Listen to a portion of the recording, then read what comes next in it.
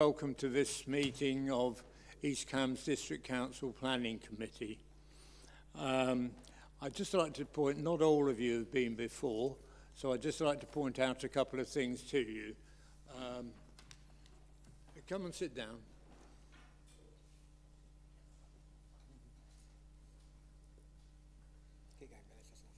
Okay, point out a couple of things.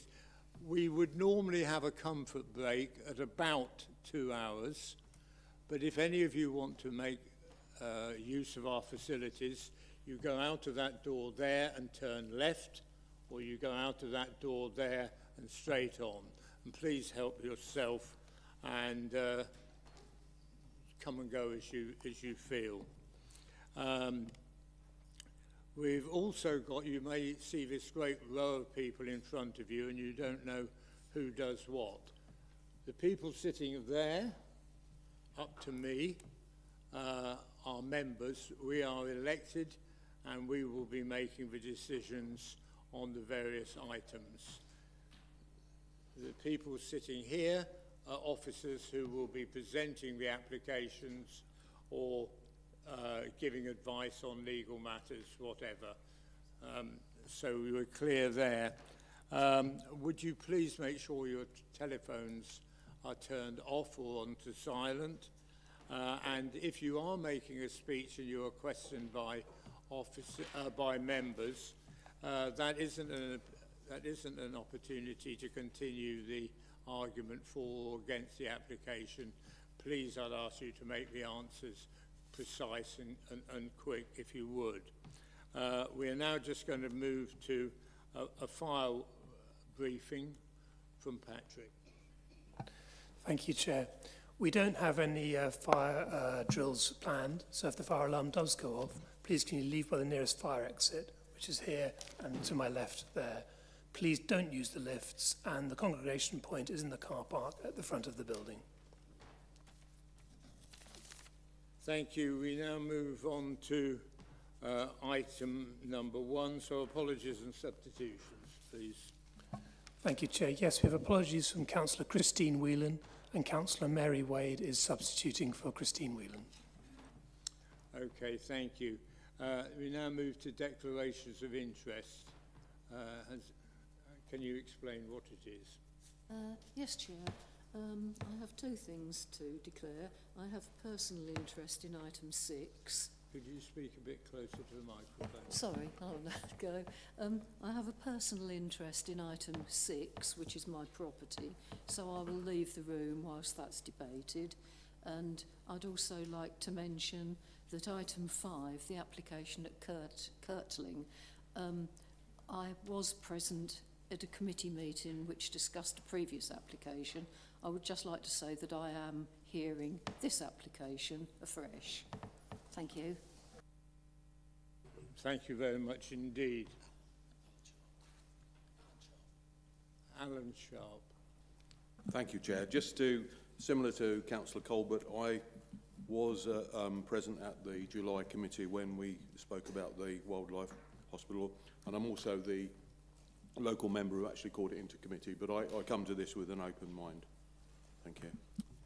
And to end us off on item 7, I am declaring a personal interest myself, and I will be leaving the chamber for that item, and the Vice Chair will chair for that item, and I will not be taking part in voting or speaking on that item. That's item number 7. And finally, a bit of administration. We believe that there's a lot of people in the public gallery on item number 10, and therefore it's my intention to move item number 10 to after item number 5 and before item number 6.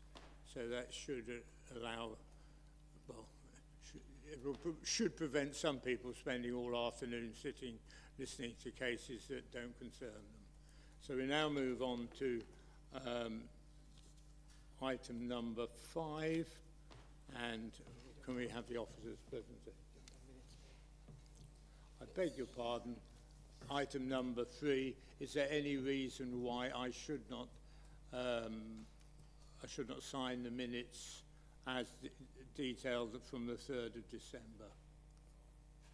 Any members got any comments why I shouldn't sign them? I will then sign them at the end of this meeting. We now move on to item number 5 and the officer's presentation. Thank you, Chair. Good afternoon, members. This is agenda item 5, which is to build a wildlife hospital, including residential facilities at Landolph, Water Lane, Longacre and Kirtling. Before I start the presentation, it was noted in my committee report that the local nature recovery strategy was due to be published at the time I was writing it. I think you should have all had the update sheet, which sets out the full details of the LNRS, but to summarise, where an LNRS site does align with a planning application area, we have a duty to determine what degree this alignment is a material consideration and whether such a consideration is positive or negative in the planning balance. For this particular application, we've concluded that the degree of conflict is neutral for the reasons that are set out in the update. This application was originally seen by the Planning Committee in July 2025, with members voting to defer the application to allow the applicants to attempt to address the recommended 5 reasons for refusal. Okay. So this slide shows the outline of the site in red. This aerial view shows the application site. So to the north, we've got Wooditton Road.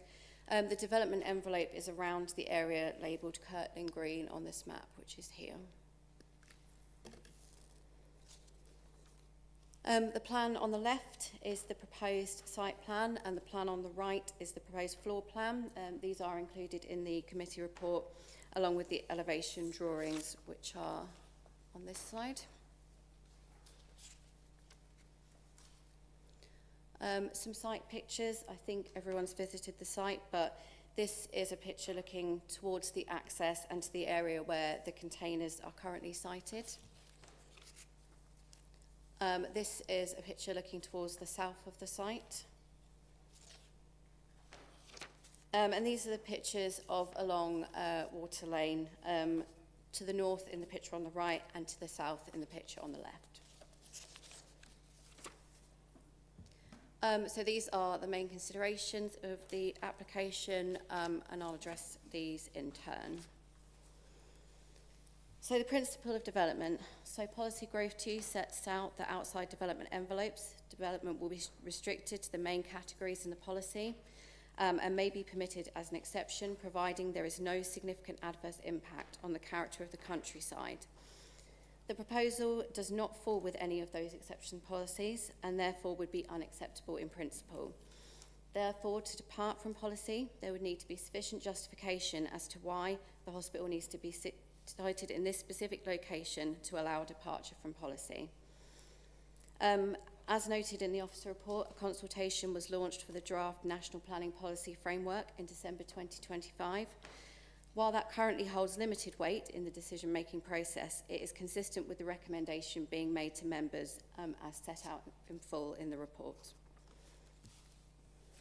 So to continue with the principle, so last time this came to committee, it was unclear as to where other wildlife hospitals are within the local area.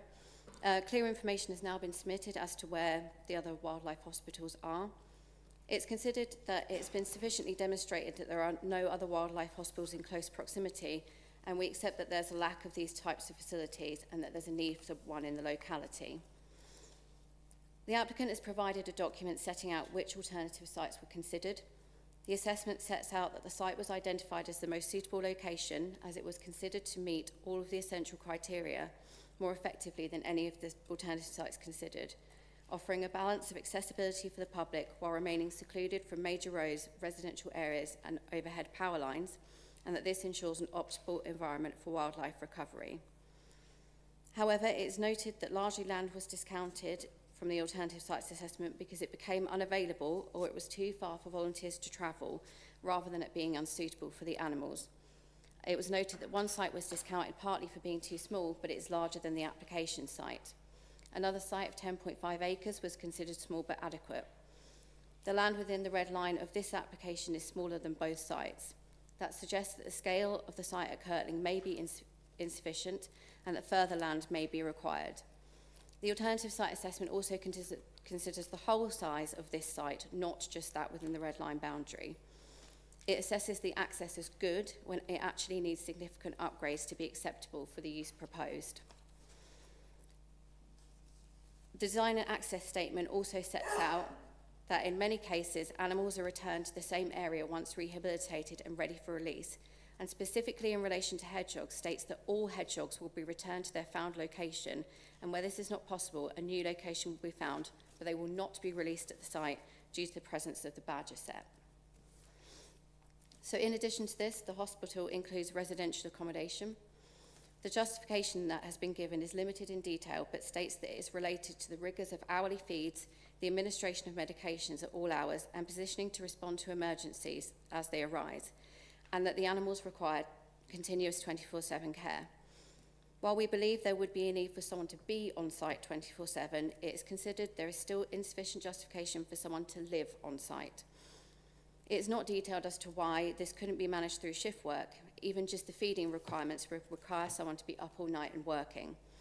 While there may be emergencies to deal with, the hourly feeding and medication administration are planned tasks that can be programmed into a worker's shifts. The applicant has advanced the argument that the residential element would fall within policy HAL 5, which is for rural workers' dwellings. The LPA do not agree with this.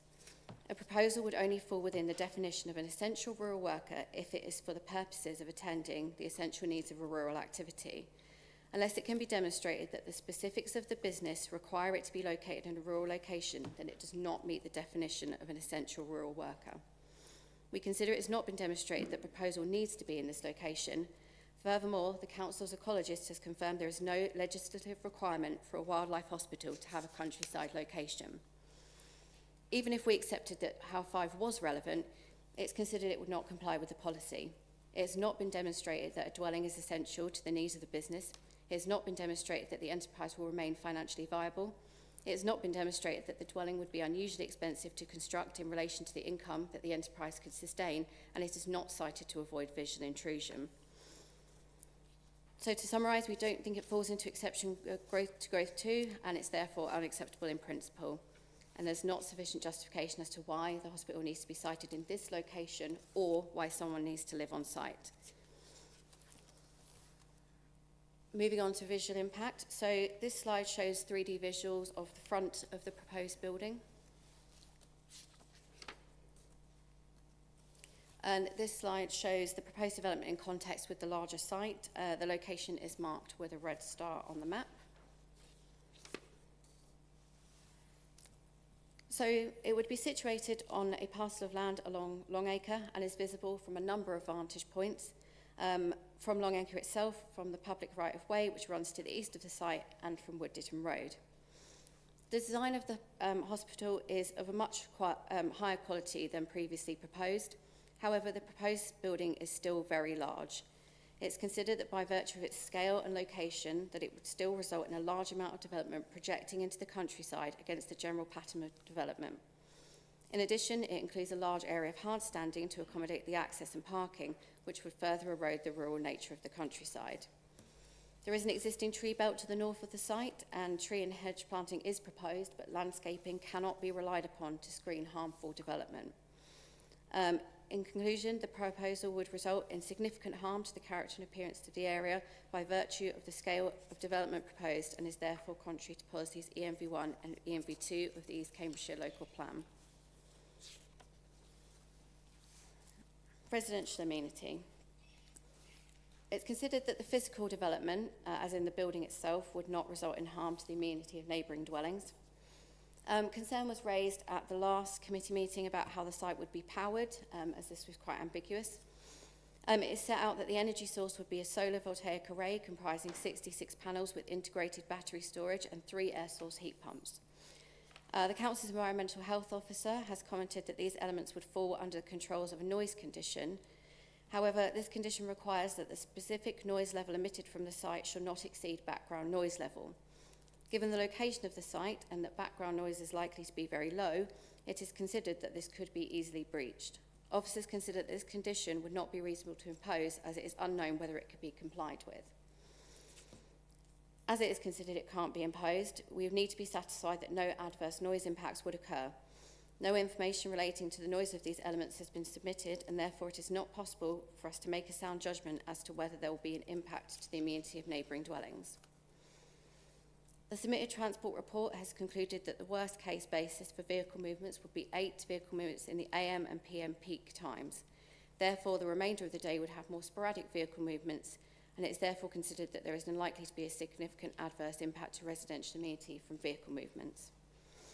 So to conclude on this, the proposal lacks sufficient information to fully assess the potential impacts to residential amenity of neighbouring dwellings and is therefore contrary to policy ENV2.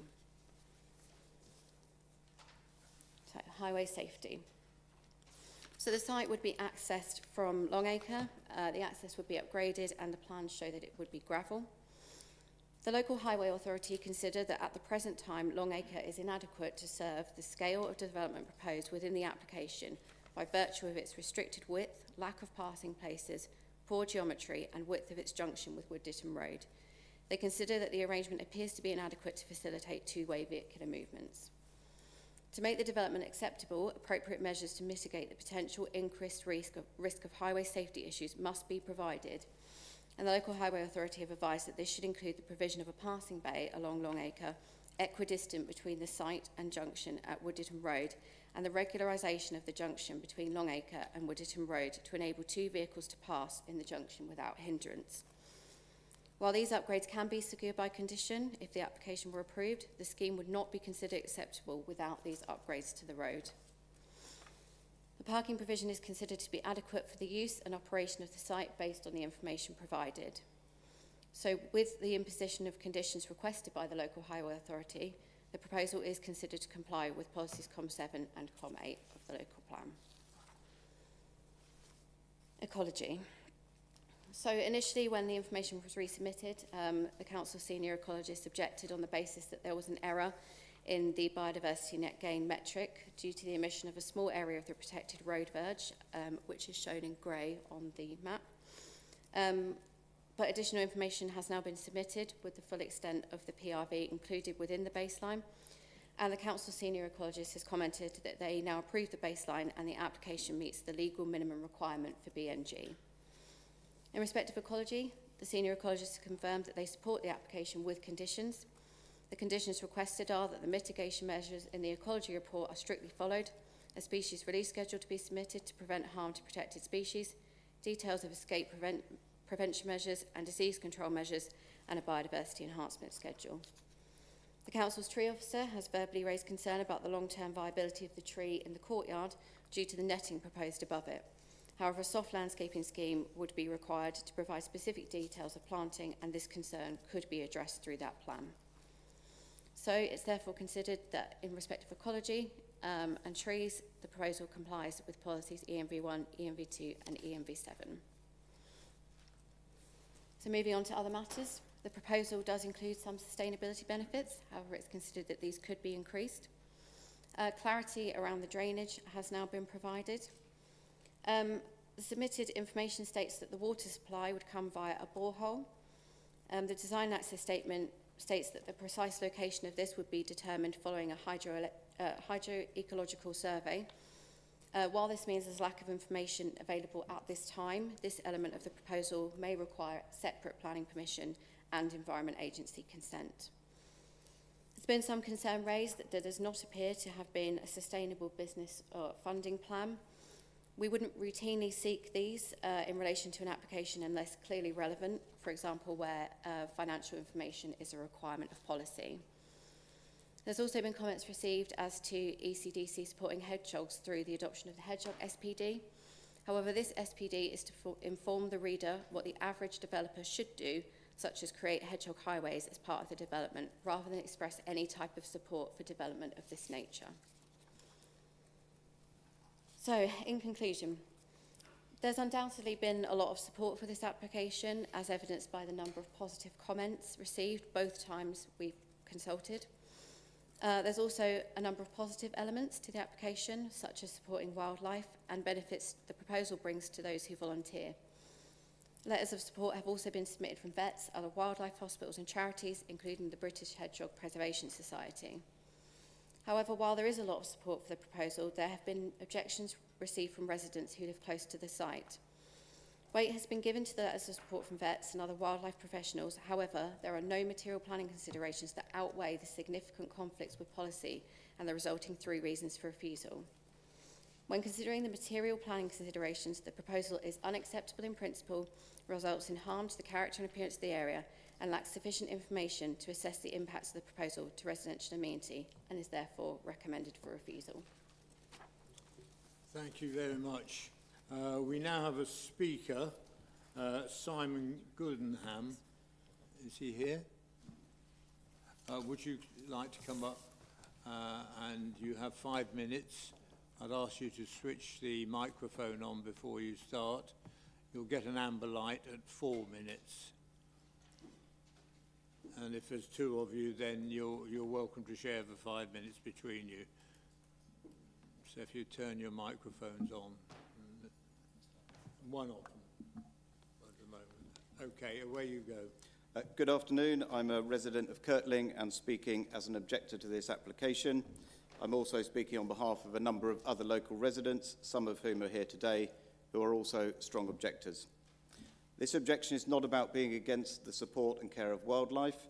It's about upholding the policies of East Cambs District Council and protecting the countryside. The application is for a 24/7 commercial-scale wildlife hospital situated in open countryside, which would cause irreversible damage to the landscape and the tranquility of the area, and will have a detrimental effect on the residential amenity of neighbouring dwellings due to noise and light pollution. The proposed development is totally inappropriate for this location, and wildlife care can be provided on a more suitable and sustainably located site. Whilst the revised application includes additional design and supporting information, no amount of design or mitigation can overcome the fact that development in this location is fundamentally contrary to a number of East Cambs DC policies. The proposal is not supported by any overriding national planning policies. The application site is outside of Kirtling Village development envelope and is contrary to the East Cambs policy EMP3, stating that any rural employment should be closely located to the framework of the village.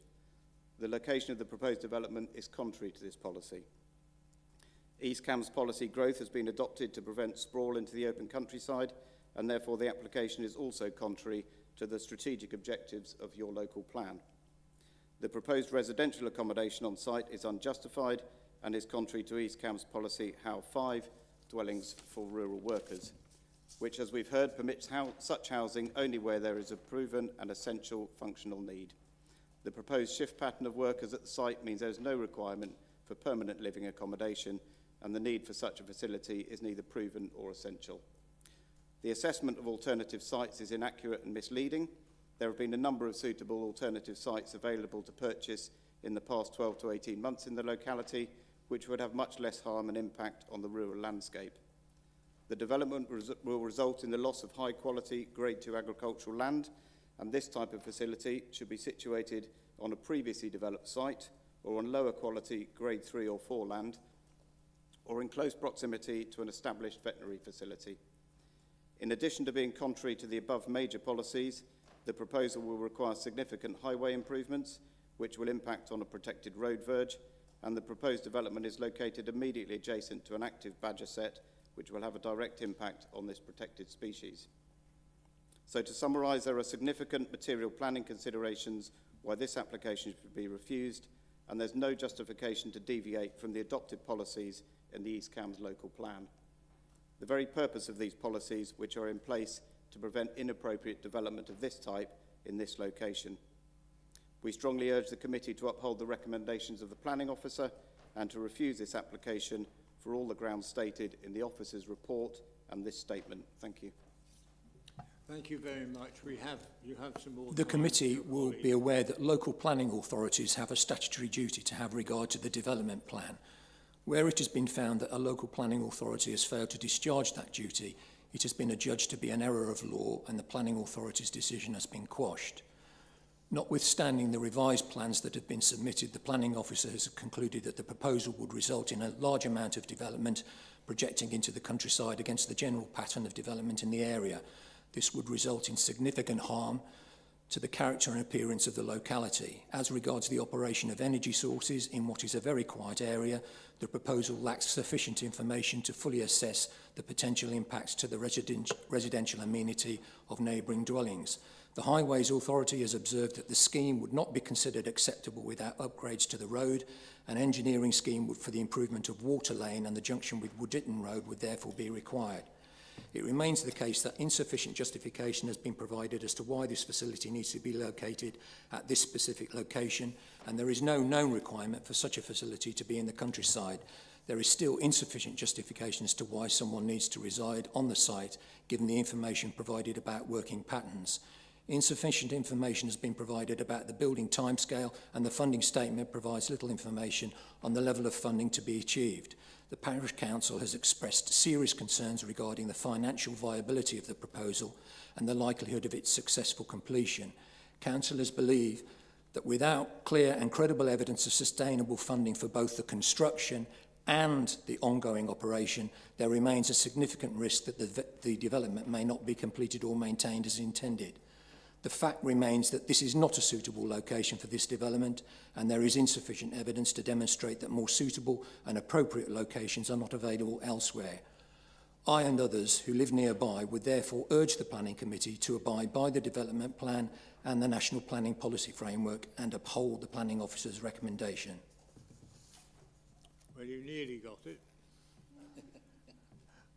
Members, questions for the two objectors, either one. Away you go. Well, I would just like to ask the first gentleman about his observation that there were a number of better sites available. Where do you mean? In the district, near Kirtling? Is that on or was that off? That's on. Right across the region, really. There's been a number of sites sold actually within the village within the last 12 or 18 months. And also in nearby villages, particularly Wickenbrook, there's been some smaller parcels of land. I think it's important to recognise that the development site is only between 1.5 and 2 acres, not 20 acres, which has been acquired by the applicant. And so much smaller sites are regularly available in and around the area. Yeah, thank you.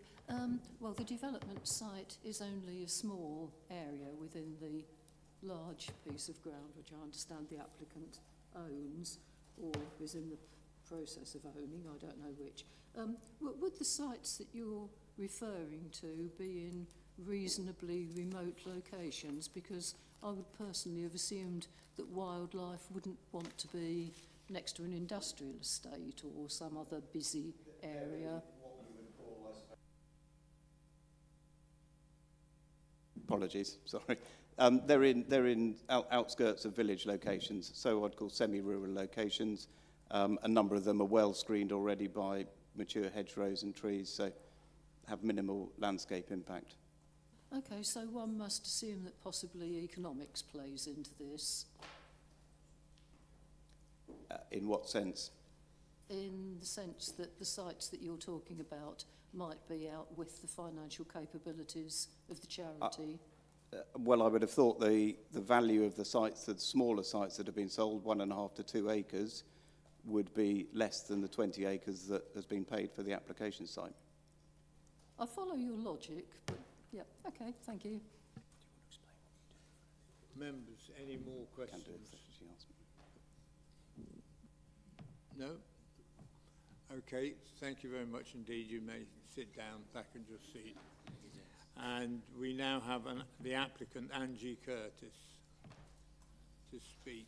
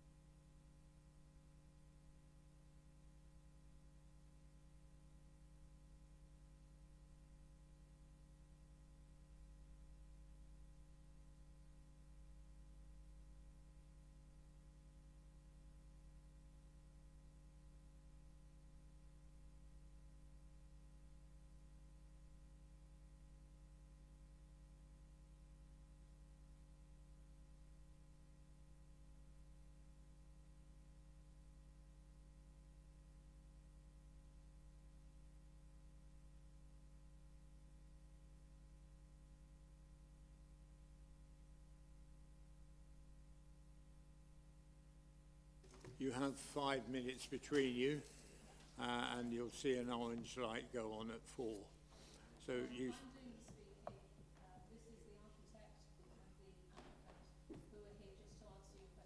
Well, members will be offered the chance to ask you questions when you're finished. Thank you. Away you go, with the microphone on. Chair, members of the Planning Committee, thank you for hearing me. I'm here to support the Longacre Wildlife Hospital application, a purpose-built veterinary wildlife hospital with modest on-site accommodation. This is not a speculative scheme. It's a practical response to a real and worsening crisis. Local wildlife is under increasing pressure while rescue capacity across the region is shrinking rapidly. In the last 2 years alone, more than 9 wildlife rescue centres have closed in this region. When centres close, the need does not disappear, it's displaced. It falls on those remaining and ultimately onto individuals like Sue. Sue treats more than 1,000 animals every year, not just hedgehogs, but deer, foxes, badgers, bats, birds, hares and leverets, rabbits, stoats and weasels. Her operation has outgrown what can be delivered within a domestic home. Every room is now used for treatment, recovery, quarantine or storage. This is not sustainable for animal welfare, biosecurity, nor for Sue. Without a purpose-built facility, there's a very real risk that this established, trusted service will be forced to close. It also supports 10 smaller rescue centres, each taking between 50 and 150 hedgehogs each year. Losing Sue's facility would mean losing that entire network, supporting another 900 hedgehogs annually.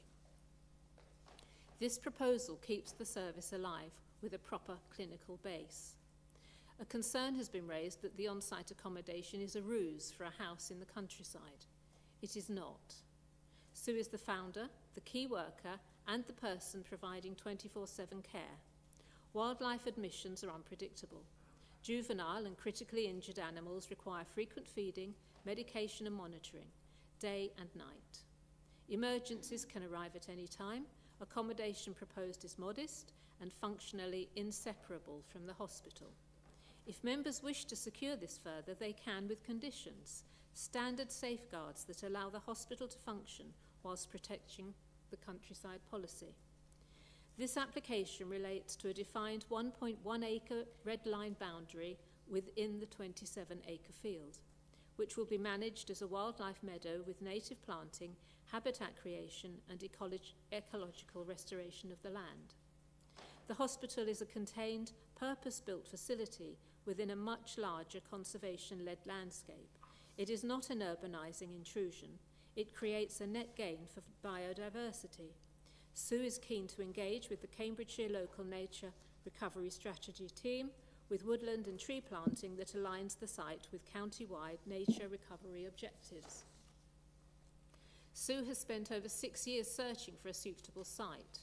Many sites were unavailable or unsuitable, and that's genuine searching. She has looked long and hard, and there are no other appropriate sites. Longacre meets the important requirements of wildlife rehabilitation. No overhead power lines, separation from dense housing, minimal light pollution, and critically, low noise. Noise is not theoretical. A stressed leveret can fail to thrive or even die due to disturbance. The hospital is designed to be tranquil by necessity. That same tranquility protects neighbours. This is not a public attraction, but a quiet, well-managed facility with controlled drop-offs and low traffic. The site lies just outside the village envelope. It is not a typical residential or commercial development, but a specialist wildlife hospital that must, by its nature, be in a rural setting. To assess it as if it were another housing proposal misses its essential purpose and public benefit.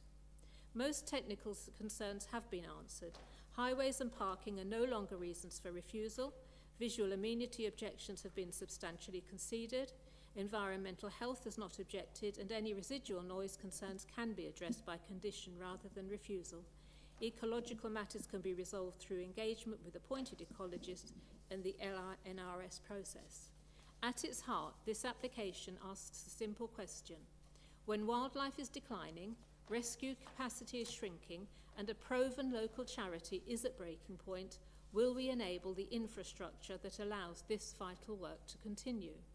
ECDC has publicly committed to reversing the decline of hedgehogs and protecting wildlife for future generations. This application offers a tangible way to deliver on that commitment. Almost 10,000 people have put their names to a petition in support of this application, most within the district and many from within Kirtling. There's no doubt of the overwhelming public support for this hospital to be built. Therefore, I respectfully ask you to approve the application with whatever conditions you consider appropriate to secure both the protection of the countryside and the continuation of this crucial work for wildlife. Thank you. Thank you. Members, where you go. Thank you, Chair. I just want to ask a few questions. The first question is, what specific site search have you done? Do you have any evidence, and why do you think they were unsuitable for use? Thank you. I've searched for the last 6 or 7 years. Searched for the last 6 or 7 years. I've been at the stage of pre-planning on 2 sites, but they one we lost due to somebody coming in with a much higher offer, and we couldn't meet that offer. The other one we deemed eventually that it wasn't suitable, and the one which I think was referred to that was almost okay, they decided not to sell in the end. The gentleman earlier mentioned the sites in Wickenbrook. I have actually looked into all of those sites. They were sold by Brown & Co. I know exactly which sites. All of them were near roads, much smaller, don't meet any of the requirements. There was road noise, there was power lines. Also, they are agricultural land, and I would need the same planning consent on those sites as I would on this one today.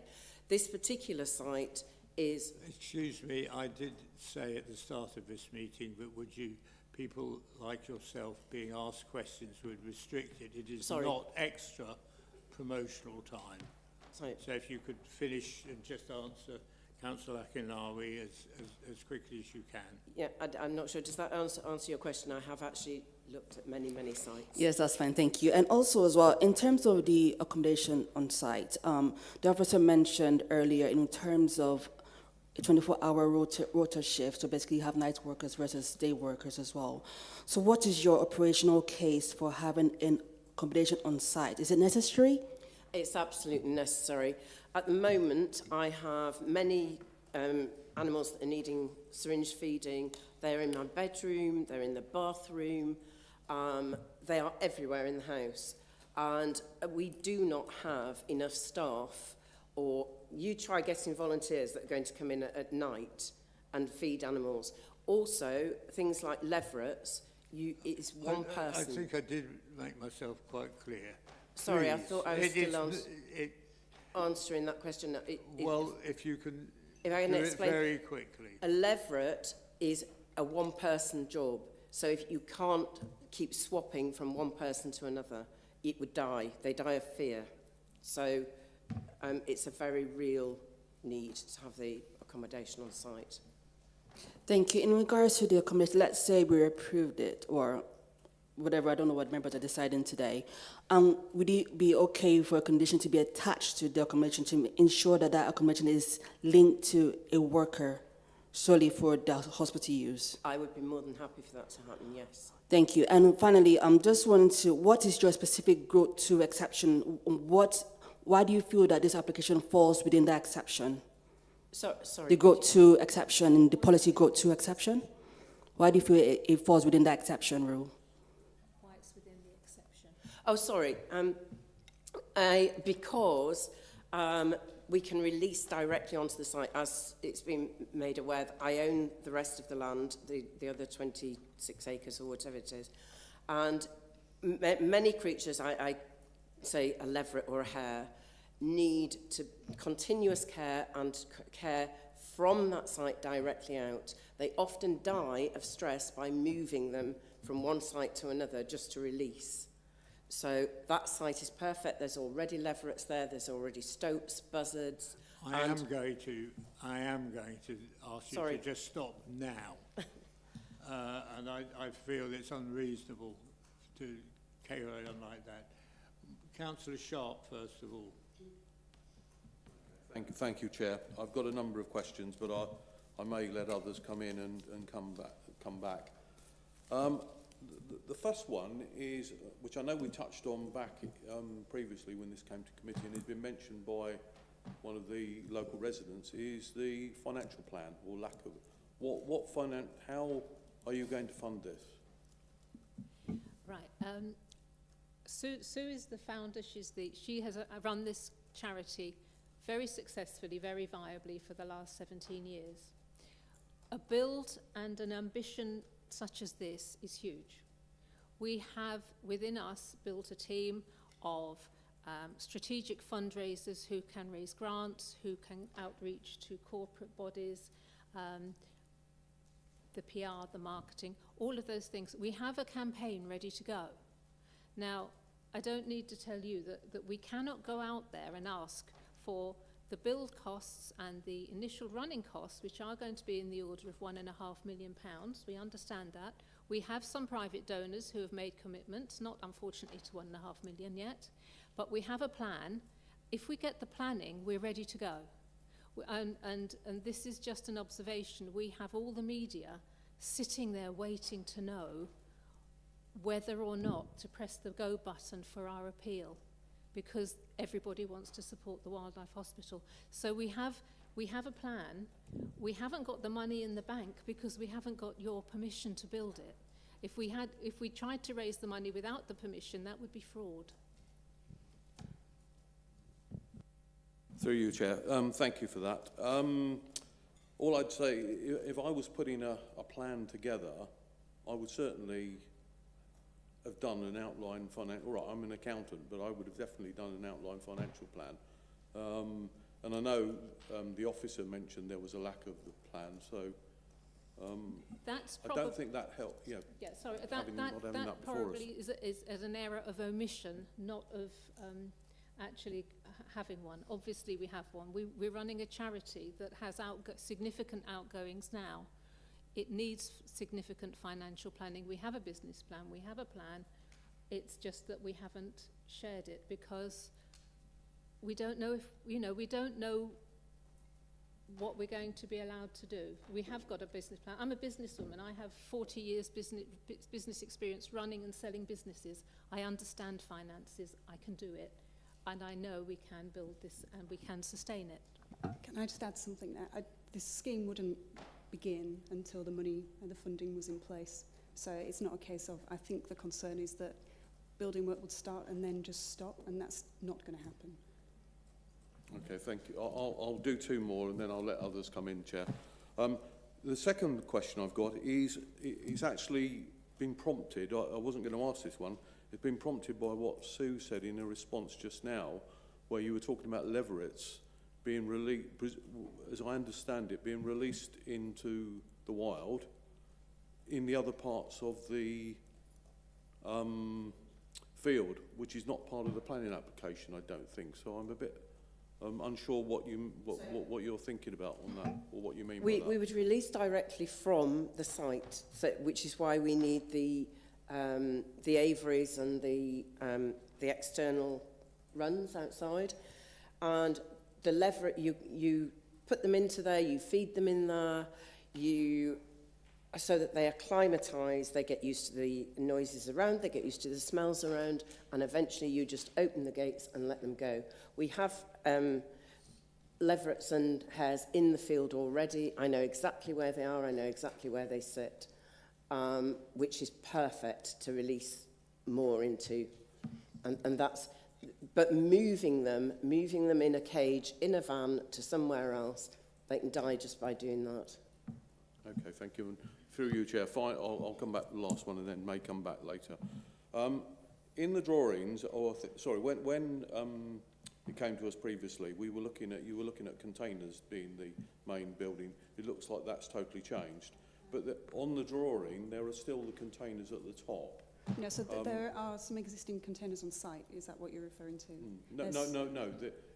On the what are you looking at doing with those? The ones that are currently there will be removed Okay. as part of the application. It does say in the documents that we submitted that as part of the... I know you mentioned 18 months in the document. Yes, so yeah, it's part of the plan, the build plan. Yeah. Well, that's very kind of you, Councillor, to let me take control of a meeting. Sorry, I didn't want to hog the questions. That was what I was trying to do. John, Councillor Trapp. Thank you very much. And a question that was prompted by your reply. You mentioned £1.5 million. Is that the build cost or the annual cost of keeping this going? That's the build cost. All right, thank you. At the moment, you're operating this wildlife hospital from your own house, or your own premises. How many animals are you dealing with at the moment? We're dealing with roughly 1,400 animals a year, running it from my own premises. But how many are there at a particular day, shall we say, or evening? Describe the hospital area. So there's my house, and there are 2 hospital buildings. Well, actually there's 3, but one's very small. And there are then runs and aviaries outside in the garden. We have built up, down, everywhere. There isn't a single space that we can extend to, including my neighbour's lovely garden, because they've donated some land as well. But we cannot, it cannot continue as it is. We just simply don't have the space. Can I just say, sorry, I've visited Sue's house numerous times now, and the way she's living isn't really sustainable. I mean, I think it's probably hard to judge just the conditions she's living in. There's stacked animals, which isn't probably best for the animals or for Sue, which is what's prompted the whole application. Because it seems a rather large extension building here, with lots of wards, I suppose. You call them wards? Kennels? I don't know what one calls sets for leverets or well, we get everything in. We've had, funnily enough, badgers from the actual set that we were talking about earlier. We had some baby badgers in.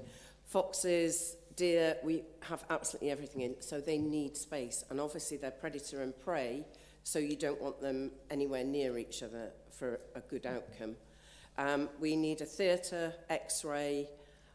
We already have vets who volunteer their time. We have 3 vets already, but we're constantly having to go out and do things at different practices, which isn't good for the animals either. So we need everything on site for it to run properly. Thank you very much. Councillor Goodell. Thank you, Chair. You say you got £1.5 million planned for the build. Does that include the highway work that you have to do? Inevitably, because the highway work has to come first. Thank you. And so you've done all that planning for that. Have you been costed for the highway work? We've been given some estimates. I used to be a district councillor. I used to listen to what the highways used to tell me they were going to charge, and I believe we've been underestimated. They estimated somewhere in the order of 20,000. Yeah, I think it's 20 to 30,000. It was 20 to 30,000, and in my opinion, it's going to be more than that. Yeah, I can vouch that it's going to be a lot more than that, because at Littleport we've just recently had to put in one for the new cemetery, and that's coming in at £500,000. So be aware. Members, any more questions? James. Yes, Councillor Lay. This for your architect. I'm looking at these drawings, and I think if it was anywhere else, I would be saying, "Goodness me, that looks a really good job that's being drawn there." What is the square meterage of the whole of this building site? That's a very good question. I wish I'd written that down now. I can say we haven't made it in. Excuse me, I've just got to hold this meeting for about 1 minute. If we can just pause the planning officer needs to just tell me something. So we're just going to break for 1 minute.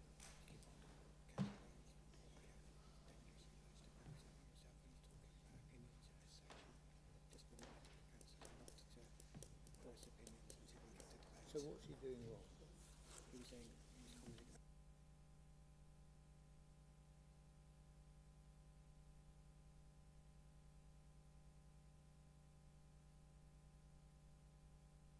Yes, I will let the planning manager just give a judgment.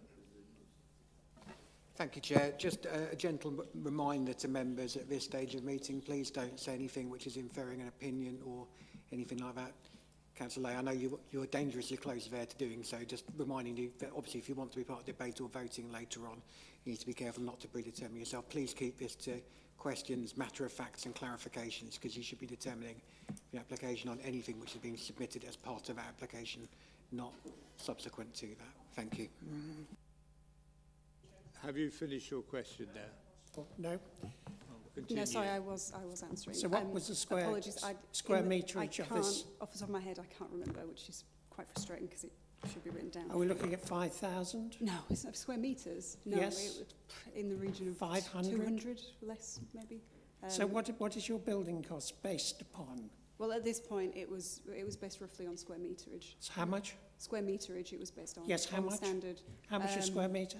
£3,000 a square metre. Okay, thank you. I think that's everything. Alan, you wanted to come back in? If I can, Chair, thank you. One of my questions has sort of been asked on highways, and I won't go into debate here, but 20 or 30,000 cost is going to be very, very low compared to what I think it will be. But just going, when previously, and you were looking at, I'm going back onto business plan and how you're going to run this.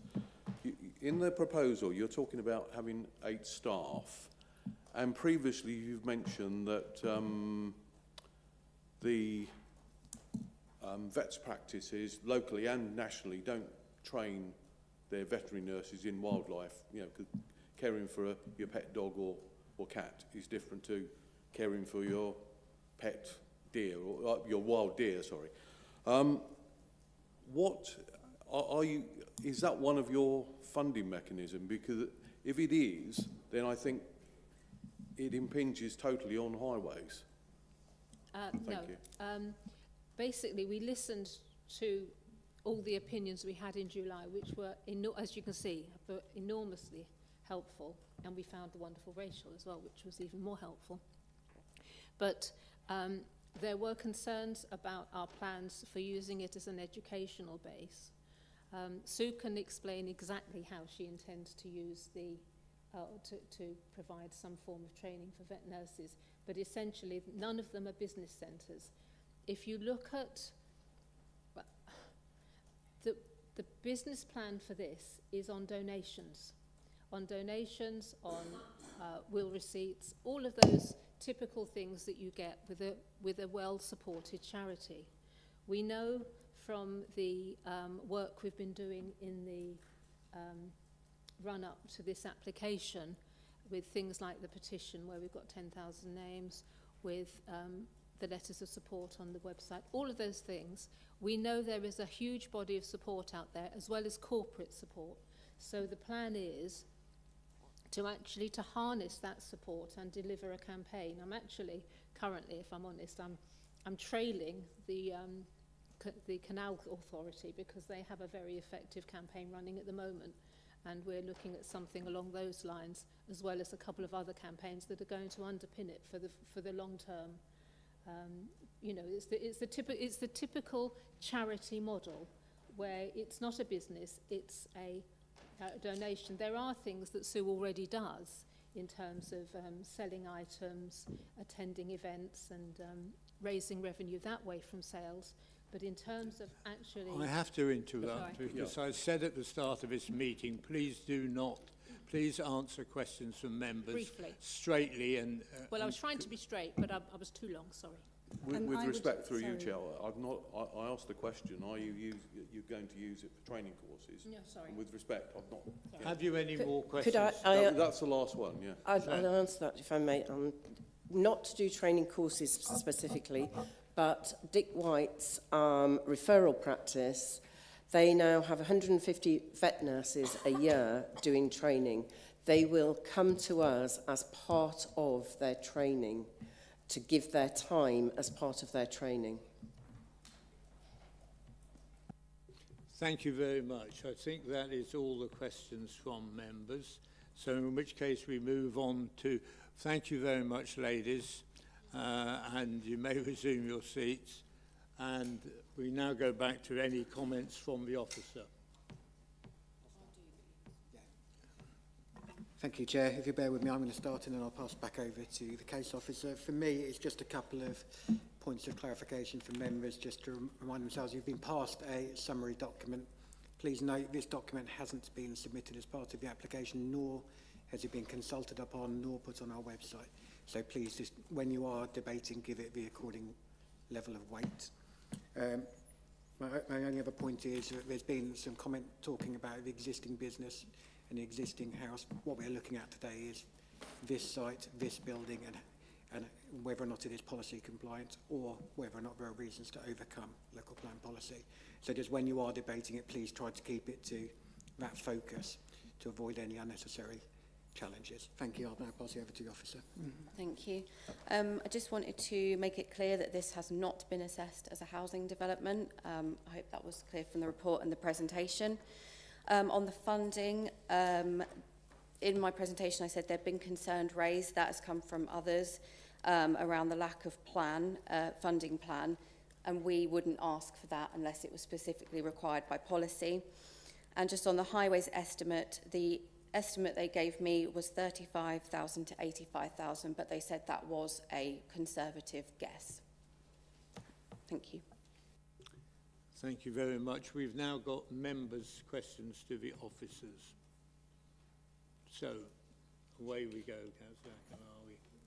Thank you, Chair. I just want to clarify, and since the members deferred the application in July 2025, you mentioned that not all the issues have been resolved yet. Can you pinpoint what issues still need to be resolved and if conditions will be satisfactory going forward? Thank you. So in July, it was recommended for 5 reasons for refusal: principal, visual amenity, residential amenity, highways and ecology. 2 of those have been resolved. That's ecology and highways, although the highways issue is only acceptable if the road upgrades are carried out. So the issues that need to be resolved are residential amenity, visual amenity and principle of development. Thank you. In regards to the other issues that were raised, like the on-site accommodation and every other issue, are you happy with the answers, and will you be happy for conditions to be applied to the application to reverse the decision you made? So that's part of the principle of development. I have made an assessment of the application against policy. The answers given today don't change my professional judgment on that. Thank you. Away you go. Okay, thank you, Chair. Presumably, if we were to pass this application, we could condition it that the building could only be used for the purposes of it being an animal hospital. Yes, you could do that. It will also require a Section 106 agreement for ecology if approved, so it could be included in that. Okay, thank you. And the question of living accommodation, I can see the applicant's logic of living on site, and I don't understand if it would be the lady's primary home or not. Do we know that, please? I think that's probably a question. Would it be your? Can I ask? I would probably keep my property, but given how things are at the moment, I cannot see me being anywhere else other than on site. I barely go out. I barely do anything other than the animals 24/7. So, thank you. So I think that's a yes then. Again, I thank you.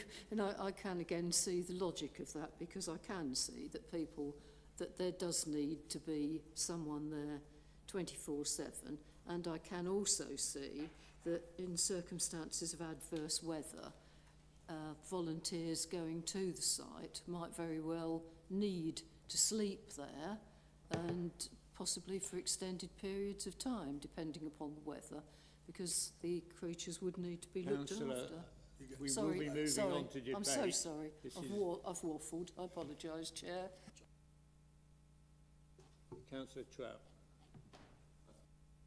Thank you. Yes, I mean, I was looking at page 39, 7.3.6, about the use of the car park, and it does say there will be 3 people coming on site in the evening and 5 during the day, I think. No, sorry, that's 41, page 41, 7.4.15. So we're talking about 3 nursing staff, 2 admin staff, and 3 nursing staff in the evening. So I'm not sure there is going to be a need for, if there's going to be 3 people on site at night, which this seems to imply, I'm not sure that residential is needed. I can see that maybe sleeping quarters might be needed, but I'm not sure about residential. So at the moment, it's staff during the day from 9 till 5, and then a evening shift from 6 till 9. Yes. And then my understanding is that the applicant would do the overnight as part of the living accommodation. But our argument is that why couldn't that be managed through shift work? Yeah. And we don't see that there's a need for someone to live there. Thank you very much. Well, we've had now, I think, all our questioning, so I'm going to move on to the debate section. So it's now, members, up to you. We're in debate.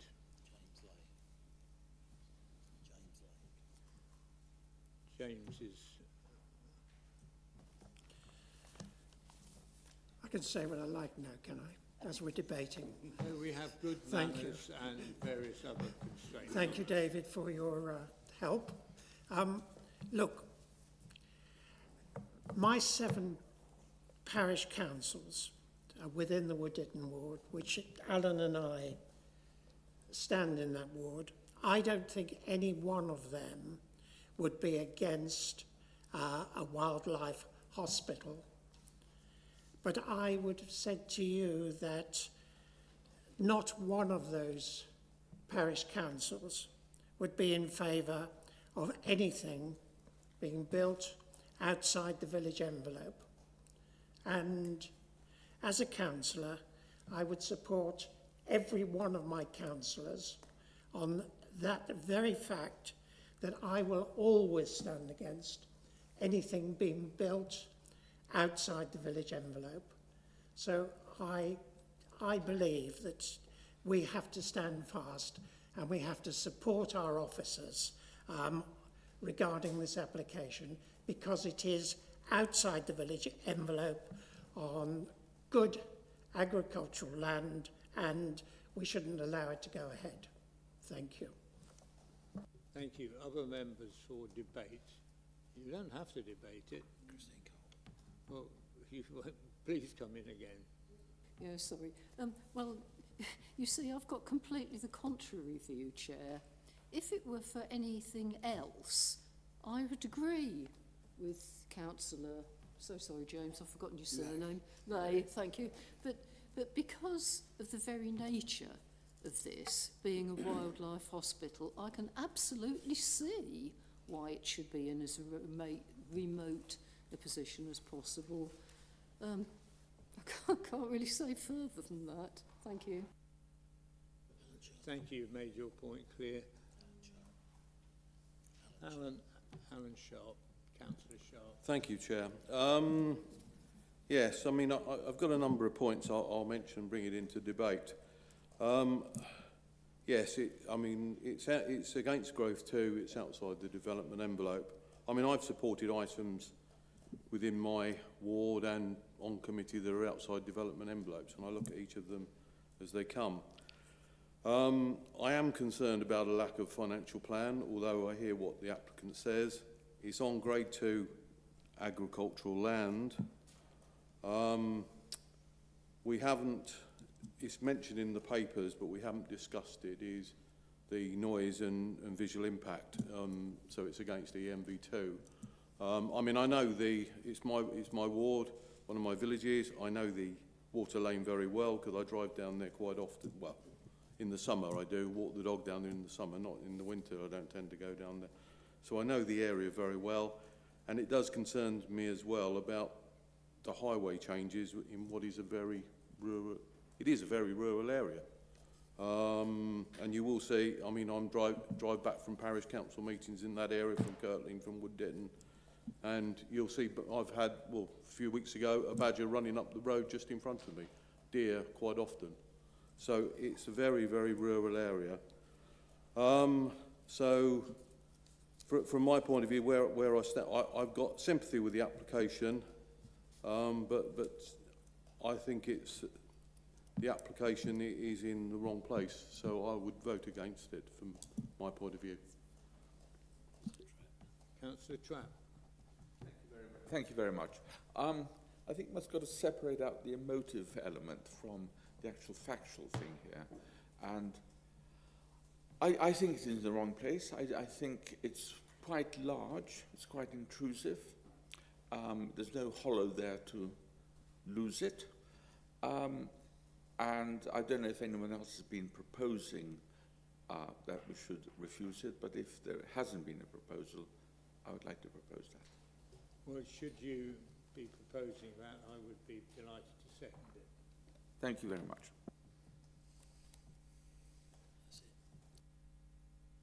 Have we any more speakers under debate? I must say that Councillor Colbert has a dilemma, as I suspect we all have, in recognising the value and the emotional pull that things like a Hedgehog Hospital have, and I understand that. However, we are here quite clearly to uphold the council's regulations, the government regulations, and if we allow, one of the problems I have as a ward councillor is listening to parish councils when buildings are allowed outside the village envelope, and they say you must stick to that, and you must stick to that.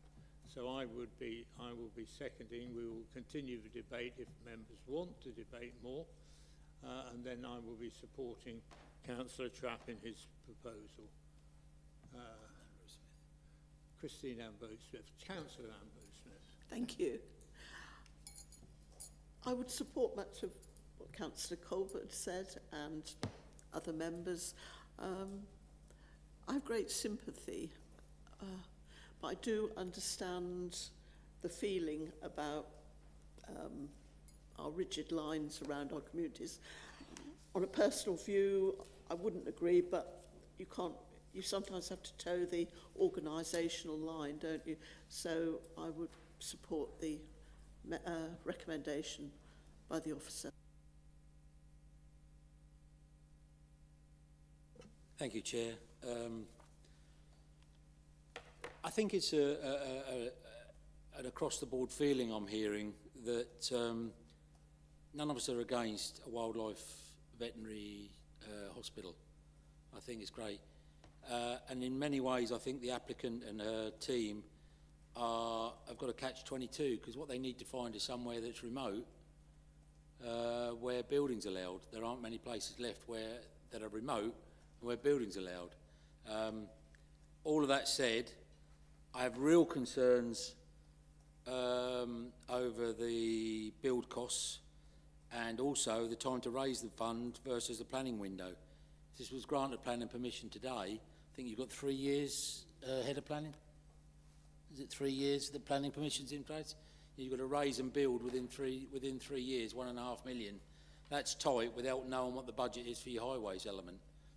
That's really... So I really feel for the applicant, but I think for all the reasons the officer has put down in the report, and we've heard from the local residents, if we don't support our parish councils in these enterprises in protecting their rural environments, then regardless of whether it's a wildlife hospital or a block of flats, the point of principle is lost. So I shall be supporting the proposal from Councillor Trapp, seconded by yourself, to not allow this. Have we got any more member comments on the debate section of the application? If not, I will then be going to a vote. We have a proposal from Councillor Trapp, seconded by myself, that we will concur with the officer's recommendation as laid down in the agenda. Now, will those of you who support that, please raise your hands. 1, 2, 3, 4, 5, 6. So 7, 8 against. Will those who are against the officer's recommendations? 1, 2, 3. 3 against. Are there any abstentions? No. Well, in which case that is carried and the officer's opinion is agreed with and the application is refused. I don't know how many of you are with that particular case, but if you'd like to leave now, you're... Of course you can.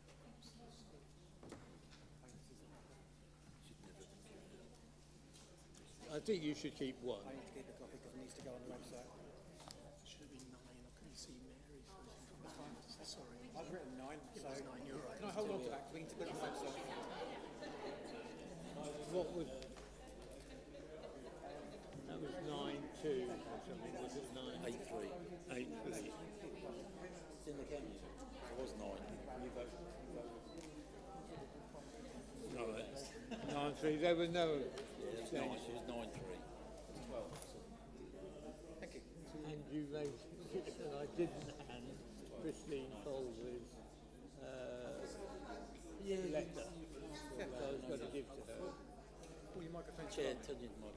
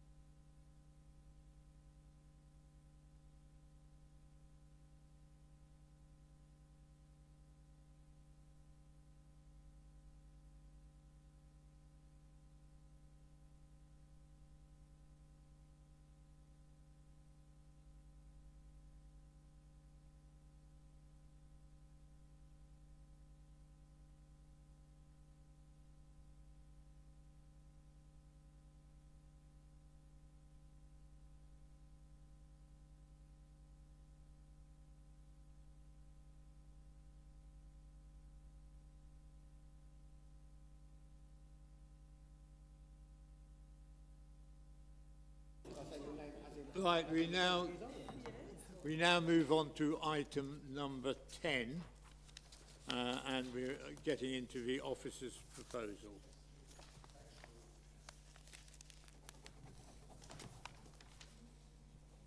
Yes. Thank you, Chair. Good afternoon.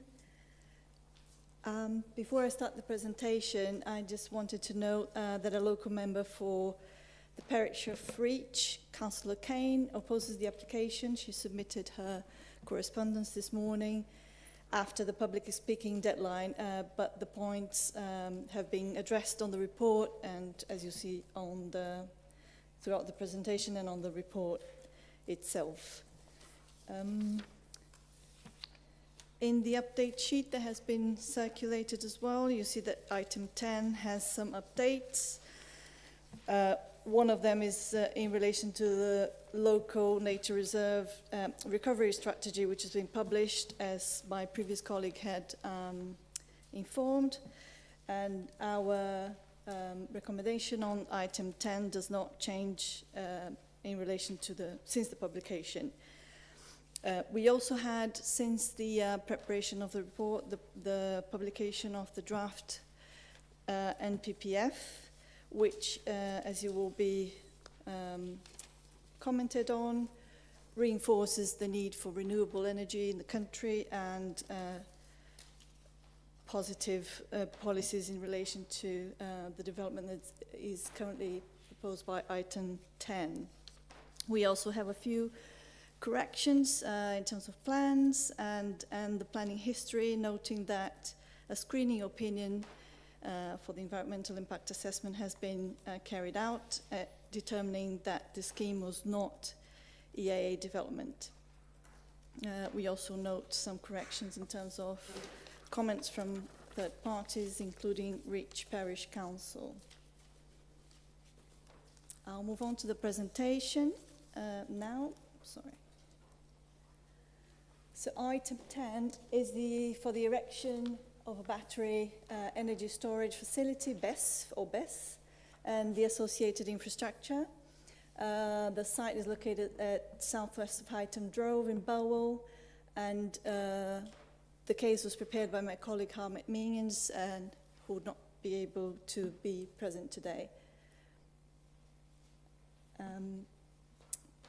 This map shows the location.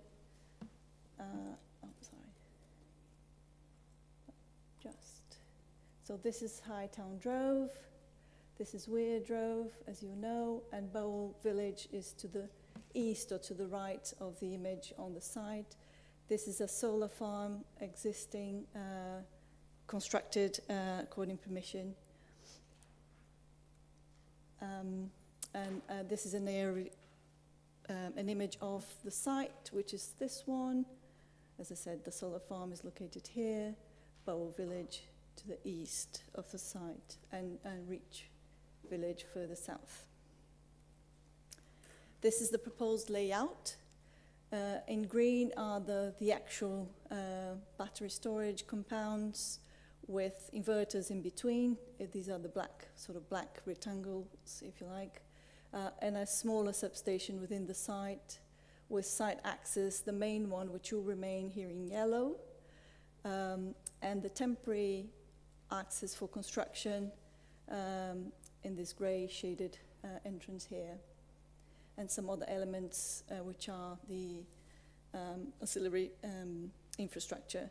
This is a drainage basin, but will always operate as retention for any risk of contamination as requested, usually for this type of developments.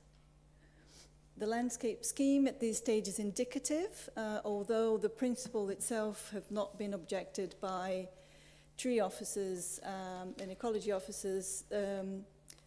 There is a request from the tree officers in particular to review the species that are proposed, which may change then the overall gain on the site for better, very likely, and also it will improve the ability for those trees to be retained and develop well in the area.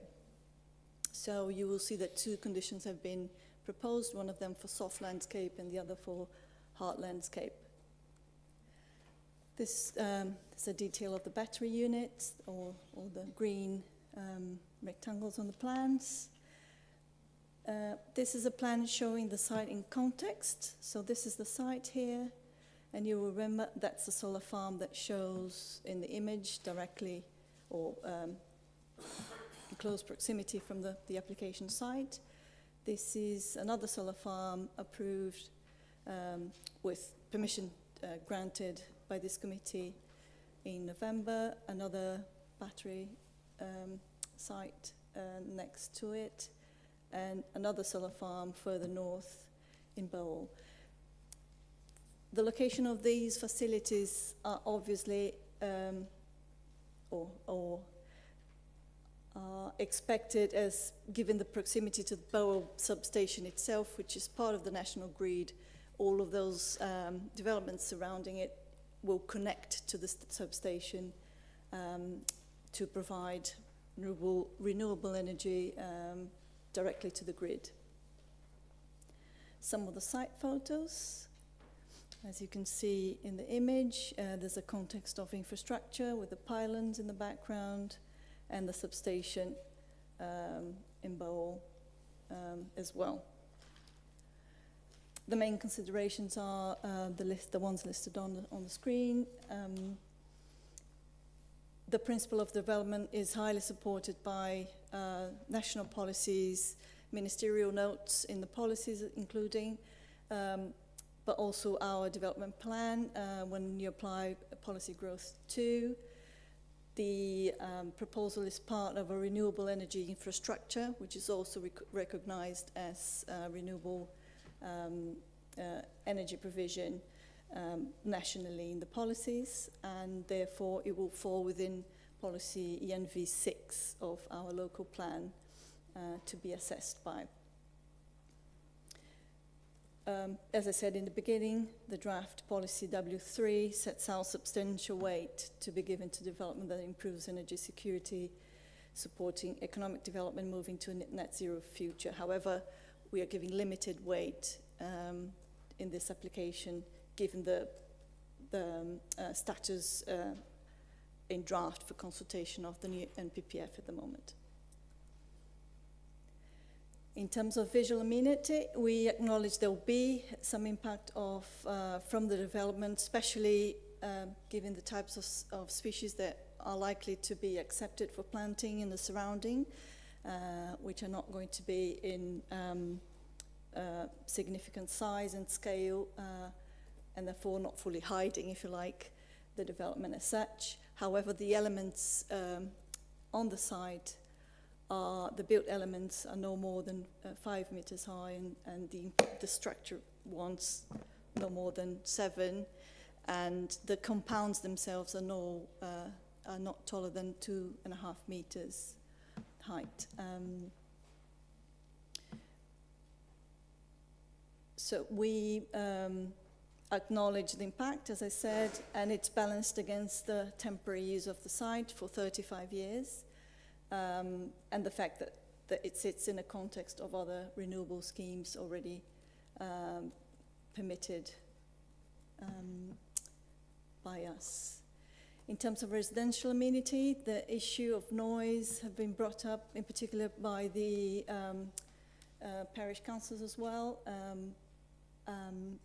and also concerns in relation to fire safety. However, the application has been supported by notes and assessments on these areas, and our technical areas have not objected and are satisfied that there are no concerns in terms of both. Having said that, the fire safety note will be, there'll be a condition asking that they come back with more information and a wider emergency plan, that's condition 11, so we can assure that we will consult the right technical consultees and including the fire and rescue service. We haven't received any objection at this point from the service. In terms of highways, some work has been done to the construction traffic management plan, in particular because of the access. This is the reason why there is a secondary access for construction, the construction phase, and Hightown Drove would provide the access also for fire and rescue officers in a fire event. In terms of ecology and biodiversity net gain, we have separate percentages, gains at the moment for non-linear habitats at about 18% gain, for linear habitats about 17%, and for watercourses 10%. These, if members are minded to approve, these are going to be secured by a Section 106 agreement with a minimum of 30 years for management to secure that gain. is achieved. In summary, our recommendation is for members to approve the application, considering the proposal complies with a number of planning policies within the local plan and the NPPF already adopted, and even more for that is drafted for consultation. Although we recognise there will be harm to the setting of the landscape, we understand that the measures can reduce that impact, and there's also measures to reintroduce the land to its current use, agricultural use, within 35 years. There's a condition for that as well. While there's been objections received from residents who live in Reach and Burwell, the scheme is supported by a noise report and fire strategy, which demonstrates the scheme would not adversely impact the amenity of dwellings, obviously subject to conditions which are set out in the report. That is it from me. Thank you. Thank you very much indeed. We now have speakers, and the first one is an objector, Sarah Phipps and Julia Rogers. You've got 5 minutes between you, and you'll make sure you turn the microphone on. And the 5 minutes isn't a figure we've just plucked out of the air. It's one that we would like speakers to recognise. Thank you. I will allow you to finish your sentence.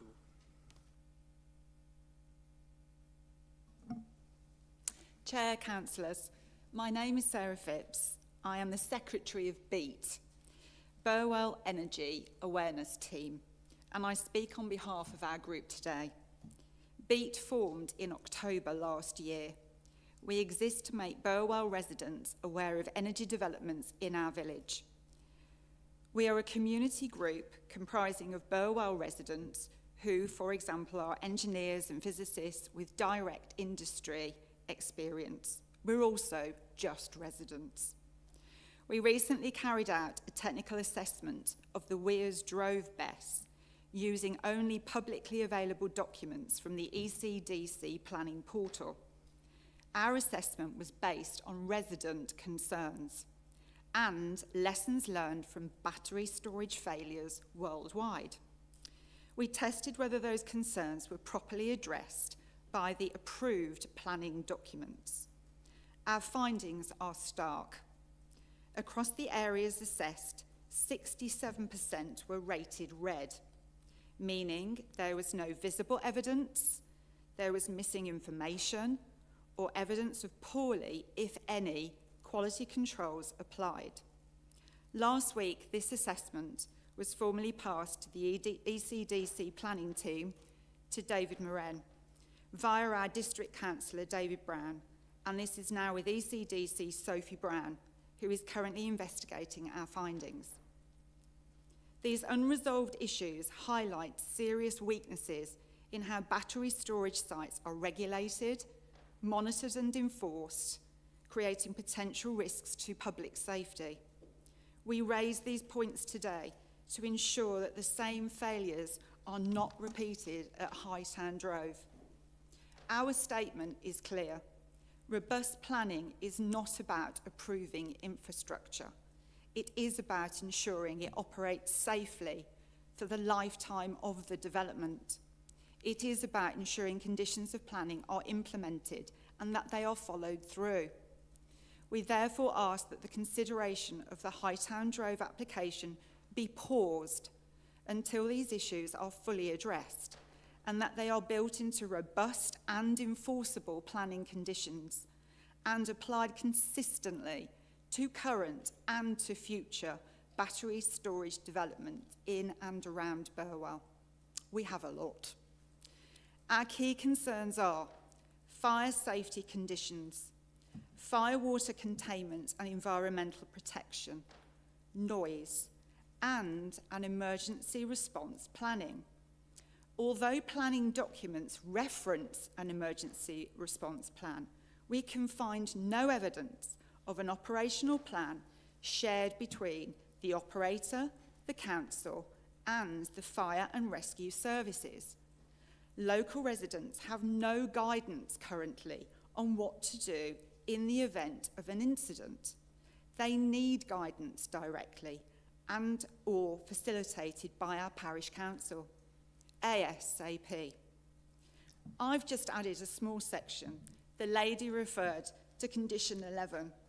There is no evidence of a condition 11 for Wears Drove currently. Thank you. Over to Julia. I'm objecting. Oh, sorry. I object to the scheme because the battery energy storage noise will be above background noise level at the Reach 24 acres, which runs adjacent to that field. The Grenergy noise assessment claims that the predicted noise rating levels are sufficiently low not to cause adverse impact on the receptor. The receptor points used in their survey were the roads with traffic noise, where there are some residential properties. No impact assessment in quiet Reach 24 acres adjacent to the proposed site has been undertaken. Reach 24 acres connects Hightown Drove in Burwell to Reach, incorporating memorial benches, apple orchard and cricket pitch. Many native trees were planted in memory of loved ones, including those in the orchard. The community invested time and money with the National Trust to create this peaceful environment. Will East Cambs District Council reject this application on the basis of intrusive noise above background noise level, and if approved, can a planning condition for an independent noise assessment using the noise level at Reach 24 as a receptor point be undertaken before, and if it goes to completion? I think the red light is fairly obvious. Oh, sorry. And my request about going one sentence over was genuine. Sorry. So can you finish in a couple of sentences, please? Yes. Before on completion and before going live, and can these receptor points be approved by East Cambs District Council, please? Thank you. We now have questions for the objectors. Councillor Lay, first one I saw. Thank you. I just wonder whether or not you have any idea of the area that would have to be evacuated if there was a fire. Are we talking about evacuating the whole of Burwell if there was a fire and contamination, or what? That's a question for you, actually, and for the Cambridge Fire and Rescue, because as I stated, and in our assessment currently for Wears Drove, which we assume would come out the same for Hightown Drove assessment, there is nothing in place at the moment. This is an outstanding issue when you look at the documents that are available on the ECDC portal. This is outstanding. We don't know. The parish council doesn't know. We've investigated with them too. We are aware, for example, if the alarms go off, which they do quite a lot at Wears Drove at the moment, it takes 3 days for it to be regarded as an emergency to get an engineer on site. That in itself is concerning because we're in the emergency category. That's an example I can give to you as to where this area is so unspecific. And we are obviously, and our residents and members of B are concerned about that. Who do we go to get a quantified answer to that? So I kind of have to bounce it back to you.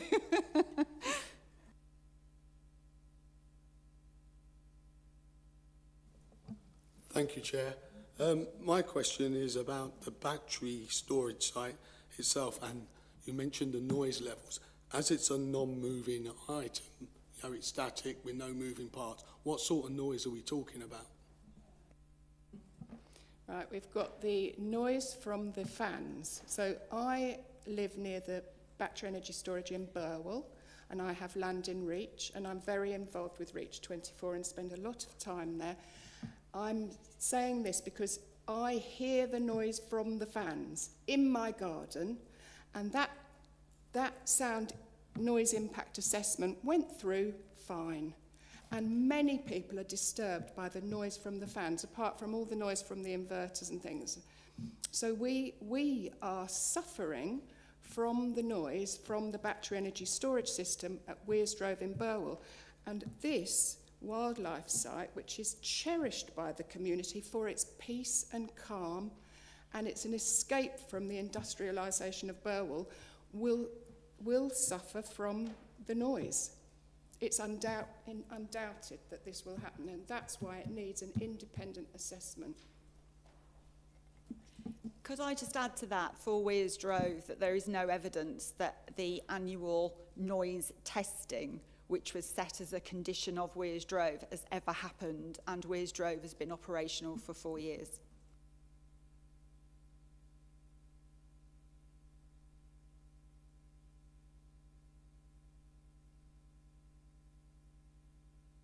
I was going to ask about the noise assessment. Very often I get approached by people in the village who do mention that, and specifically on the Low Road area. And that's obviously something you're aware of as well.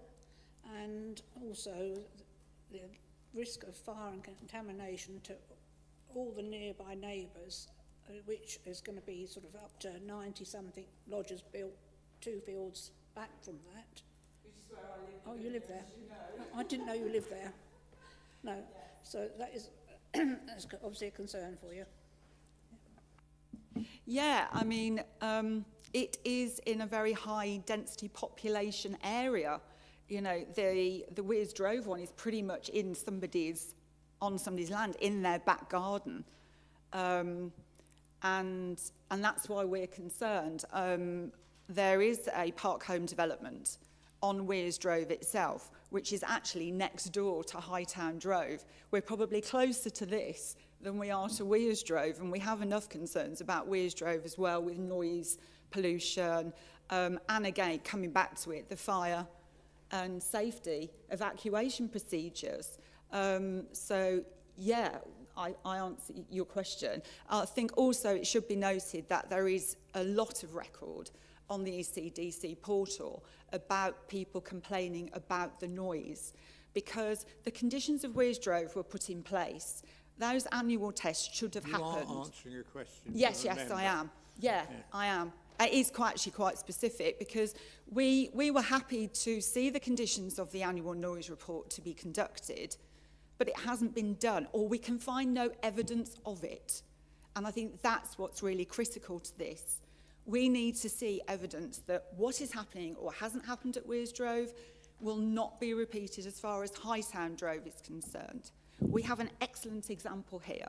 To make this, in essence, best practice, let's correct what hasn't been done or we can't find evidence of for Wearsgrove, to make this work for Grenergy, for green energy, and for the residents of Burwell and Reach.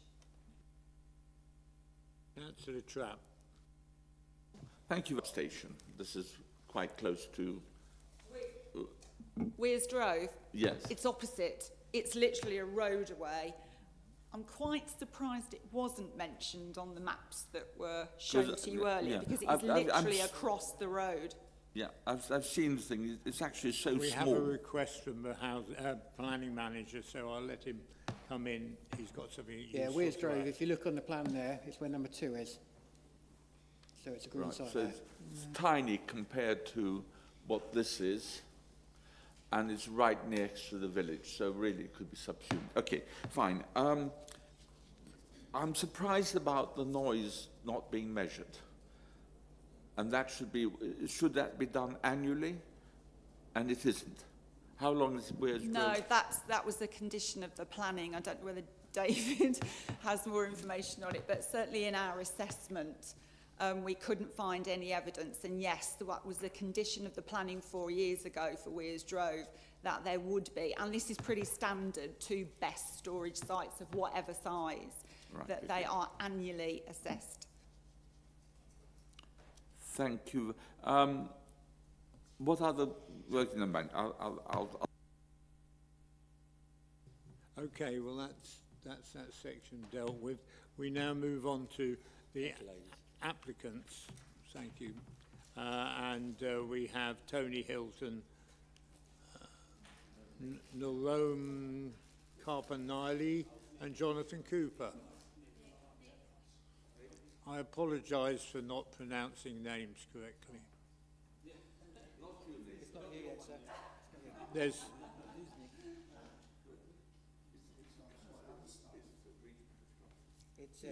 it is the applicants.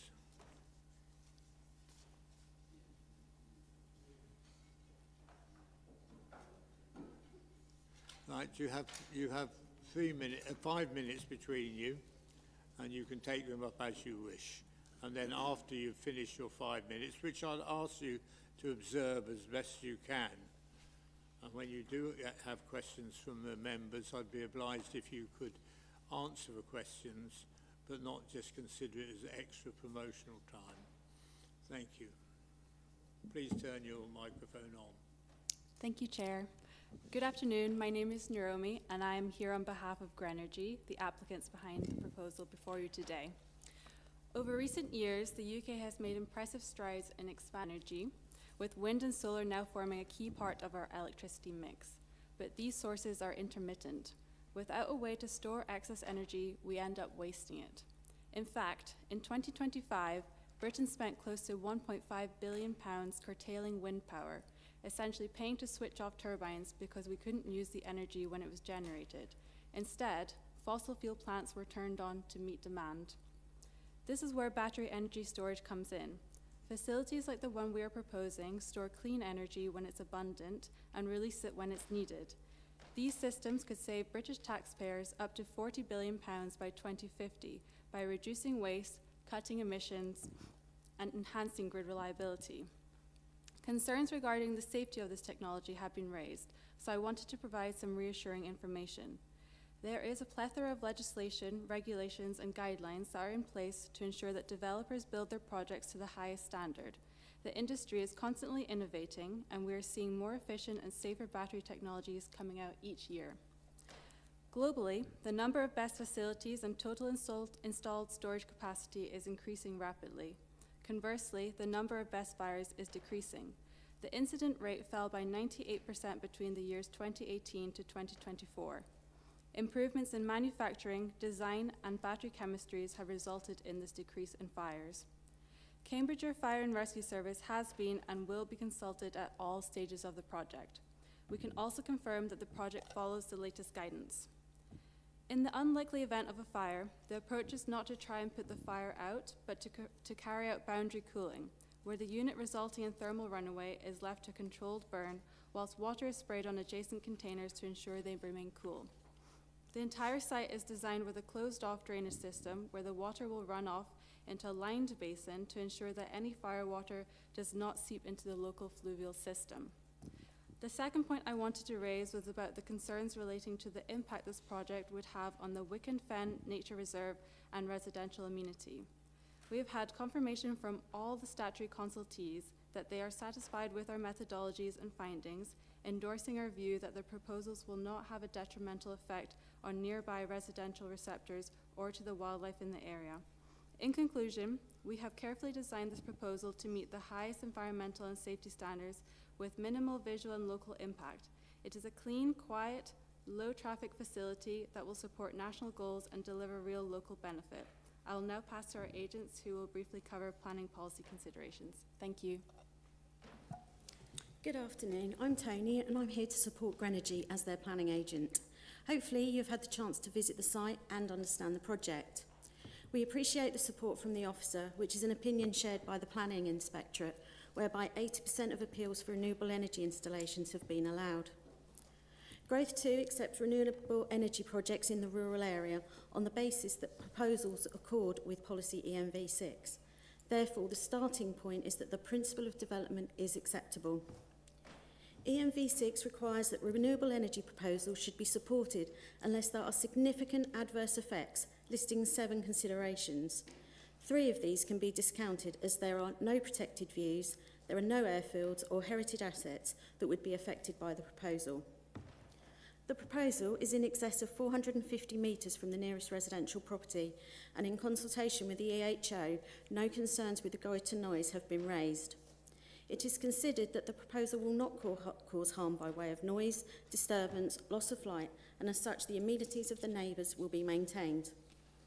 Whilst some residents may have sight of the proposal, as members you will know this is not a reason to refuse an application, particularly as there is no policy supporting a right to review. Landscape impacts are considered to be localised given the extensive mitigation strategy. However, any impacts need to weigh against the benefits, particularly with regards to the significant positive weight granted to renewable and local carbon development under MPF paragraph 168. The proposal should also be read in context with its surroundings and would be seen against a backdrop of existing power installations. Whilst concerns from residents have been received, it is important to note that the application is supported by a suite of technical reports which demonstrate no significant adverse effects arise from this development in accordance with ENV6. East Cambridgeshire in 2019 declared a climate emergency, and like the government have set a net zero target by 2050, and this proposal will be a part of aiming to meet that target.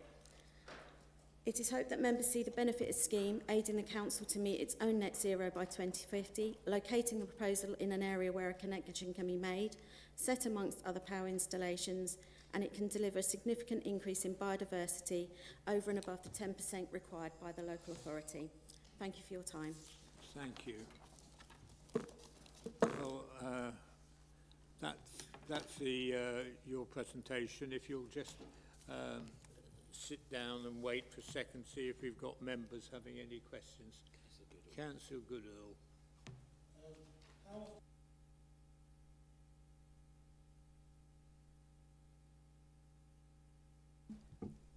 So that is something that we can arrange with them at a later stage, but we are in constant communication with them, so they're well aware of our proposals and don't have any objections.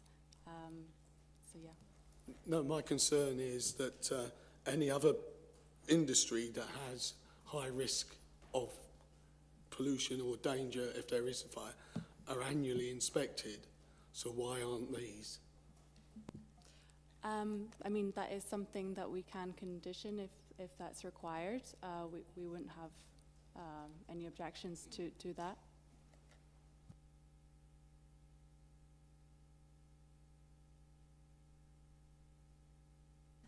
I've got a couple of questions. You said if one of the battery components actually caught fire, you would leave it to burn out by keeping it cold. What would be the indication of the length of time that would take, and would there be any risk with the contamination or pollution to human people?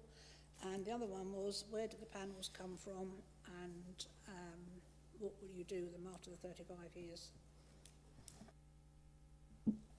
So the first point about how long a thermal runaway event would happen, so I can't answer that, but essentially it's left to consume itself. So the boundary cooling is applied to the surrounding containers, not on the fire itself, to minimize the risk of propagation to surrounding containers. And we follow the National Fire Chiefs Council guidance, which is to provide 1,900 litres per minute for 2 hours. And the second point was, can you remind me the second point? Where did the panels originate from, and what happens after 35 years? So this is for a battery storage facility, so there's no panels, but the units, the battery cells will be procured at a later stage, but the biggest market is China, so it is likely that they would come from China.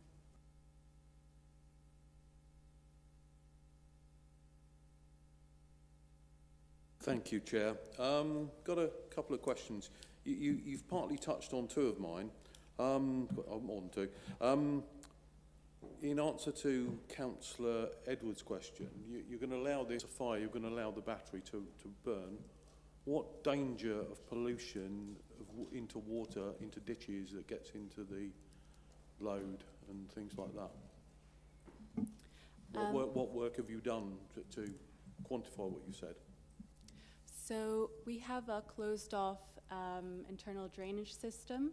So any water that is used during a thermal runaway event will run off into the attenuation basin, which is on site, that is lined, and it's fitted with an isolation valve.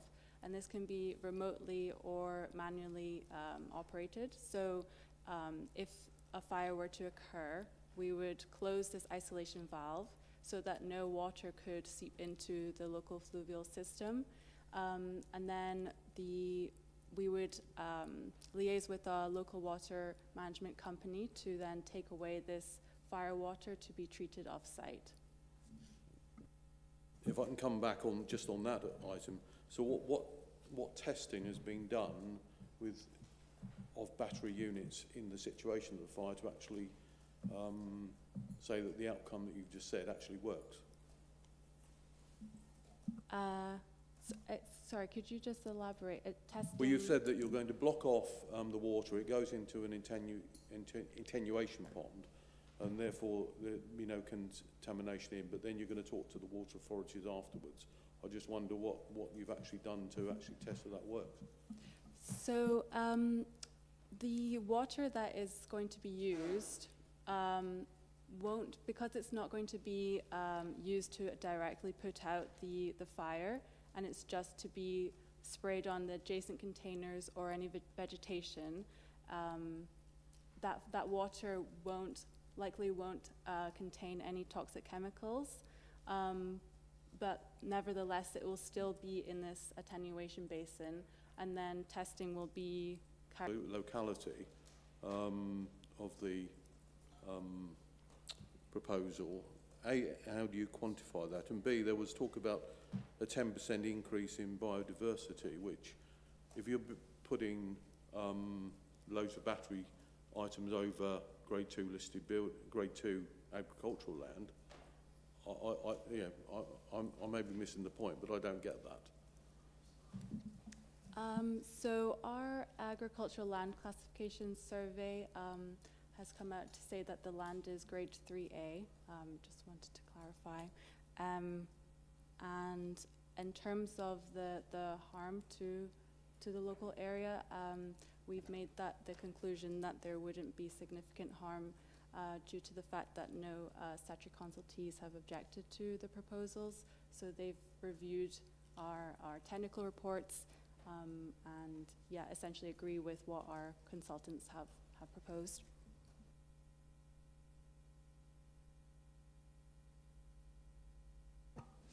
Thank you, Chair. I just wanted to ask a little bit about some of the language there in terms of, that sounded reassuring potentially in terms of the fire and safety. When you talk about consultation, when you talk about constant communication, what does that mean in reality? Is it you giving them information, or is there a kind of dialogue? Do they have any kind of input or enforcement ability in what you're doing? Yes, so during the pre-application stage, we reached out to Cambridgeshire Fire Rescue Service to make them aware of the planning application that we were going to be submitting. We had a Teams call with representatives from the Fire Rescue Service, so to give them an opportunity to ask questions and to present our proposals to them. And they had the opportunity to provide comments and changes to our site layout. We've basically every time we update our plans, we also notify them, and we've said to them, if this proposal were to be approved, we would continue that open dialogue with them. A passing across of information seems to be the large part of it, rather than any active kind of. I mean, the activeness is from our conversations with them. They have opportunity to raise concerns if they have them, but they do go off of the National Fire Chiefs Council guidance, and we've submitted a fire strategy plan which outlines how we have kind of met all of those points. Okay, thank you. And then just the other thing is, obviously you've referred to sort of meeting technical minimums, you know, and those kind of things. But in a fast-paced industry where things are moving at fast pace and you know, best practice is changing, presumably the technical specifications lag slightly behind that. Are you surprised that the residents seem to be coming with rather less satisfaction than that technical compliance would suggest? Yeah, so as you say, the technology is constantly improving and changing, and so guidance obviously will be outdated, you know, once the technology changes. But the updated National Fire Chiefs Council guidance is due to come out. I mean, it was due to come out last year, but hopefully it will be out within the next few months. And you know, if there is anything that we aren't complying with, we will change our plans to accommodate whatever they say. And what about the residents' kind of, you know, sort of own experiences and that side of it? Is that a surprise to you, or is that something that you would consider respond to, or is it just the technical? I think that the concerns are definitely valid. You know, it is a new technology that perhaps, you know, there is still a lack of kind of communication with residents about how the battery operates and how emergency services would respond in the event of a fire. But that is why we have had a consultation period and where we've had meetings with parish councils, etc., to try to mitigate those concerns. But like with any new technology, I think it just takes some time to kind of put across that information. Councillor Trapp. Thank you. I have a number of questions. One is, I think you mentioned that the neighbours, like the National Trust, were not against it. Is that right? No, I didn't. Okay, because there are objections from National Trust. Yes. Your neighbours. That's one thing. I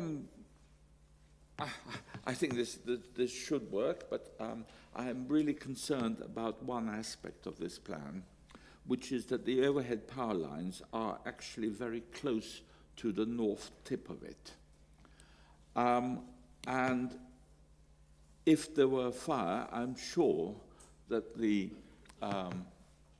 pylon and perhaps the overhead wires would actually burn off, therefore reducing the power available to the rest of the rest of the land. Why can one not change this so that the I'm not sure about the attenuate. Is the pond there? Sorry, yes, there. That green thing, that's a pond, is it? Is that water for use to spray on the other batteries, or is it for runoff from the from when you spray the water? Where's the water coming from, and where's it going to? If you could elaborate that, please. So on the first point, UK Power Networks did comment on the proposal, and they noted that the overhead cables were adjacent to the site. But yeah, they said, post consent, to reach out to them again, and we can have a conversation regarding the cables. But at this moment in time, we don't have any evidence to show that there would be a risk if there were a fire. The second point about the attenuation basin, so this is just for the water runoff. It wouldn't be used in the event of a fire. It wouldn't be used as a water supply.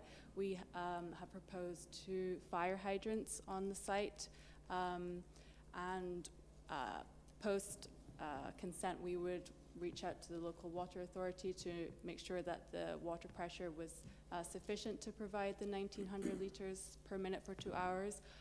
But if the water pressure isn't sufficient, then we would propose to require. Wouldn't this be something you ought to do before getting consent? about making sure there's adequate water there. The other thing is that, okay, that's an attenuation pond to collect all the water that's been splashed around. So there will be drainage channels all the way around. Those grey areas will be looking at grey. They're all containable and nothing will go on the land itself. Is that true? Yeah. I'm still worried about the pylons, and I think that we haven't had any tests about if one of these batteries, particularly the very north one, went up in smoke, whether it would actually affect the power line itself. And I think that's going to be a very serious thing. I mean, if I were doing this as an engineer, and I was, I would change the attenuation pond, put it up in the north, so making sure the batteries are actually further away from the power lines. That was my thing. All right. And those grey roads, are they going to be in use after support, after the building? Yes, those access tracks, they'll be used after building as well. So yeah, in the event of a fire vehicle could access any of the containers any direction. But would there be an emergency access from the second entrance towards the north? So the second is just a temporary construction access, but as you can see, the yellow access track, there's ample space for any vehicle to access the site from different angles. Okay, and the other one I was going to ask is there'll be no personnel on site at all. It'll just be controlled by alarms or whatever. It will be remotely monitored, but about 1 to 2 vehicles a week would go just to do maintenance and checks and things like that. And I believe you mentioned something earlier about the attenuation basin, putting it to the north. So the reason why it's to the south is because of the topography. So it's like a natural runoff into the southern site. When I was there at the site, it looked all level, actually. That was what the flooding and drainage consultants recommended. Okay, but I think that's a trick that's been missed here. Thank you. Thank you. Well, some of the things I was going to say have been cleared now. The one thing I was curious about, though, was the relationship between, or the relationship with the neighbours. Will you be issuing any guidance to the neighbouring community, either directly or through the parish council, as to what they should be doing in the event of an emergency? Because the last thing you're going to want if there's a fire are all the residents coming out and cluttering the roads up and causing a general nuisance. I can't imagine the local fire authority would be very thrilled about that either. And once you've set up your emergency procedures, presumably they will be monitored and similarly communicated or not? Yes, so the plan is to keep an open dialogue with the parish councils and the residents. We have a sort of generic emergency response plan drafted, but the idea is to create a site-specific emergency response plan if this scheme were to be accepted. And the reason why we don't have a site-specific emergency response plan as of yet is because we don't know what the site is, what batteries we're going to be using, or the technology is obviously always changing, so it might be that the site will reduce in size, or there might be a liquid cooling system rather than the fans. So it's just because we don't know what the site's. I think my pleas are going unheard. Please, when a member asks a question, it's yes, that's the case, or no, it's not the case, or something like that. I really do try and give everybody the chance to talk, but I am aware that sometimes people can push that beyond reasonable limits. So we now, thank you. We now go to Councillor Lay. Couple of questions. Firstly, why do you think the batteries are only going to burn for 2 hours? So that's the National Fire Chiefs Council guidance, is that the water supply is for 1,900 litres per minute for 2 hours. That doesn't mean that the battery will only burn for 2 hours, but that's just the guidance. So you don't really know how long the batteries will burn for? No. Fine, thank you. Secondly, you said you have an emergency plan for other sites. What does that contain? Are we going to evacuate the houses close to where we have a fire? Or what are we going to do? So we're going to be creating the emergency response plan with the Cambridgeshire Fire Rescue Service. So these details will, be discussed at a later date, but they're going to be directly involved in that plan. No, you didn't answer my question. What I'm really asking is, on other sites, emergency plans that you have been involved with are what? What is the emergency plan? Can we just allow all the people to be in the houses around where the fire is? Or have we got to evacuate? What has happened in the past? So the idea is, that people don't need to evacuate. The fire is self-contained. There will be emergency, response people on site, making sure that the fire doesn't spread. But it's really just the plan is just to leave it, be and control the fire by doing the boundary cooling, as I previously said. Have you finished, Councillor Lay?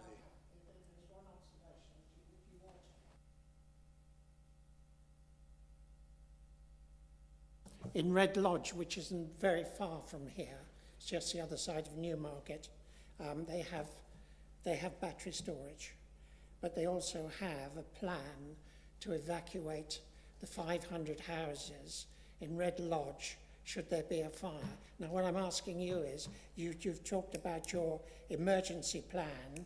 If one battery storage system needs to evacuate 500 houses, a whole village, if there's a fire, what is in your plan? You were saying there is no need.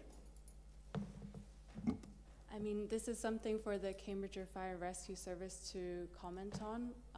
My understanding is that there is no need for an evacuation, as the, as the reports, that we've had commissioned by DNV, a fire specialist, show that, any toxic fumes are located are self-contained. They dissipate after 20 meters, so unless you're within 20 meters, there isn't a danger to health. We now move on to Councillor Goodall. Councillor Goodall, can I request that you make things simple and quick? Yes, no problem at all, Chair. In a position that the answerer of those questions can answer in a quick and responsive way. The batteries, when in use, is there a cyclic maintenance system, and how often are they inspected? So all the batteries contain a battery management system which regulate the temperature and make sure that they don't exceed a regular level. And this contains also kill switches, so if the temperature does go above a regular amount, they can isolate the cell and switch off the battery cells. It also contains suppression methods, so aerosol-based suppression methods, and also it will alert the local fire rescue service as well if thermal runaway does occur. And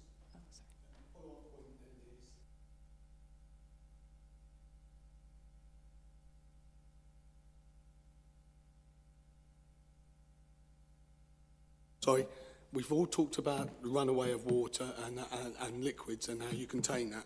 But if there's an explosion and the container goes, you got hydrochloric acid in there, which forms a gas when heated, which is very dangerous to human beings and nature. How will you control that?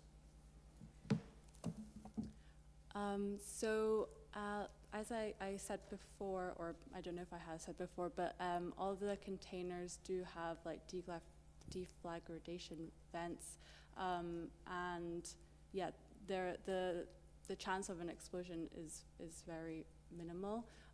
But I think to sort of to reiterate, the chance of a thermal runaway is very rare because of all the sort of mitigation,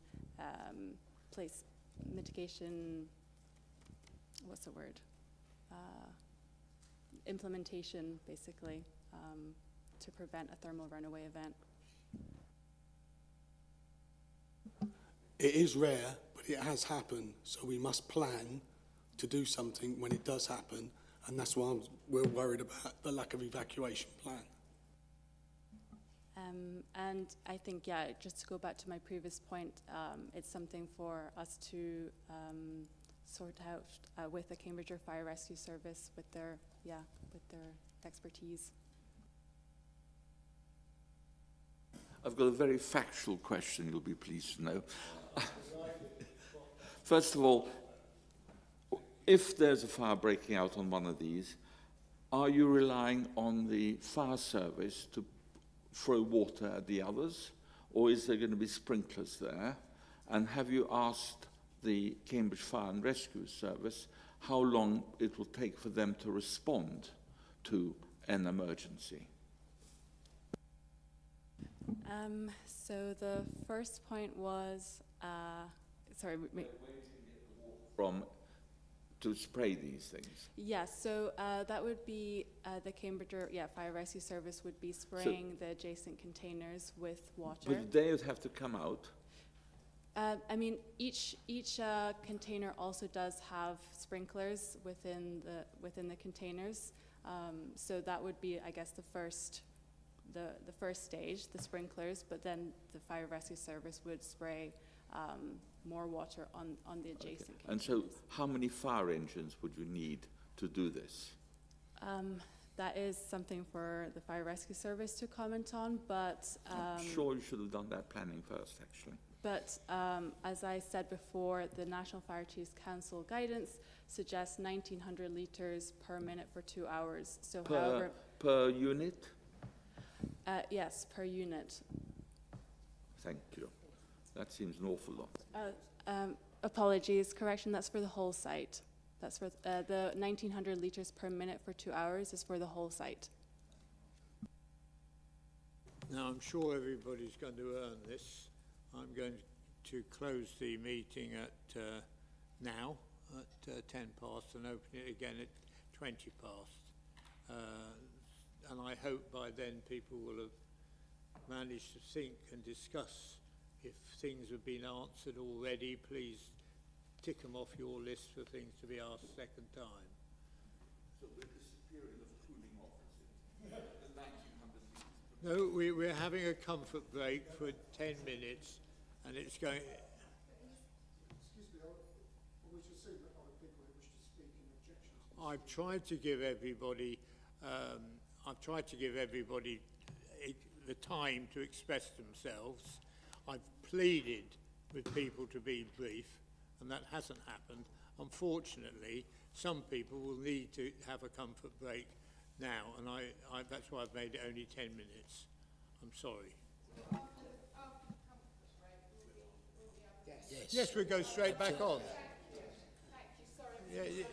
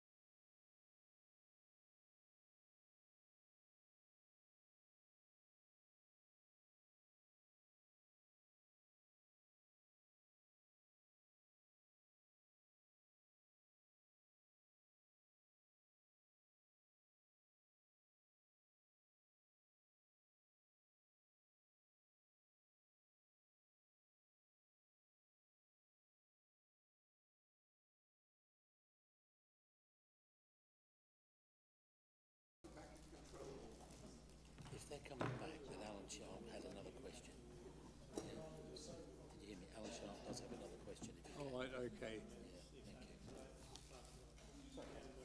Councillor Sharp. Councillor Sharp, I've just been informed that I thought we'd finished that section, but you've had your hand up, and therefore... I've got one. I'll be brief, yeah. I've just got one question, really, then. Look, reading the report, and I think it's in 7.8 or 7.10, you're talking about taking power from the grid. So power, and then you put it back, pick it up in when there's low usage, and then put it back when high. So none of this is going to come from, I'm assuming then, from that statement, none of it's going to come from the solar farms that are around Burwell, from Sonica, or from Kingsway Solar. Is that true? So how does the business model work? So the way batteries operate is that, yes, like you said, they take energy when there's too much on the grid. So they store it when, demand is low and put it back on when demand is high. So we can't say exactly where that energy is coming from. It's just whatever is in that energy mix, if that makes sense. Very quickly then. So you're buying the energy from National Grid, presumably then, or UK Power, and then selling it back to them? Essentially, yes. We buy energy, we store it, and then we sell it back. Mm. Yeah. So why hasn't UK Power made the application then? Or is this just speculative? I think that would be a question for UK Power Networks, not for ourselves, but the need for the technology is sort of well established under national guidance and a key to facilitating renewable developments. But in answer to your first point, we have no relation to the other developments in the region.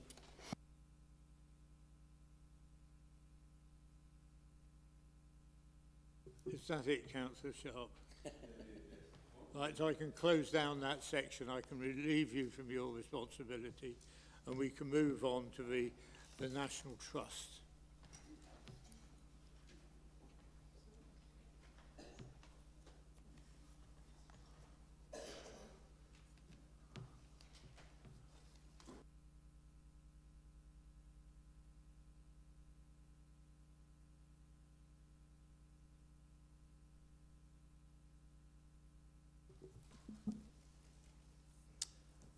Thank you, Chair.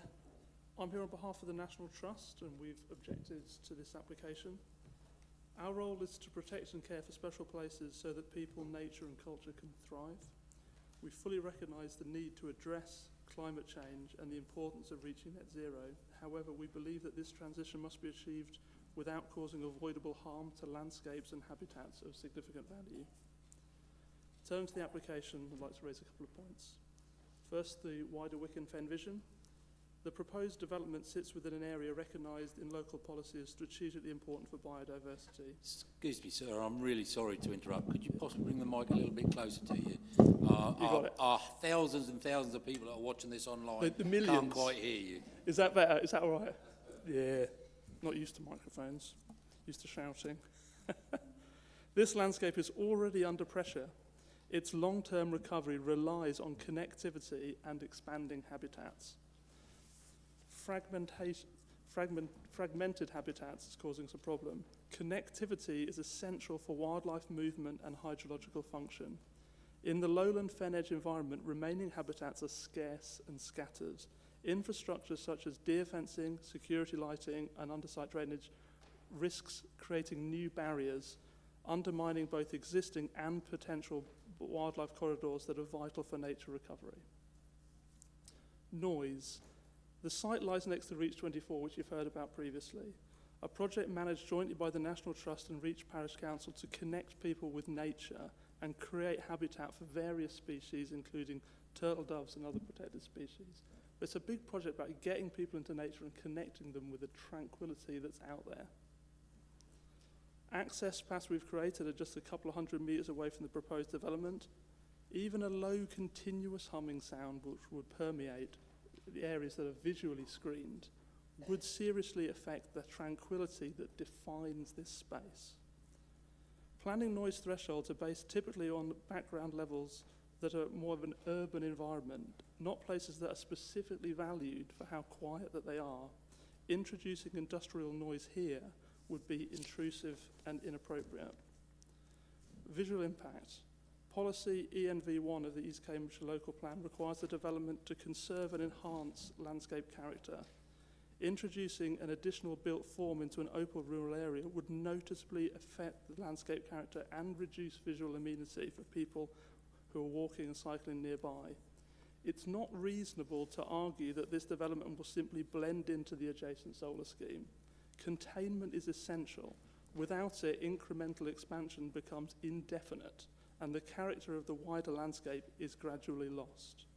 I would also note that the screening on the western side of the site, it isn't there. It's our hedge on our land, and that should be part of the development. It shouldn't be our responsibility to screen the development. Cumulative effects, quickly before I hand over.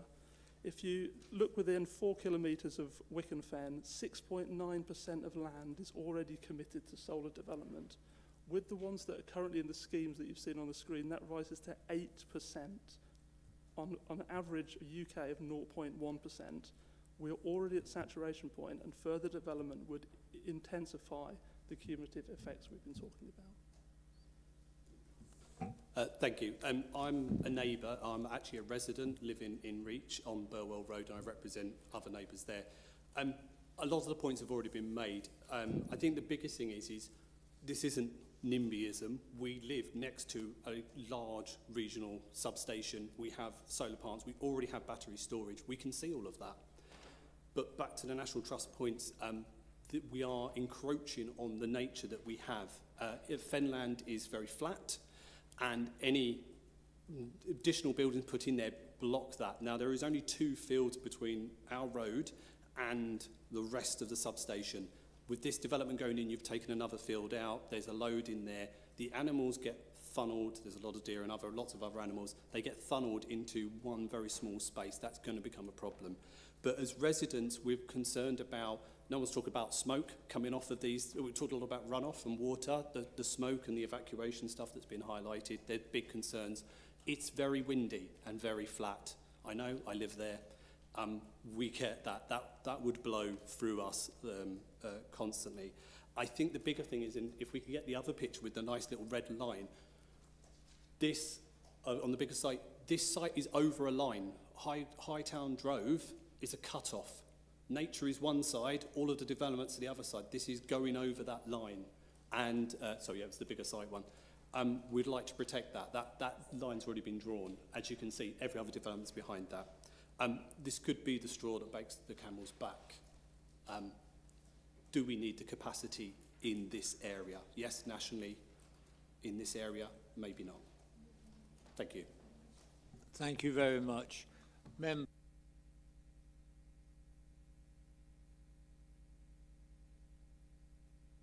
I was going to ask you if you'd noticed an increase in the biodiversity on the National Trust, as per the report states, but from your report, I don't think you have you?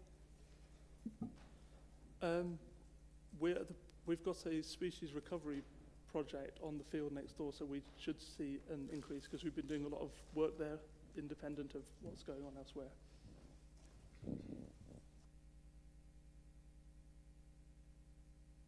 Just one very small question. Did you say that the west of it, or the southwest of this site, is on National Trust land?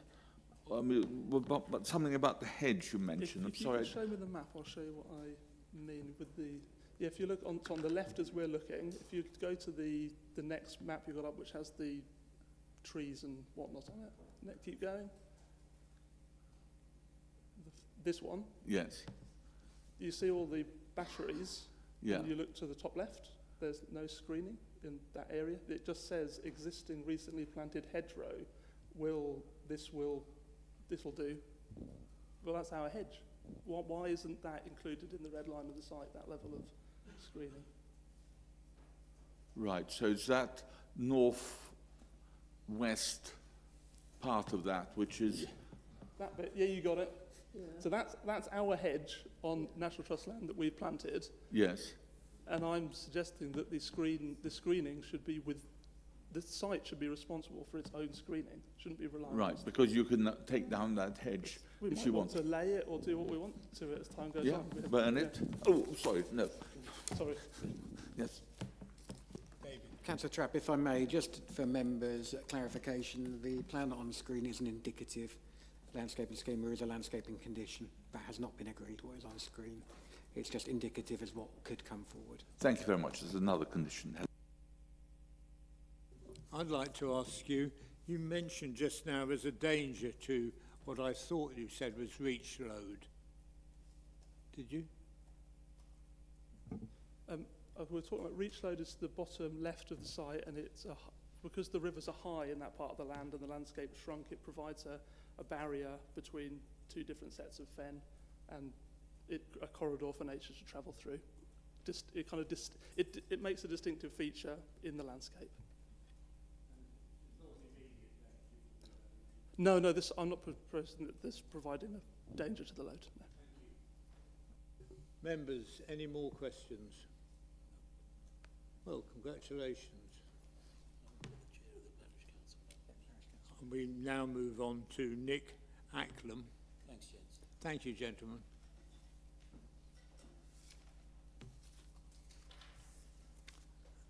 I think you know the rules, and away you go when you wish. Well, good afternoon, committee, and thanks for giving me an audience today. My name is Nick Acklam. I'm parish councillor for Reach, but I'm also here today with the express approval of Burwell Parish Council to represent their interests as well. On this issue, as you've probably gathered already, there is a strong consensus within our collective communities in opposition to this scheme. I think it's important, though, to say that the residents of both villages are not opposed to green energy development, and as you've already heard, our backyard, Burwell Fen, already hosts a significant green energy presence. However, we see no contradiction in support for the principle of green energy, but opposition to poor and inappropriate proposals, such as this one. In the planning officer's report, the planning officer has obviously recommended that on balance, the application should be approved. I'm here today to attempt to persuade you to go the other way, and I want to do that by adducing evidence that either isn't in the planning officer's report or to take a different interpretation of some of that evidence. Firstly, I wish to question the benefits of this scheme. The underlying assumption of the planning officer's report, and more explicitly paragraphs 7.5 to 7.10, is that the scheme is needed by the electricity supply system of the country as it moves to decarbonise. And accordingly, the planning officer concludes that the application meets the criteria of EMV6, Policy Growth 2, and NPPF 3. I wish to point out to you that on the 3rd of December of last year, the National Energy System Operator, which governs who gets a connection to the grid and when, presented the findings of its connection reforms, and that was a national review attempting to bring some order and strategy to the electricity supply and distribution system in the UK. The report, and I have a couple of slides which I can show to people if you wish to dig into the detail, reveals that there is way more BESS applications in the pipeline than are needed for the foreseeable future. The oversupply across the country to 2035 is a huge 62 gigawatts. And to give you some idea of the scale of that, a gigawatt of electricity can power 700,000 to 1 million homes. In other words, there is 75% more BESS capacity in the planning system than could be feasibly accommodated by the electricity supply system. A proportion of the schemes that are forming this overcapacity already have planning permission and may have previously been granted a connection to the grid. Grenergy is aware of this review and has informed me previously that it does not have a confirmed connection to the grid. It is thus some way down the list of BESS applicants hoping for a connection at some point in the indeterminate future. I would also point out that NESO, National Grid and Ofgem are reviewing future development of the grid connections at Burwell, which likely affects adds, I should say, further uncertainty to the utility, viability and deliverability of this scheme. So what I would say is that the benefit to the UK's electricity infrastructure and to our locality of this scheme is at best very unclear. On the issues of harm, colleagues have already pointed out a number of the issues here. I wish to point out that the Planning Officer's report failed to mention that all of the households in Reach lie within 1 kilometre of the proposed scheme. Some are much closer than that. A number of houses in Burwell are also within 1 kilometre of the site. In the absence of any firm regulation from UK central government, 1 kilometre might sound like an arbitrary distance, but I mention it because there is a bill in the Californian state legislature which is prescribing a distance of any application within 1 kilometre of a BESS scheme. Now, I'm not trying to draw direct comparisons between the Grenergy scheme and the Moss Landing scheme, which drove that legislation forward, but I think the long-term impacts on public health and the environment of the latest fires are being assessed, and I think that I exhort the committee here to exhort a safety-first approach, either rejecting the scheme or, as has previously been suggested, to postpone decision on it, awaiting further information. I also wish to just mention very briefly, I'm conscious of time, that the visual intrusion of this scheme should be seen in the context of all of the other schemes, the 10 or so other schemes that are being in the pipeline or are actually being built. And I think it's that cumulative impact that is destroying the rural sense of place and is industrialising the southern end of Burwell Fen. So in conclusion, I exhort you to reject the scheme. Thank you. Thank you very much. If you'd just like to wait a minute, we have the chairman of Reach Parish Council and also speaking for Burwell. Any questions?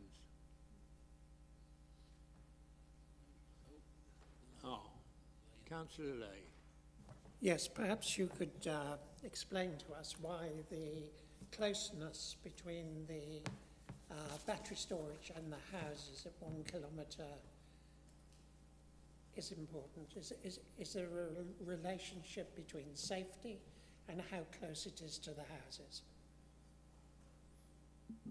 I think the primary concern is safety in that low probability but very, very high impact event of a thermal runaway at this site. But I think also some of those houses will be affected by the noise, particularly in summer months, of the cooling fans of this scheme. We've already heard concerns about the noise impact surveys that have been taken and their inadequacy.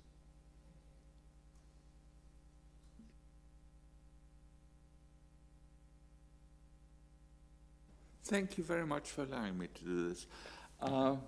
Mr. Acklam, you mentioned that there was an overcapacity of BESSes in the pipeline. Do you think, is there a national policy for BESS? Is there a strategy that the government has or we should have for BESSes?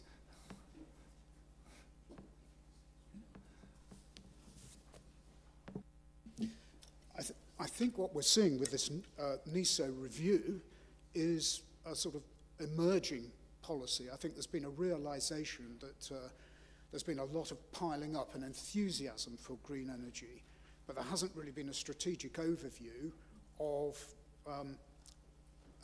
the sense, the affordability, and the impact on the wider country.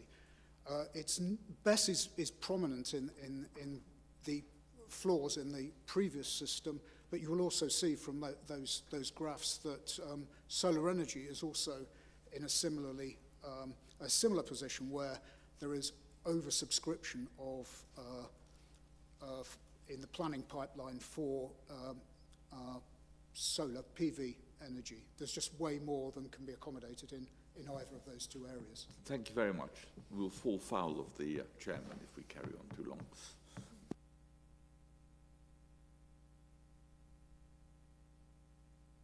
If I may, Chair, I'm going to start off with a point that's just been raised about national policy. There is national policy around renewables. It was the NPPF, as members will know, dropped only a couple of weeks ago, so this is the most recent planning policy around this stuff. Whilst at the moment it's only in draft phase, so you obviously will need to give it the according weight, which at the moment should be limited.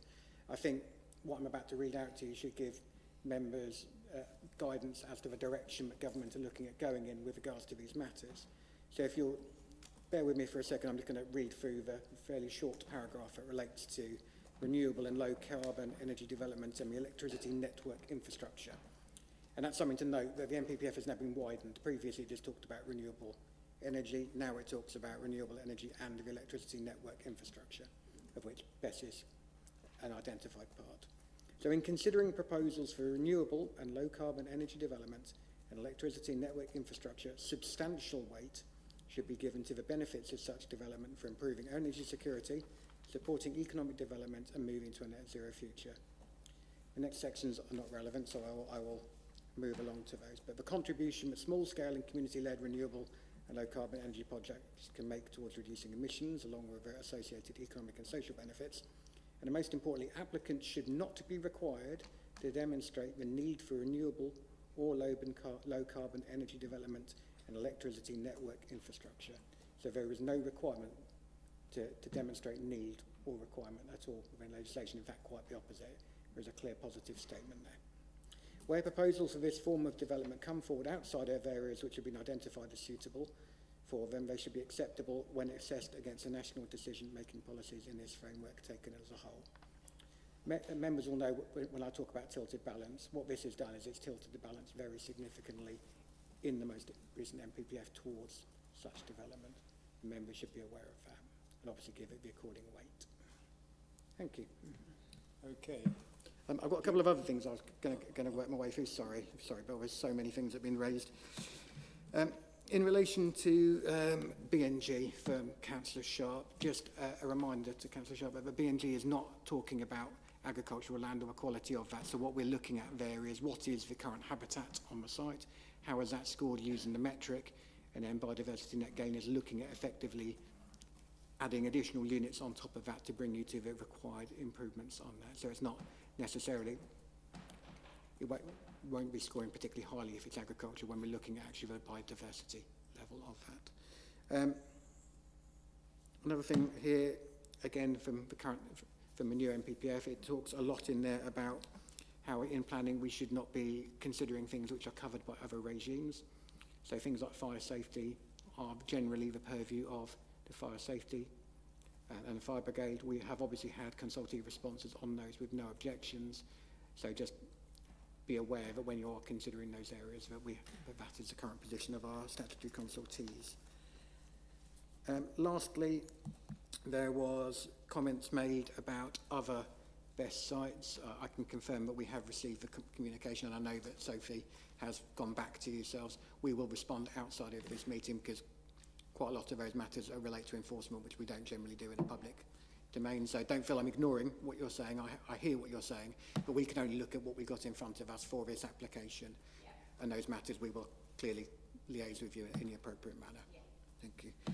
Lastly, John, with regards to the pillars, I know it's been raised, pylons, sorry, it's been raised, but there was no objection from UK Power Networks on those, who are the owners of those pylons. So just please bear in mind that we have consulted them and we have had a response when you're talking about the fire risk to them. I'll come back to you. Thank you. And I'll pass now over to the officer who may have other points that they wish to clarify. Thank you, David. Just a reminder for members that a good number of the comments made have been addressed by conditions. So there isn't, although we have a fire safety note submitted with the application, which had no objection from the service, the Fire and Rescue Service, we are conditioning with condition 11, as suggested on page 22, the emergency response plan, and that includes, I'm sorry, it's a bit boring, but details of the hazards associated with the batteries, and I would maybe suggest that we say, or any other technology applied to the BESS, isolation of electrical sources to enable firefighting activities, measures to extinguish or cool batteries involved in fire, etc., etc. One of them includes containment of the fire water runoff, handling and responsibility for disposal of damaged batteries, and establishment of regular on-site exercises, exercises. This plan is expected to be maintained and reviewed on a regular basis at least once every 2 years, and any material changes notified to the Cambridgeshire Fire and Rescue Service. Apologies for the mistake there. Also, in relation to, and obviously we will consult the service when these details for Condition 11 are submitted, and we could eventually, considering the comments made, consult as well the UK Power Network as an exception in this case, due to the cables, overhanging cables. I'd like to note also proposed condition 5, which is in page 21. That is for the submission of a noise management plan. As previously discussed, a noise impact assessment has been submitted and accepted by our environmental health officers, including the levels which were measured and were at this stage considered acceptable. And they were measured in close proximity from the site, between 1 and 10 meters, precisely as stated on page 12, paragraph 723. Notwithstanding, we are requesting on condition 5, as suggested, recommended, a noise management plan to be submitted with details for a schedule of regular noise monitoring and any other mitigation of noise levels to ensure compliance with the original assessment. So that is meant to be regular. And we could include that this is submitted to the local planning authority for approval as well, if requested. Just a final note on condition 27, talks about the decommissioning, which is a standard condition for the reinstatement of the site as previously to the formal condition in accordance with the scheme of work, also to be submitted to us for approval. That's all. Thank you, Chair. Thank you. Now we have questions for the officers, which you may have. Councillor Goodall. Thank you, Chair. You've just covered a lot of what I was going to ask, but do we, as a council, keep hold of the incident or emergency plans for these sites? Any condition that has to be discharged, any reports of that type, we will hold on our records, yes. Okay, and another one, this is a bit tongue-in-cheek, I should think, but the S106, is there a chance of getting the people of Burwell and Reach a reduction in their electricity bills for having these sites around their villages, which are a nuisance to them, as a community way of looking after them? As a local authority, we can only ask for things in the Section 106, which are Regulation 123 compliant. So they are things that are reasonably required to mitigate the harm of a development. It's not been unusual in the past, for example, when you've had large-scale, wind turbines sometimes to get something, for a parish village hall or something, money for that. I think for something like this, as a council, we couldn't ask if it was offered, then possibly we would consider accepting that, but it's not something we could legitimately ask for, I don't think.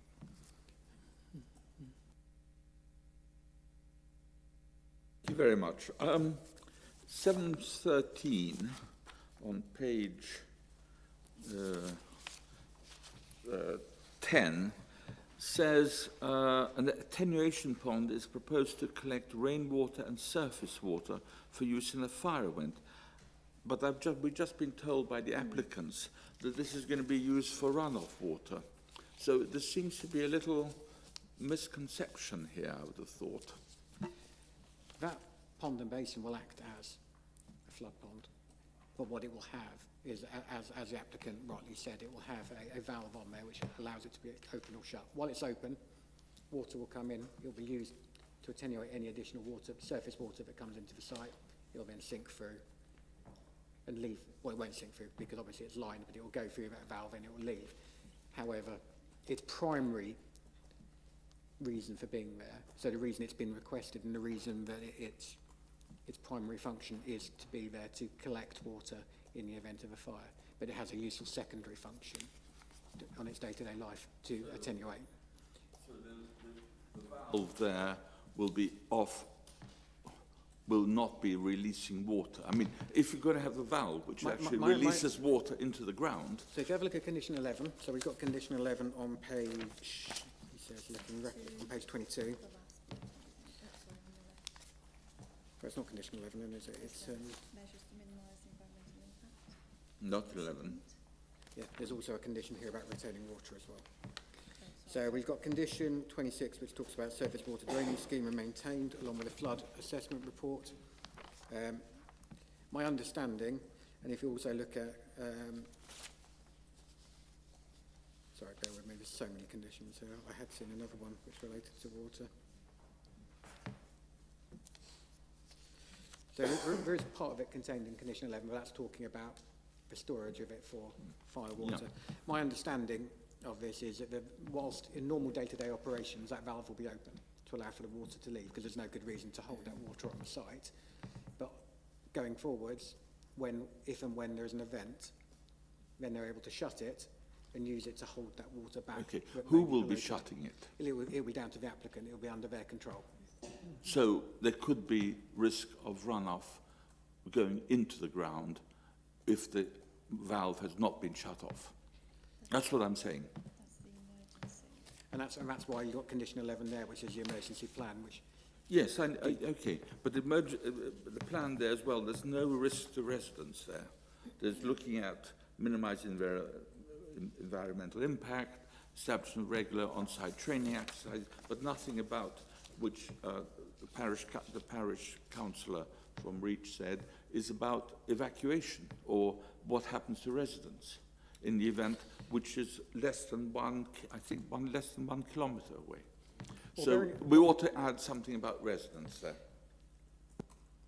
Well, the evacuation will be something which the Fire and Rescue Service would need to consider and would need to determine whether or not that is appropriate.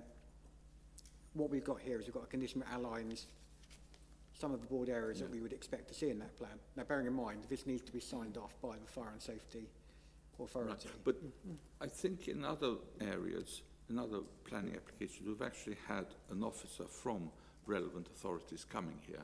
And I think in this case, it's so much dependent on the Fire and Rescue Service here that we should be able to quiz someone there, because I'm not sure that they know what's happening here, actually. Respectfully, Councillor Trapp, the last two of these which we've had here, we have not had somebody here from Cambridgeshire Fire and Rescue. They don't normally attend planning committee meetings, as far as I'm aware.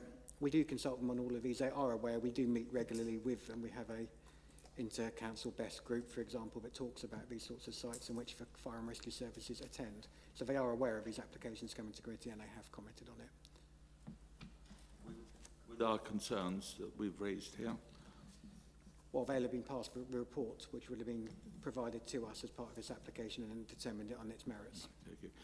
And the other one is, given the fact that there was no noise assessment at Wears Drove, are we that we're going to get assessment of the fire risk every 2 years here, and is that going to be controlled? Can you reframe that question? Because you talked about noise risk to start with, then you moved to fire. There's a condition on noise assessment for Wears Drove which has not been carried out. We've got here under 11 a statement about every 2 years regular basis submit an emergency response plan. Is that going to be carried out? Because we have not had a noise assessment at all, even though it should be part of the condition of the planning. Firstly, with regards to Wearsgrove, we haven't had a chance to look into it, so I do not know what the wording of that condition is, nor what it requires, so it would be improper for me to try and answer your question in regards to that. In regards to question 11, we're going to require them to come to us at least once every 2 years. Now, that will be then for the planning enforcement team to make sure they diarise and chase at the according time, which we will obviously do our best to do so. What you've got to remember is, however, is that proactive enforcement is not something as a local authority we're able to do on every site due to resourcing, but clearly on a site like this where there is massive public interest and there's massive public concern around safety, we will certainly make that a priority. Shouldn't we have that resource available then, if it is important? If we actually enjoy things for S106 conditions and we don't enforce them, there's something wrong.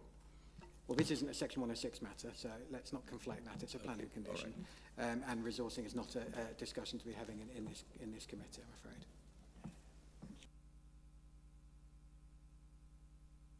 Thank you. Well, funnily enough, I am on Section 106.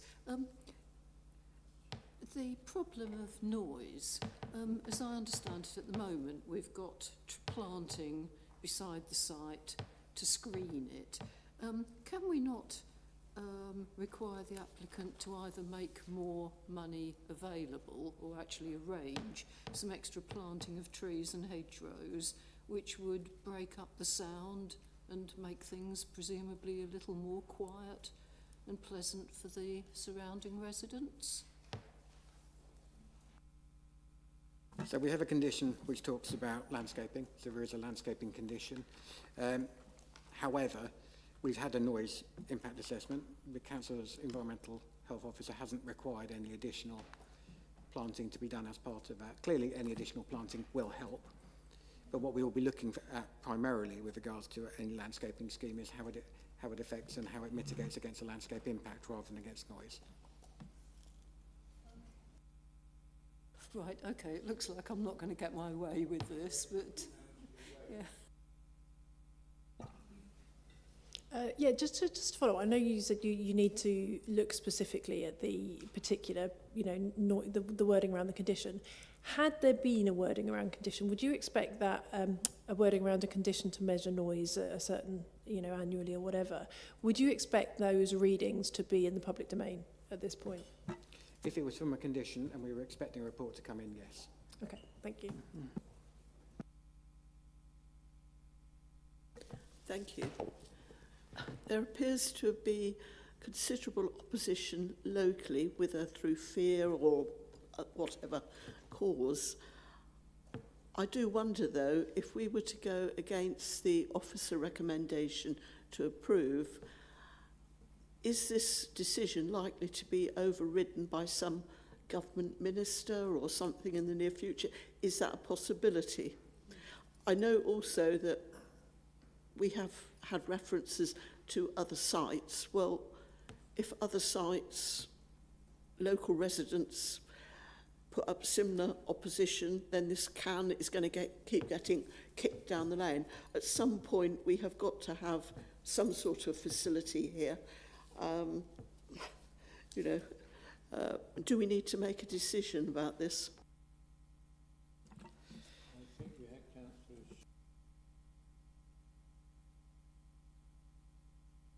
Thank you, Chair. Thank you, Chair. In answer to your first question, as with any planning refusal, there is the ability to appeal. We would need to be able to substantiate any reason for refusal which we were doing, which would need to be obviously evidenced and would need to be taken into account of what national and local planning policy that we have. So clearly members are able to make whatever decision they see fit, but that would need to be clearly evidenced, otherwise you would open yourselves up to potential costs claims if we were seen to be dealt with unreasonably. Secondly, with regards to what you're talking about, the problem we've got is under the new NPPF, there is a couple of lines in there around local plan making. So one of the things that members could think to themselves is, why don't we get a local plan policy limiting, renewables in Burwell? Unfortunately, what the new NPPF says, and it's quite strict on, is anything which is within the NPPF, new local plans cannot go against, cannot tinker with, and cannot adjust. And you heard what I read out to you, which is the exact wording of what the draft MPPF says around this sort of thing, I don't think we will have that ability going forwards. Even under a neighbour plan, because even a neighbour plan is not allowed to go against what the MPPF says, sadly. Thank you.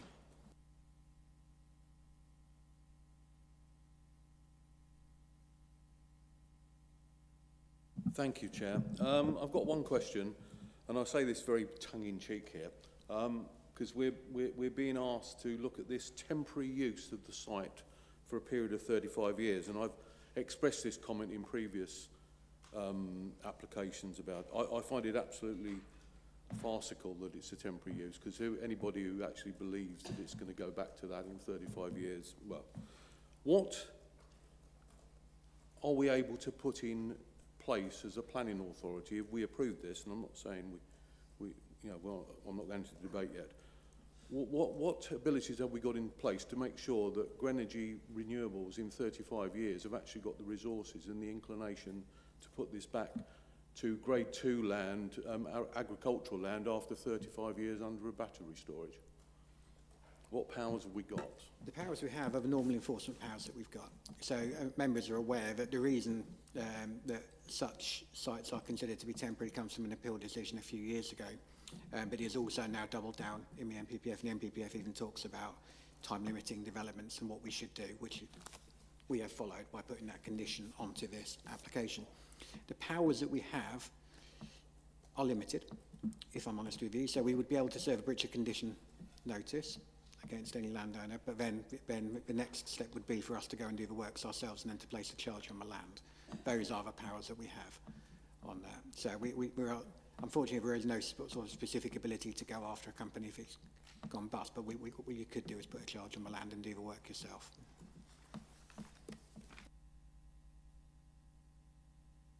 Sorry, just to follow up what Councillor Colbert and Councillor Wade have said. 725 about noise report. So does it mean that if we found that the noise was too much and we don't have a level for it, that we could actually could enforce increased screening, noise screening afterwards? The simple answer is yes. In practice, what would happen is there'd be an expectation of noise monitoring, and that's what most noise reports would ask you to do over time. Now, if it was recorded at being too high, what the first step would normally be, when we'd seek to be enforcing something like this, is, well, first of all, what further mitigation can we do, and can those noise levels be achieved? So that's effectively what you'd be looking at. Sorry, Kevin. I'll just add to what David was saying.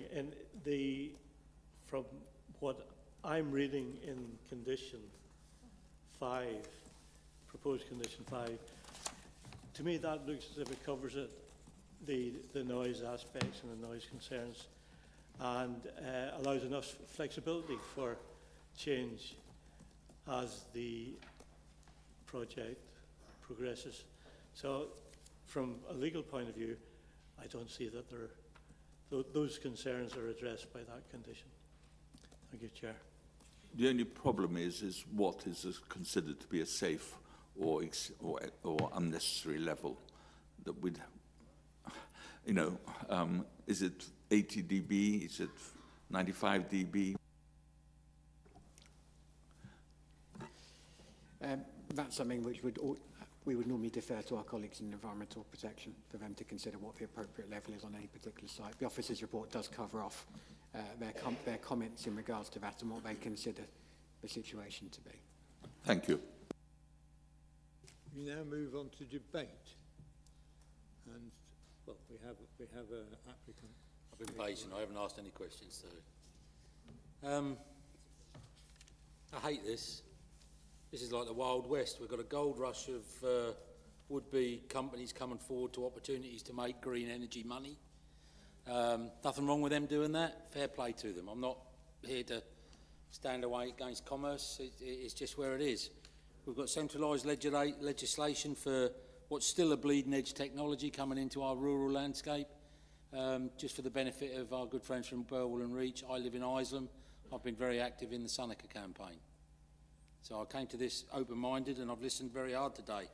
But I also have a great deal of sympathy for our officers on this, a great deal of sympathy. You know, they have got national guidance where 80% of all green energy projects are being allowed. You know, so what's central government going to do? What do you think is going to happen if this goes to an appeal? And guess where those costs are picked up if it goes to appeal? They will come out of your pockets as taxpayers, because they will come out of the district council's, actually it might be a county council then by then, we don't know. It will come out of a district council's budget to pay for them. I have a real fundamental core issue. You know, we're driving for net zero. I'm not climate denier, but I cannot see where an argument put before us earlier, this is green energy, on land mined in China for minerals put into batteries, then stuck on a ship and sent halfway around the world to come probably into Felixstowe docks by land up the road and deposited in Burwell. That's not green. I'm sorry, by any imagination, I don't see that as green. I think the real issue we have here is that there's some fascinating facts brought forward today, some really interesting facts from the initial speakers, from the applicants themselves, certainly from the councillor from Load. Everybody spoke really, really well and passionately about the subject. What I would say is there's also some figures and information that we just, quite frankly, it would have been amazing to have known all the feedback on the original site before making this one. Can being kicked down the road was said earlier. So even at this stage, I'm threatened to do what I've never done, and that is to abstain, because I just can't see where we can go with this, and it's making a decision against officers who are boxed into a corner. It's making a decision against, you know, commercial advantage people that we've heard today haven't got a hook up to the national power line. Not sure where the energy's coming from yet. I don't know. I don't blame them for speculative. I won't repeat myself. So I'm going to wait for the rest of the debate, but I just wanted to say what I just said, because I think it's very important that you guys in the room and the people watching realise the difficulty on people sitting in these chairs and making a decision on something like this. It's not an easy decision to make, and I can see my colleagues here, we're all racking our brains to know where the right way to go. Often the right way to go is to follow your heart, so we'll see where this takes us. We are already on debate. Members. Councillor Lay. And there's Sharp. Do you know, this is almost a moral argument. If we believe in here the right way to go is to go against our officers, then that's the way we should go, irrespective of whether or not a higher authority will come back and say that this is okay and it should go ahead. I'm in the school that says we do what our heart tells us, what the people that we represent tell us. And if somebody else at government level, whilst this government is still in power, decide that this is okay and will go ahead, well, fine, we have to go down that route. But I think we should make the stand by saying no to this application. Agree it. Thank you. I would point out that if members are minded to go against the officer's recommendation, then they would need to have good planning reasons as to why they should not. And I think that might be difficult. I think we're on a very similar course to the one we were on with hedgehogs earlier. We know what perhaps the moral side is, but we also know what the rules are and what the dangers are.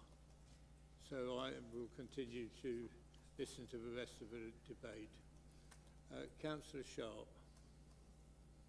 Thank you, Chair. Number of points, and I think we have got planning reasons to object to this. I'm happy to propose that we refuse it. It's outside the development envelope.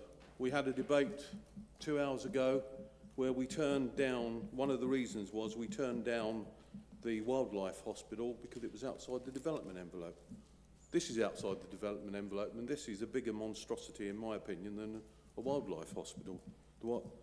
The 35-year temporary use, I hear what David said to me about it. I find it absolutely pathetic, to be quite honest, that you've got this temporary use, because we're going to still need electricity. I probably won't be here in 35 years, but we're going to need electricity then. How are we going to do it, you know? Noise, light pollution, we're getting piecemeal applications all over the place.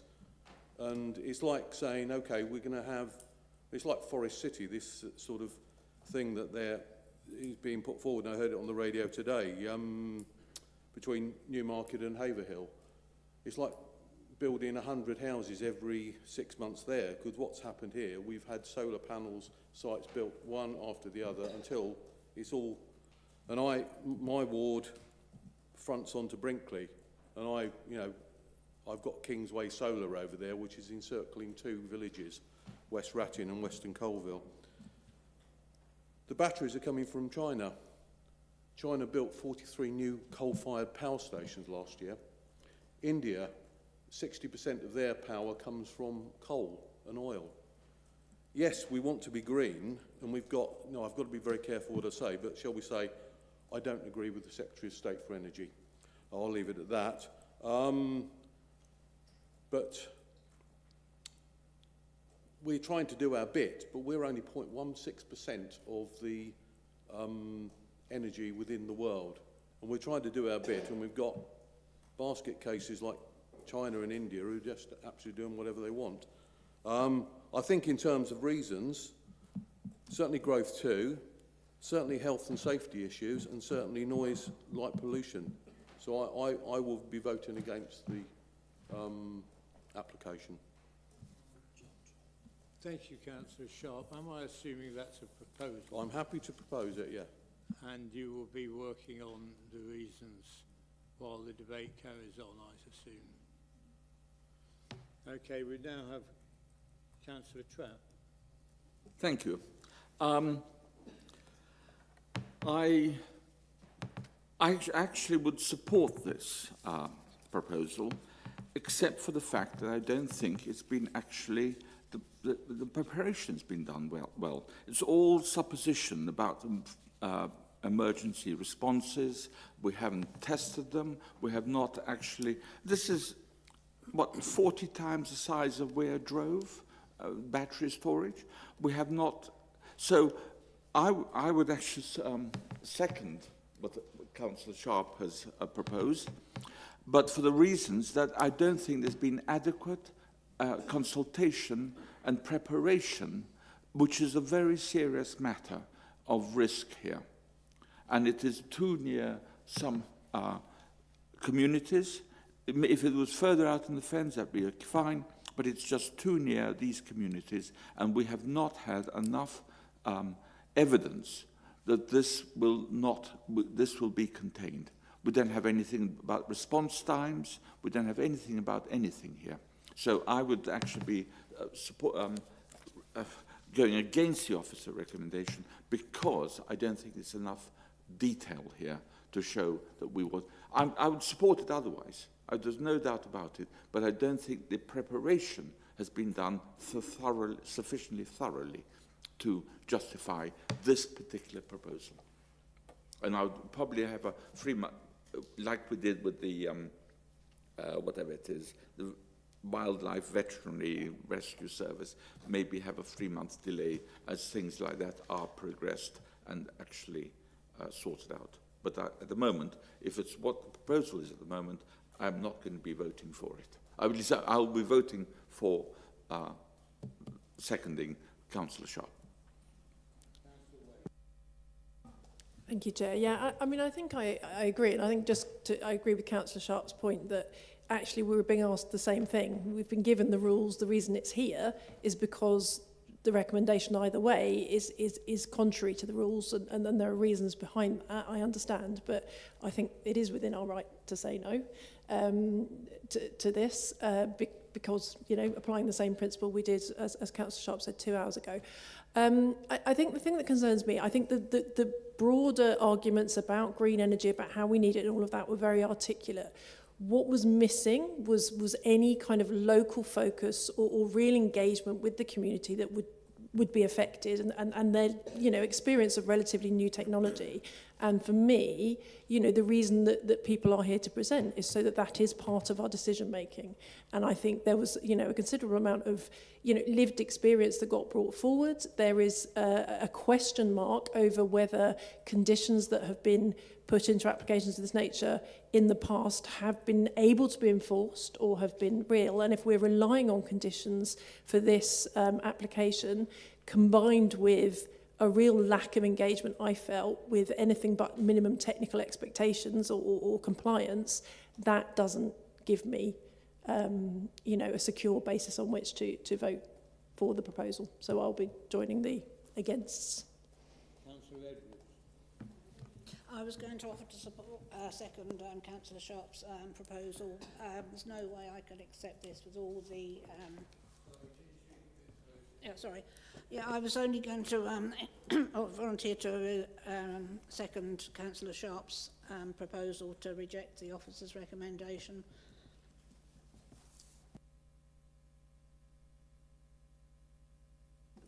Thank you, Chair. I'm just going to go right back to the first speaker who turned around and said that the actual site that's there now, up and working, the conditions were put in but never followed.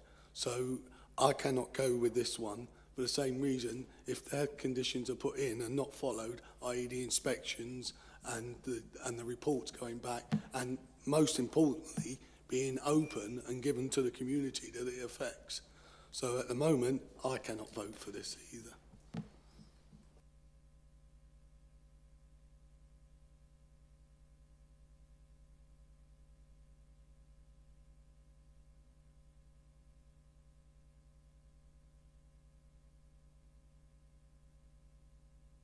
I want to come back on a few points.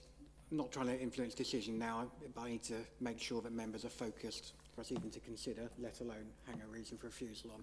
Firstly, there was comment around our Growth 2 strategy. Councillor Sharp, our Growth 2 says that we are supportive of renewables. So our spatial strategy says that we're supportive of it. There was talk around village confines and things like that. Renewables is in our own local plan as something which is appropriate outside of village confines, and I read to you what NPPF said earlier. The NPPF, again, very much is supportive of it being outside of a village confines. So be careful on what you're saying there.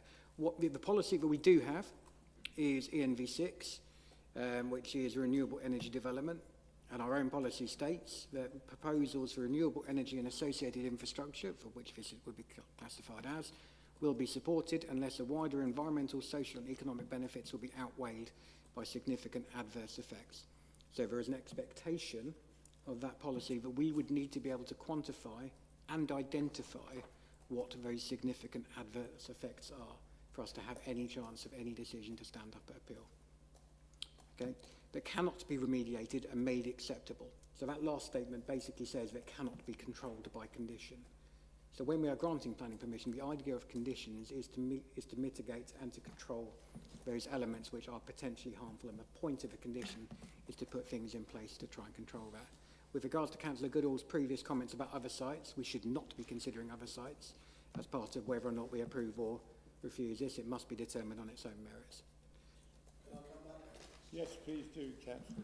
The point of bringing up conditions, if we cannot enforce them, what's the point of putting them out there?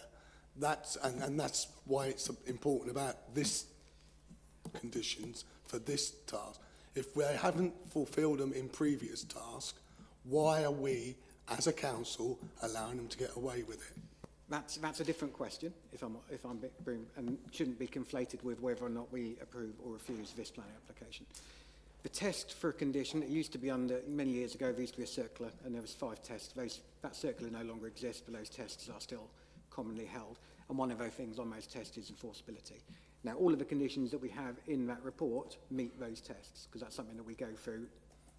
And if we're not sure about something, we'll talk to our legal colleagues. The fact that we haven't enforced something, now, first of all, I don't know that we haven't enforced something, and that's something I made clear earlier on in the meeting, is that we haven't gone through the process of properly investigating into that. So I don't want to go, again, too much detail in that, and I'm more than happy to answer questions outside of the meeting on that. But if we have a condition and it has been breached, we would then need to determine whether or not it was proportionate to enforce against it in line with our own enforcement plan. But that is not a reason to refuse a planning application on another site if conditions can adequately control that development. Now, I'm not saying yes, I'm not trying to confer an opinion here, I'm just trying to run you through the decision-making matrix as members that you guys will need to do when you're trying to navigate this. And I'll be honest with you, this is not an easy one to navigate. With regards to ENV6, sorry, I was halfway through saying that.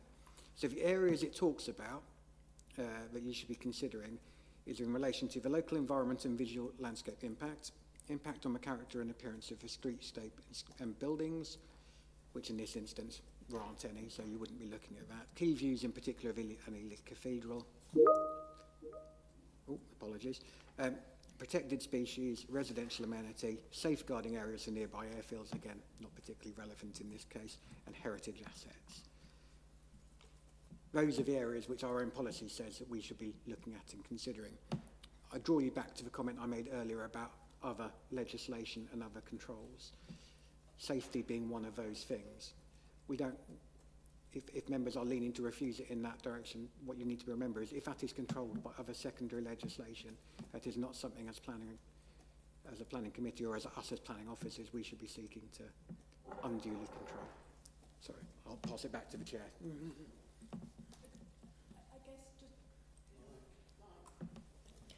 Why did it come to committee?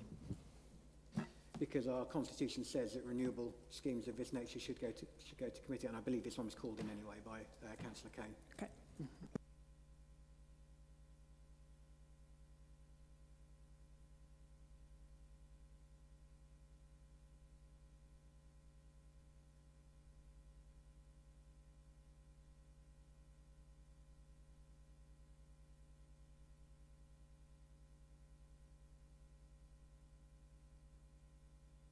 Councillor Sharp, sorry. Yes, I've been, since this, I've been reading this, and it, I mean, if you look at 7.3 of the paper, page 8, policy growth 2 of the local plan states that outside defined development envelopes, renewable energy development may be permitted provided there is no significant adverse impact on the character of the countryside.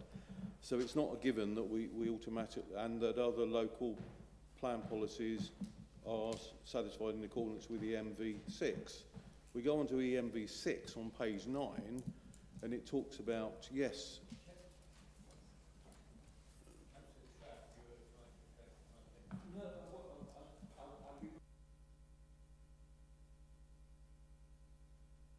refer to Councillor Sharp. Yes. Just very quickly then, EMV6 talks about that renewable energy should be supported, but unless it's out and unless the wider environmental, social and economic benefits are outweighed by significant adverse impacts, such as local environment and visual landscape impact, impact on the character, views, in particular those of Ely, that cathedral, that protected species, residential amenity, safeguarding areas and heritage assets. But I mean, residential amenity, I would have thought, because that must cover, I would have thought, the battery explosion or the battery fire issue. I mean, I agree with what's been said earlier, just to come back and then I'll stop, that I don't think the applicant has really they've come in with a very, very poor application, in my opinion, in terms of they didn't answer any of the real detailed questions. They had no answers to them, and yeah. I think there's a great danger of receiving an application for green energy and saying, oh yes, it's green energy, we must allow it. I don't think, just to what Councillor Sharp has been saying, that actually I don't think this is a good application. It hasn't been thought through. Otherwise, I'd be supporting it. But to me, there's a significant risk of us allowing this application without actually much control. And I would be very hesitant about actually allowing this through, because I think there is a real risk here that it hasn't been thought through. All of the questions all the answers seem to be, oh, well, we'll do that in post-condition, we'll do that in post-condition. So that's why I will be supporting Councillor Sharp's motion. Does any member feel there's any value in deferring this matter?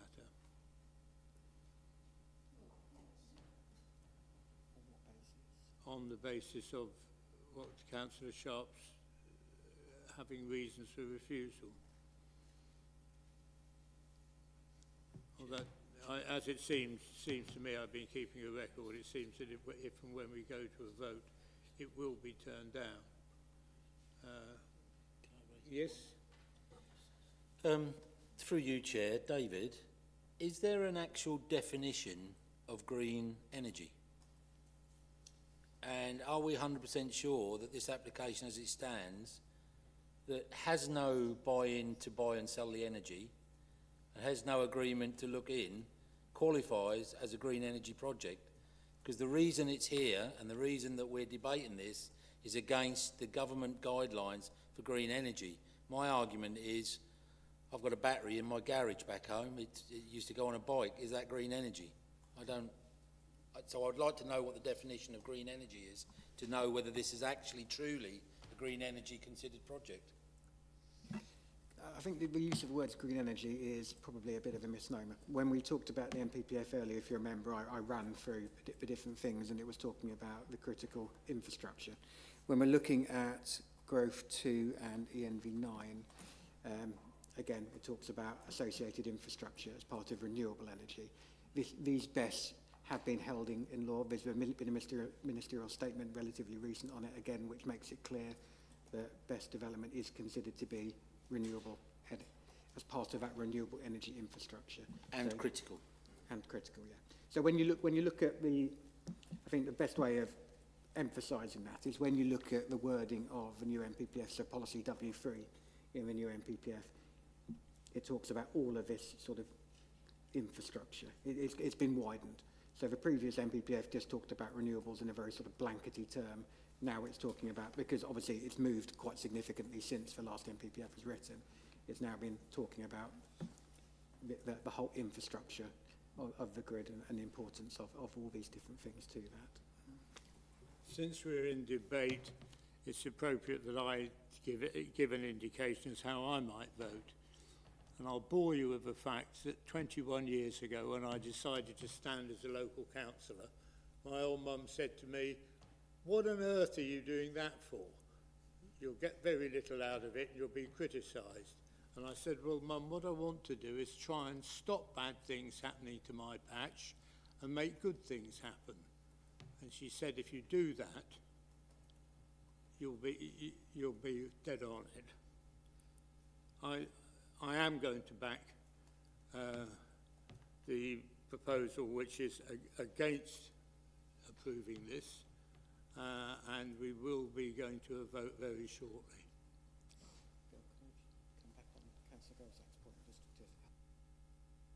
I'm going to read just to members the definition in the MPPF about renewable and low carbon energy, because I think It's not hours long, but I think it'll be useful. I hope not. I don't want to do it if it is. It just says it includes energy for heating and cooling as well as generating electricity. Renewable energy covers those energy flows that occurs naturally and repeatedly in the environment, including from wind, the fall of water, the movement of oceans. I'm going to paraphrase now because it's a little bit longer there. Then it goes on, such as heat recovered from data centres, as well as the storage of renewable and low carbon energy, such as battery energy storage systems. Open brackets, BESS, close brackets. The BESS is specifically stated within the definition. Thank you.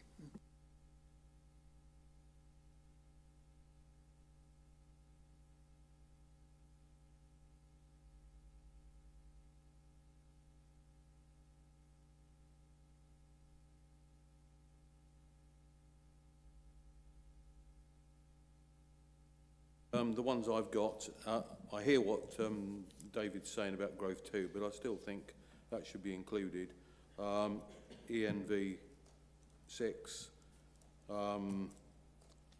health and safety issues, noise pollution, and it's probably not, I'm not sure where we can include this, but I agree with others, and certainly Councillor Trapp, about the actual preparation of the application. I think it didn't. They really hadn't prepared it, and therefore we haven't got answers. You know, we're unable to get answers to the questions. Whether that would have changed my opinion or other members' opinion, I don't know.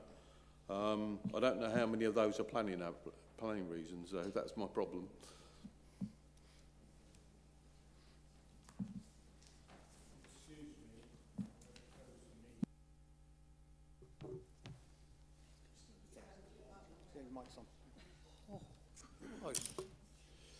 Right, we'll carry on.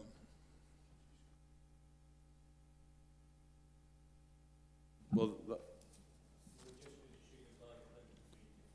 yeah, I think I'd finished. I was the last one I was saying was about the poor application. I think it's echoing Councillor Trapp's point of view. Councillor Trapp, you're seconding it. Okay, well, Councillor Smith. Just to stick my oar in, you did ask a few minutes ago whether there was any appetite for considering a referral for, or a deferral for 3 months or whatever. A lot of work on all sides has gone into this. If better answers, more information could come forward, that might just swing the decision. Does anybody feel there's any value in that?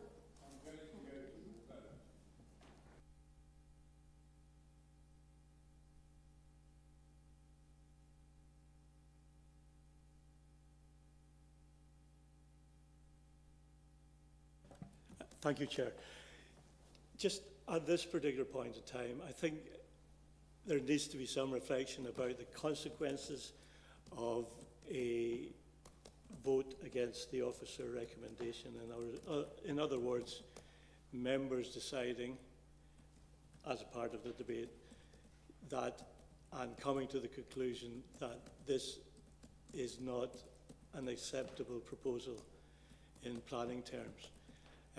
First of all, there was a question about, there was a comment about the application not being well prepared. That is not a good reason for a planning refusal, I would have to say, because it may not have been well prepared in your eyes, but at the end of the day, the officers have assessed it, they've come to a conclusion. The conditions are very extensive, and they have actually covered, I would suggest, most of the points of concern raised by members and the neighbours. So it will go to, if it does go to appeal, then the council has to support the reasons for refusal put forward, and I would have to suggest to members and recommend to members that any reasons put forward for refusal will be very difficult to sustain at appeal for all the reasons that David mentioned earlier on.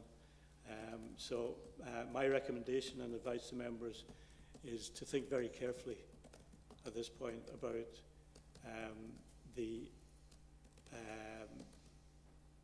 motion and the resolution to refuse the proposal.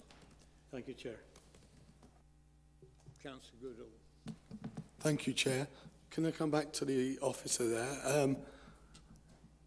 Saying a badly presented application is not a good thing. What about when it involves the safety of the people who live around there?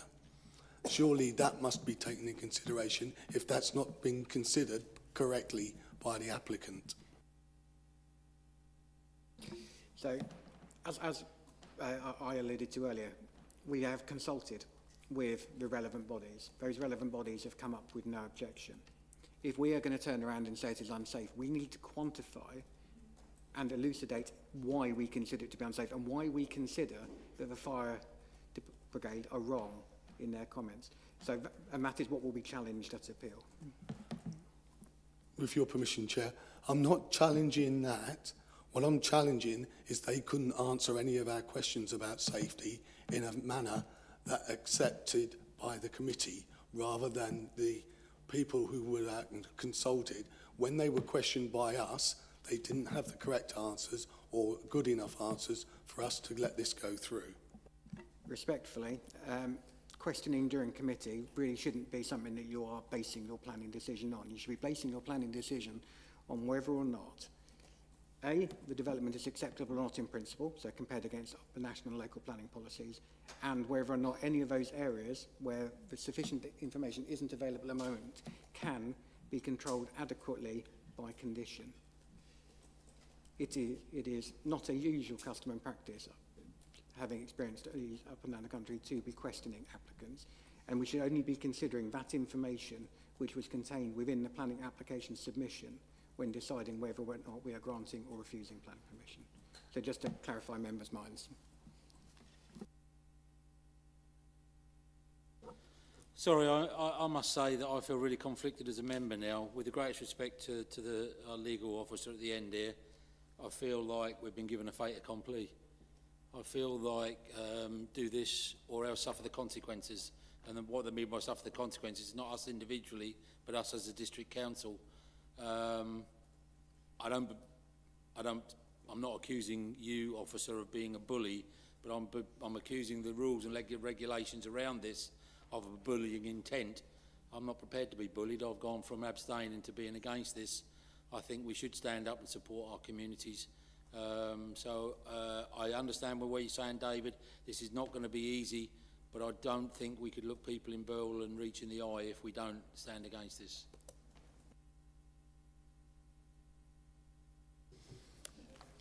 Well, you've definitely made it clear, Mark, that Councillor, he's popping up, isn't he? up away you go. Thank you. You've got your lights on, guys. Yeah. Thank you. I'm really so torn about this. I really want to support our officer's advice, but on the other hand, I'm deeply upset about all sorts of things. Please, Chief Planning Officer, would you think that if we were to defer this, you could condition the matter in any way to make us more comfortable with it? My question to you, Councillor Colbert, on that would be is what that we haven't included in the conditions would you want to be included in the conditions? Because we've covered a large amount of things in those conditions. Now, I know the members aren't necessarily comfortable with the answers that have been given today by the applicant, and that's understandable and obviously well entitled to make whatever views and decisions you want to make. If you were to defer it, there's two reasons why.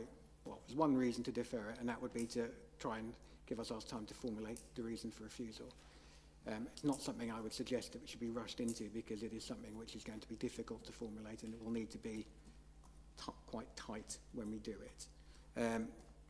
With regards to your question about additional conditions, I would need to understand what additional conditions you think that you're missing, so we can consider whether or not they can be added on. Because quite frankly, they could be added on today as part of a vote if members are minded to do so. Thank you. Condition, if it's okay. The two ladies that spoke very well at the very start of this and said that they'd presented to our council an awful lot of questions and matters and statistics based on the other battery storage situation in and around Burwell and Reach. A deferment would at least give us answers to know that this council is handling everything properly and as it should do in those matters and the safety matters concerned, and that could well take away a lot of the safety matters that are weighing on my mind, and I'm assuming my colleagues' minds here today, if we were to have a deferment until such time as that was answered. I know that's a bit extraordinary, but I think that would be a good deferment reason in my head.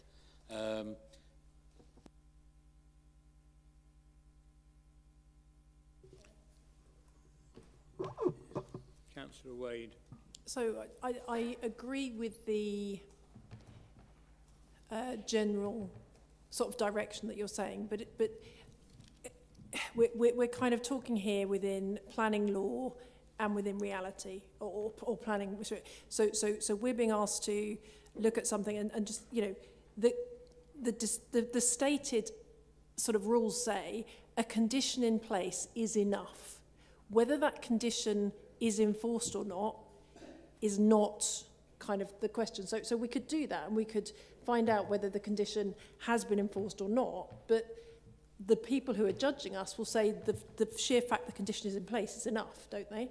So our kind of investigation into whether conditions are or not enforced in this council won't actually change. If we find out they're not, that's irrelevant to the decision that's going to be made by the people who are reviewing the situation. So I completely get your sentiment. I just don't think it actually changes the fundamental position that we're in at the moment. But. So what is your suggestion, Councillor Wade? I think my suggestion is that there is not, given the very black and white kind of presentation we've had, I'm not sure there is a hard and fast way that we can assure ourselves in the way that we have stated we want to, that will satisfy people looking at the appeal process, if you see what I mean. I don't see you know, what we can do between now and then that changes the black and white. I am still of a mind, as you've said, to refuse it. You know, for me, the things haven't changed. I do understand the facts, but I think the reality as voiced by the residents exists slightly separately from those facts in the black and white way that you're talking them. And part of being a member is about trying to be the voice and the representative of the residents. And I think that's why we're also conflicted, because we do understand the legislation that you're referring to, but we're also listening to a reality on the ground, and the two of those don't seem to be particularly compatible in this case. And that's where our kind of, I guess, you know, if we're just taking a stand and there are consequences to that, but we are trying, I think, to give voice to the residents, as I think most of us think that's our job to do so.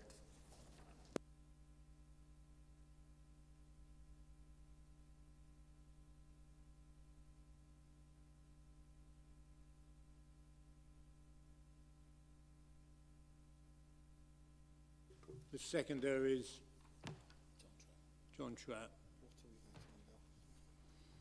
Pardon? What are we voting on? Because we haven't got We are. I'm about to get to it, and we've got Councillor Sharp has proposed that we go against the officer's recommendation, and I want to hear very clear what the reasons are for that. Okay, I'll come in. It's been interesting listening to what fellow members have said, and there's two things that sort of I dislike about the application. One is I think we're being boxed into a corner, but the second thing, and I respect what David said, but in my opinion, part of it coming before planning committee is that we ask the applicants, and I mean, you do, I go through it, I go through the agendas and I make notes of what I want to ask. I'm sure others do that as well. And I came here tonight and I didn't really get any answers that I wanted from, or any explanations from the applicant. And I voted against things before in this chamber, including stuff where there's been a big housing estate with outline planning permission, and we were considering the full planning permission, and I voted against it because I didn't think the proposal coming forward was good enough. So, you know, I've got a track record for that, I suppose. Whether they're planning reasons or not, I don't know. I hear what David's saying about Grove 2, but there is a caveat within, I haven't got it on the screen now, within Grove 2 that says we don't have to accept everything. But what I'm hearing from officers, and again, with respect to them, and I don't mean to disagree, but we're being boxed into a corner that we either accept whatever scheme somebody puts forward, or we face a and I chair the Finance and Assets Committee, so I don't certainly want to incur any extra expenditure for the authority. Both two. See, again, I hear what David's saying about that they could be put in conditions, but health and safety issues, noise pollution, we've not really had an answer to that, because if there's a fire, we didn't get an answer. How long will the fire and rescue team take to get to the site? Oh, the answer was, oh, that's up for Cambridgeshire Fire and Rescue to deal with. And we had a similar answer on a number of questions on that. So I would have said those are. Health and safety's got to be a planning reason, but I'm probably wrong. And EMV6, again, I think that there are exceptions, although we're possibly not as strong on that. But happy for other members to contribute with some other planning thoughts. But the whole, yes, I could the whole principle of it's not right, in my opinion. I could ask and say to members, even though you aren't proposing it or seconded it, are there reasons you'd like to add to Councillor Sharp's proposal? Yes? It was muted earlier, I don't know where this would sit, but it was muted earlier that there's a natural break and an animal corridor of the road. I haven't got the road in front of me, the name of the road that this development is on. Yes, and this is the only development, no, I'll rephrase that. This is the first proposed development on that side of the road, right? If you look at it on a break, it seems very natural that all this development, should it come forward, should be to the north of that road, not to the south of that road. And I think that's a planning reason. So that might change the character of the area. It would certainly change the environmental impact of the area. So do you feel you've got enough reasons, Councillor Sharp? I think I have, but I'm not sure officers necessarily agree with me. I think is going to talk. Well, I was going to talking about the siting of it, it is in part of this is saying it should be quite near the whatever it is, the substation. But actually, if you think about it, the power lines take things away miles. So to actually have it sited next to it is only, or a further field by 1 mile, actually doesn't make that much difference to the energy loss at all. It's quite, you just have thicker cables if you need to, but most of the energy is supplied by those high pylons to the rest of the country, and that goes for miles. So I'm not sure that there's a necessity for it being situated so close to the substation. It could well, as Councillor Goldsacker said, could well be.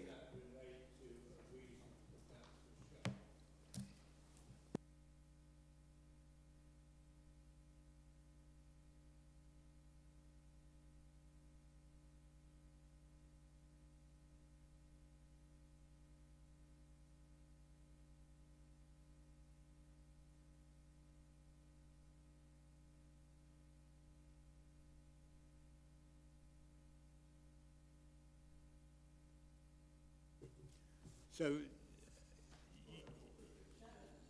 yes, please do. Well, I will just reiterate that our legal advisor has reminded us that if it goes to appeal, should we go against the officer recommendation, we might be on a very shaky position. It will cost the district considerable amounts of money, and the community will still have their unwanted battery storage. I did suggest that we might consider deferring it in order that they might be able to improve the information within their on their application that could make it more acceptable to both the community and to ourselves. Councillor Sharp, would you consider talking about deferral with the same reasons that you had, and then we would have the opportunity of looking at this in a few months' time, and maybe some of our worries would have been dealt with. Can I ask a question then? Yes, please. If members are considering deferral, there's two reasons, or two ways you can consider a deferral. One, you could consider a deferral or a delegation to myself to work with Councillor Sharp around reasons for refusal.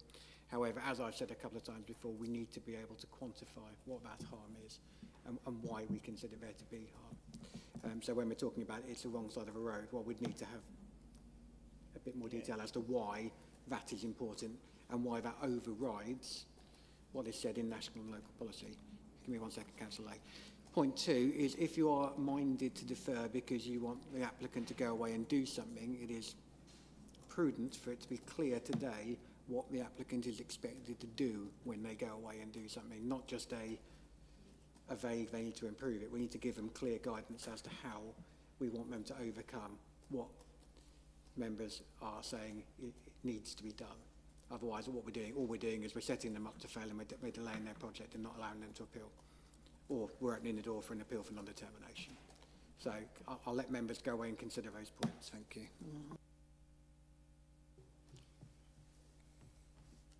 So we could defer and you could work with Councillor Sharp and help him to put in the deferral notice. As I've alluded to there, I still think it's going to be very difficult, not impossible, but very difficult to come up with something which will have a chance of standing up with any sort of weight. I think members, if there is any appetite for deferral because they feel this can be overcome, I would urge that to be your first consideration before we go down the potentially tricky route of appeal. However, obviously as officers we are here to do what members want us to do, so clearly it would, should members want to go down the route of refusal, then clearly I will work with the elected member and either you can delegate the power to myself to do or bring that to committee.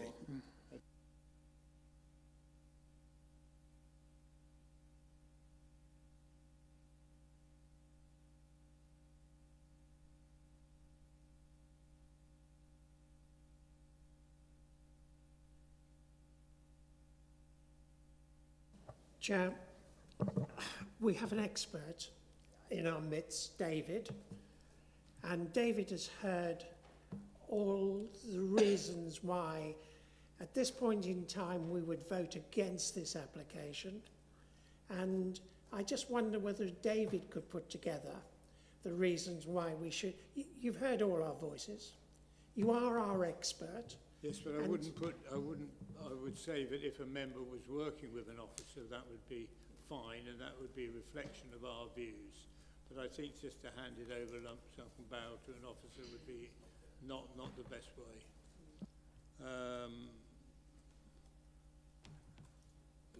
Martin. Thank you, Chair. All I was going to say, just because something is difficult doesn't mean you shouldn't go for it. You must, if you feel it's right, then you fight for it and you deal with it, and if the circumstances come back and you lose, then we take the financial hit and we move on. But there is a chance we could win because we put the fight over correctly, and I'm for Alan and David getting together and putting a good case forward.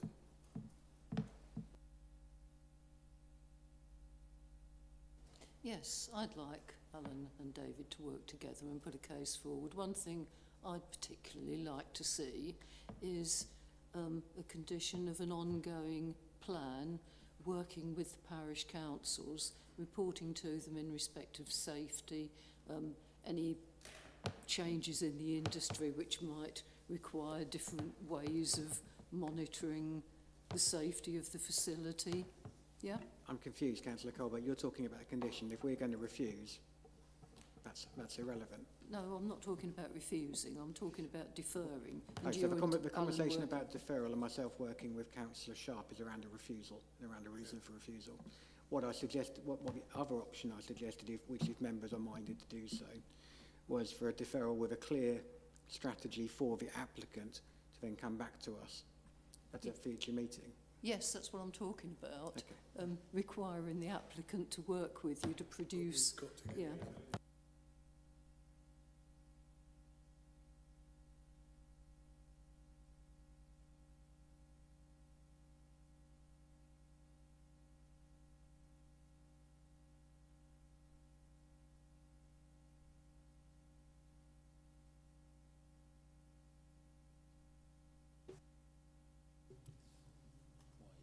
Councillor Wade. I was just going to suggest, in terms of the reasons, the adverse impact on nature conservation interests, and I just wondered whether the capacity of physical infrastructure includes the sort of fire service capacity to respond, etc., with the kind of thing. I know you've said they've been signed off, but is that something we could probe a little bit further in terms of truly the impact? The problem I have with that is that would need to be something that they were raising. They've not objected. The guidance as present is in all planning matters is if something is covered by other legislation, then we should not be concerning ourselves with that. So I think that would be a very, very difficult thing to substantiate unless the fire brigade were willing to stand up in an appeal hearing and make those comments. Obviously there's nobody here to say today that they would do so, and their written comments do not seem to support that. Thank you. Okay. We have Councillor Trapp. I'm astounded, actually. We've been here over 2.5 hours debating this, and all been told is we have to accept it. I just can't understand this. Why are we meeting then if we have to accept it? We wasted 2.5 hours plus a site visit for this, and we should be, like Councillor Goldsack, Councillor Wade has said, we should be standing up for the residents. This is ill-prepared. There's not sufficient planning reasons or given for doing this, and I'm still stand. I know the planning officer, chief planning officer, is saying that the fire service has said a no comment, but I don't think they have actually understood what the reasons are for having these things, and I think they've just sort of said yes, it's fine, and we don't. Councillor Lay has said about, is it Milton? Not Milton. Red Lodge has an evacuation policy for all the inhabitants within 1 kilometre. They are treating that as seriously. We don't have this. We're just saying, oh, well, we'll just have to let it go. I think what I've got to do is try and judge what members' views are in relation to either opposition or deferral. Pardon? Yes, please do. Thank you, Chair. I think the conversation we're having at the moment illustrates the difficulty of preparing supportable reasons for refusal. They will have to be very tightly and very precisely drafted, because if it does go to appeal, obviously there will be a great deal of scrutiny of the reasons for refusal, both by the developers' legal representatives and agents. So my suggestion to you at this point is, rather than continuing respectfully not to go around in circles on it, is to defer, and there could be proper preparation and scrutiny of what the reasons for refusal are. That is my recommendation. Thank you, Chair. I think we're getting quite close to voting for, not necessarily agreeing, voting for deferral, and with it written in that there is working together with the head of planning and Councillor Sharp to clarify the reasons for that deferral. Sorry, Chair. To clarify the reasons for the non-acceptance of the application, the deferral is just to give us some time to do that. Yes, non-acceptance of the application. Yeah. So, yes, Councillor Sharp. Yeah, I've deliberately sort of listened to everybody. I didn't want to stay any more, just to try and get the views. And I understand this, but I'm trying to understand where we're now at. Are we saying that we're going to, or the suggestion is that we defer it and go away and think of, but come up with the concrete reasons why we're going to reject it? Or are we looking at it as a deferral so the applicant can come forward with, in my opinion, and I think certainly one other members have mentioned it, more concrete.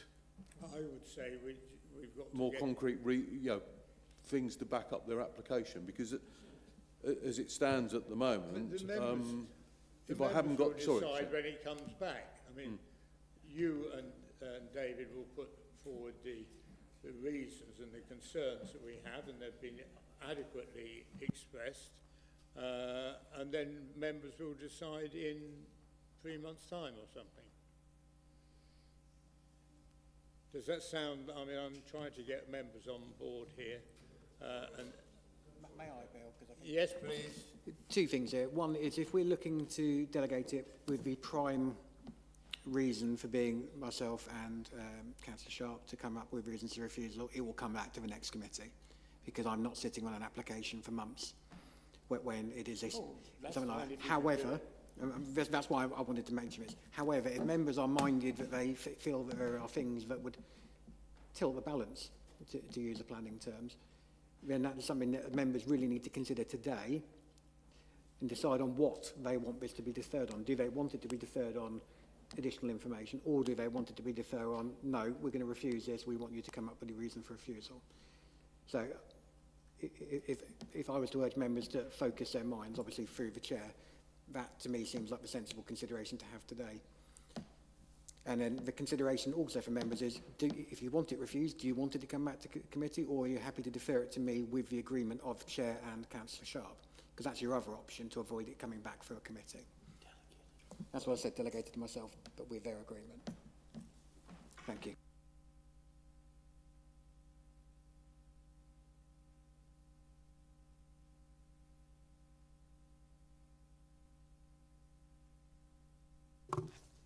Referral, and we'll put that to a vote, and that is on condition that Councillor Sharp and you work together to find a solution that you feel will be acceptable to the committee, and if you want it done at the next meeting, so be it.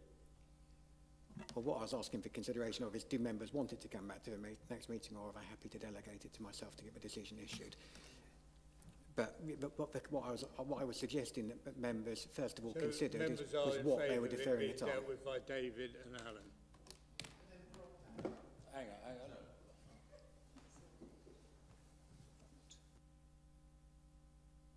Yeah, just thank you, Chair. Personally, I feel it should come back to committee because so the public can see it. That's a personal opinion. I don't know how others disagree.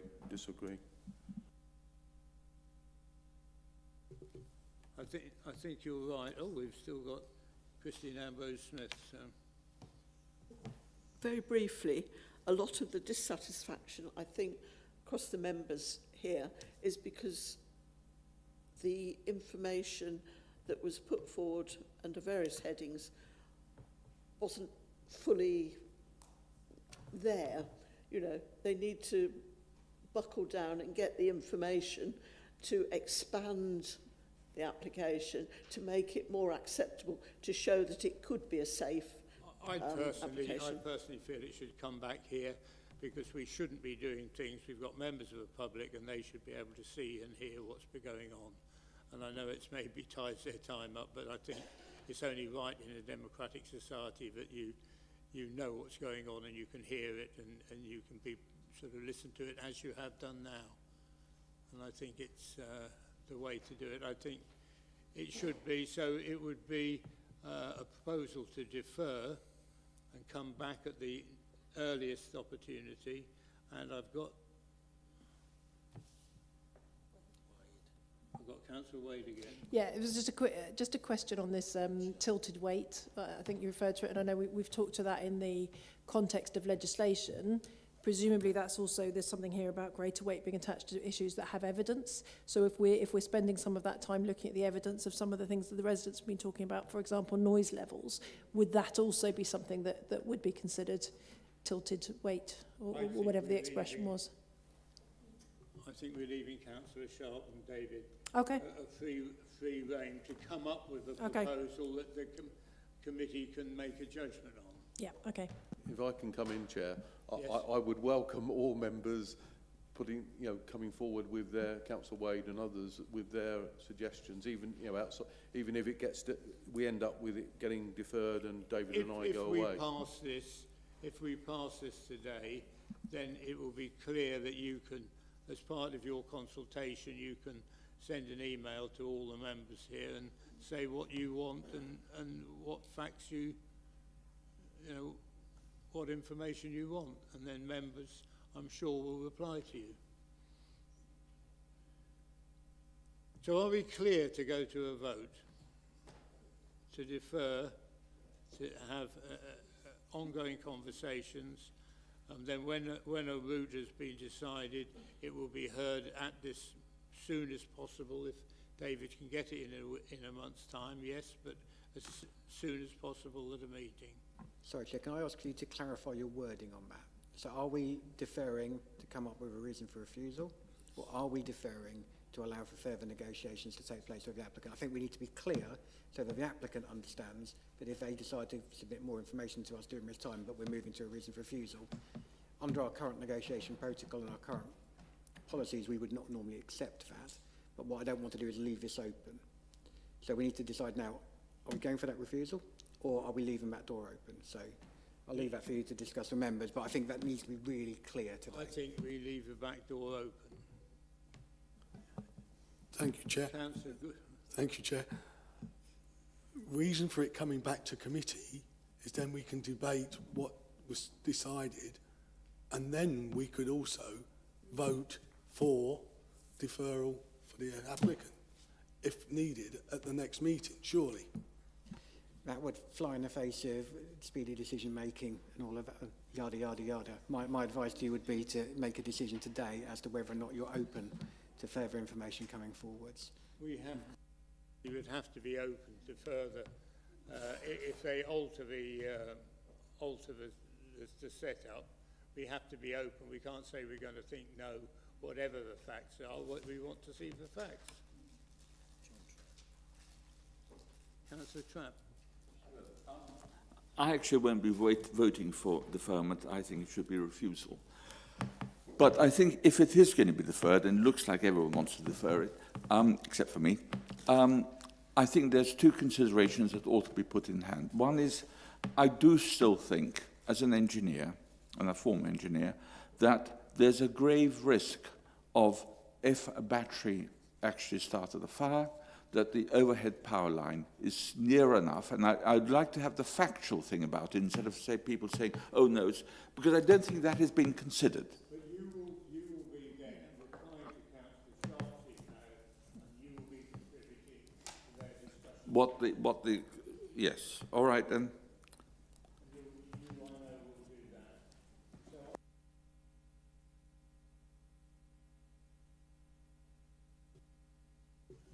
We want a reconsideration, not necessarily we don't want to be predetermined. Okay, so you're deferring for a period of time to allow Further discussion between discussion between myself and Councillor Sharp, but also for the applicant to provide further information should they be minded to do so. Absolutely, dead right. So, can you remember exactly what you've just said? I'm hoping Democratic Service. Okay, so we are eventually going to go to a vote, and it is going to be, as we said, who have we got to proposal deferral? Alan Sharp, I say, and Councillor Lay. No. And Councillor, so Councillor Sharp and Christine Ambrose-Smith are the proposal seconder, and we are going to vote to defer the matter in line with what David has just said and has been recorded by the clerk. Will those in favour please raise their hands? One, defer. 3, 4, 5, 6, 7 votes in favour. Will those against it please raise their hands? 1, 2, 3, 4. That's all votes, Chair. 7 in favour, 4 against. So the matter is now deferred. Thank you, members. I don't know whether you just want to breathe a sigh of relief. Members of the public, I will say we normally not say as long as this, but I think you should be aware that we do take these things seriously and try and find a solution to these problems. And so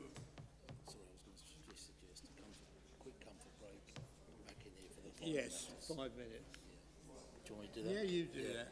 5 minutes. Can I just say, as our guests leave the room, thank you very much for coming, but we will take another 5 comfort break here and be back here, let's say no later than 6:20. We have still got matters to approve or not. Thank you.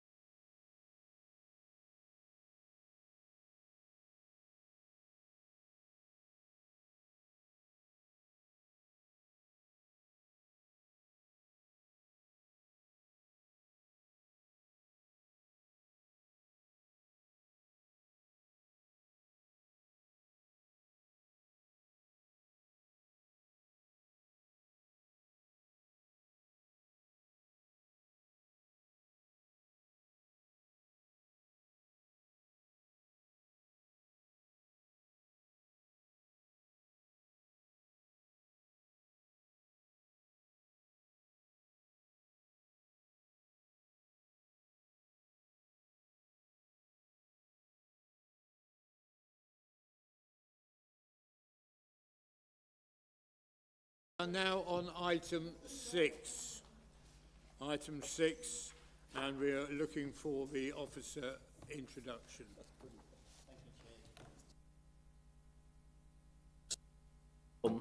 Thank you. Thank you, Chair. Good evening. This is a householder application for conversion of an integral garage into a playroom with the opening infield with white UPVC shiplap style boards over matching brick base and white UPVC window, and erection of a single-storey glazed porch to the rear with white UPVC frames and panels over matching brick base, effectively a small conservatory. The application is referred to committee given Councillor Colbert is the applicant, and in accordance with the Constitution, Swan Edwards Architecture has been appointed as agent.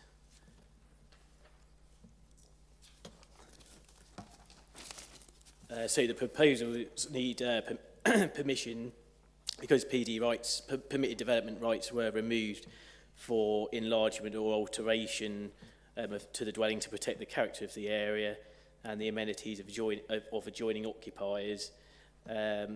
Also, these are not permitted development given within the conservation area due to the inclusion of plastic cladding. Householder technical guidance states this includes both cladding of the existing dwelling and any enlarged part. Basically, the application requires consideration of the acceptability of white UPVC cladding and panels in the conservation area, amenities of neighbouring properties and the host dwelling and parking capacity.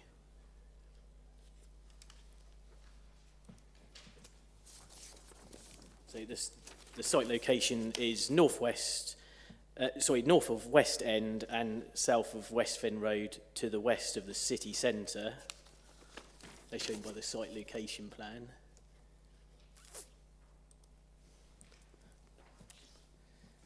The left map shows the extent of the conservation area outlined in green.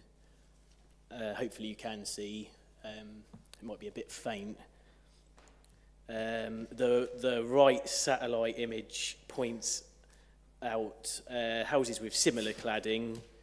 The location of some silver birch trees, as trees are protected within conservation areas over a certain diameter, and also the adjoining properties are pointed out either side and to the rear.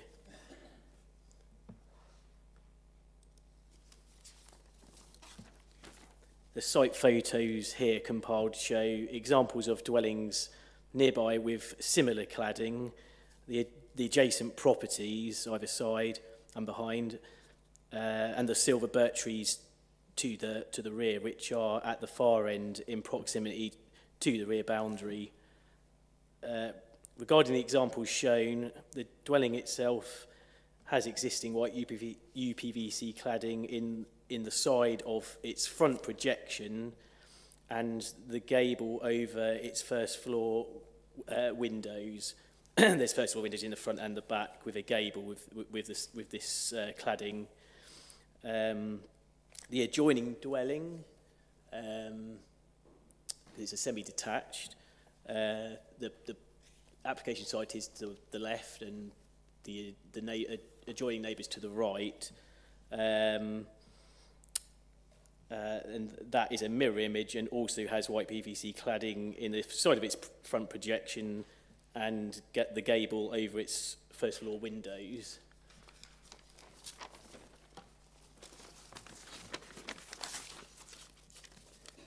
One bungalow opposite, which is number 11A, has half of its front gable cladded with white UPVC shiplap style boarding, which is this one here. I'm not sure if it's clear, but they are boards, UPVC shiplap style boards. A small house opposite, which is number 15, that's this one here, has the gables over the porch and first floor window cladded with white UPVC shiplap style boarding. Regarding the neighbouring properties either side, the attached dwelling number 12 has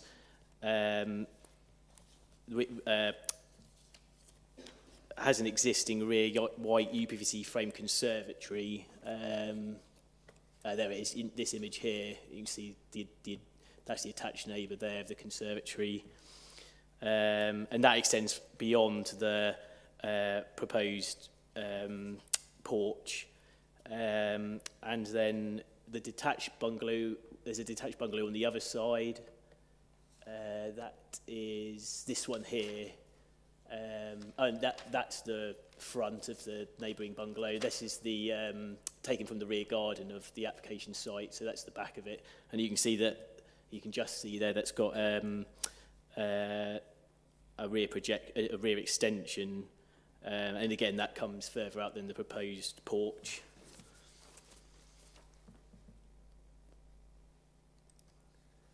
Then obviously these are the proposed plans. The proposed garage conversion is within the existing front projection and the porch, the front projection and the porch to the rear.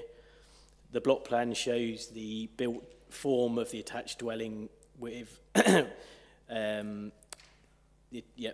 attached dwelling and bungalow to the northeast with rear extension. It can be seen that the porch would not project beyond these. As you can see, that's the detached bungalow's rear extension and the conservatory of the attached dwelling. So yeah, then it sits within those footprints. Apologies.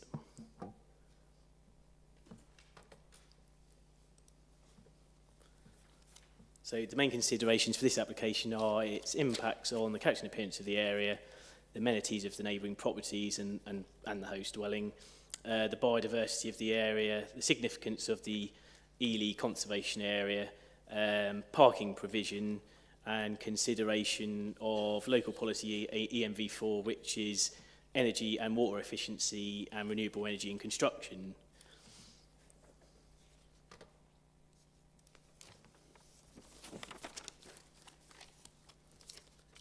And then with regards to the impact on the character and appearance of the area, it's considered that the rear porch is unlikely to harm the silver birch trees given on an existing patio and a good distance away, so there shouldn't be any incursion into their root protection areas.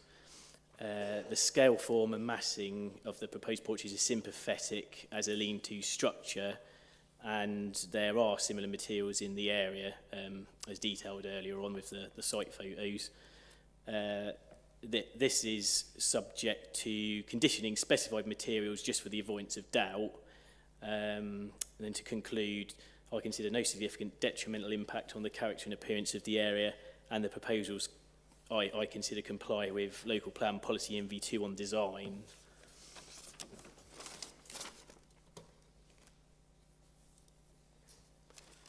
And then with regards to the impact on the amenities of neighbouring properties, it is considered that the scale massing and siting of the porch would have no significant adverse impact on neighbouring dwellings. There would be no overlooking given the site levels and existing boundary screening to the rear and the distance from the dwellings opposite in terms of the garage conversion window. Furthermore, the host dwelling is considered to retain sufficient private garden space after the construction of the porch. So in conclusion, I consider no significant detrimental impact on the amenities of neighbouring properties or the host dwelling, and the proposals, in my view, comply with local plan policy EMV4 on design, which also covers amenity.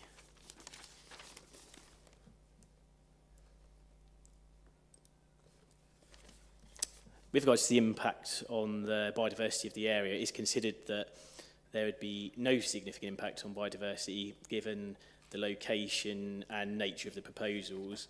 I believe conditioning enhancement, which is talked about in the condition, that would be disproportionate, given the scale, the small scale and nature of the proposals.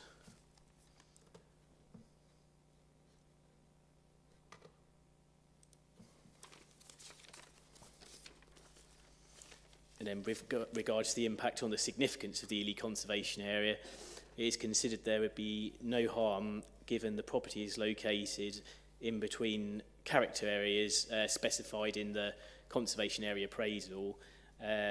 Therefore, it's not in a prominent position within the conservation area.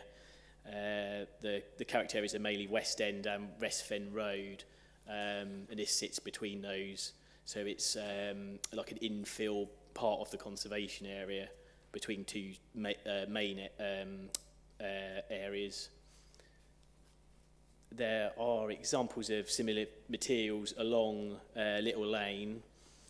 The proposed porch is subservient, and the conservation officer reinforces these considerations as he has no concerns, and conditioning the specified materials should be applied just to avoid doubt.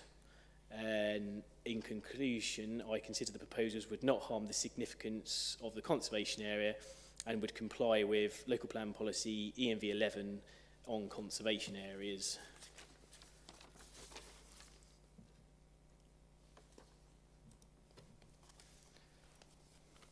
And then with regards to impact on parking provision, the existing garage has already been subdivided to provide a utility at its back end.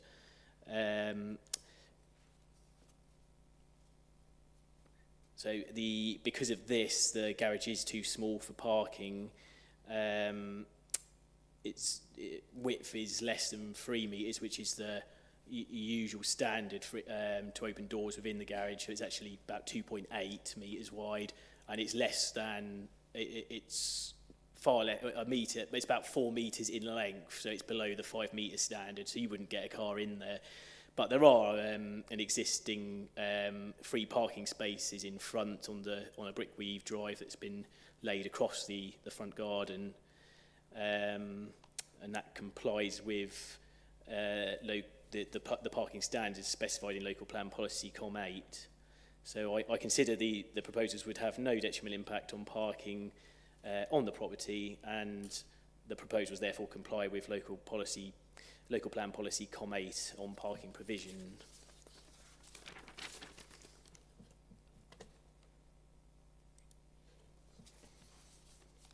Under other matters, I've included local plan policy ENV4, which seeks demonstration of how all aspects of sustainable design and construction have been considered with the aim of reduced or zero carbon development. But with regard to this policy, it's considered that it would be disproportionate to refuse without such details, as the details of this have not been included. But yes, I would say it would be disproportionate to refuse without such details, given the small scale of the proposals and minor nature.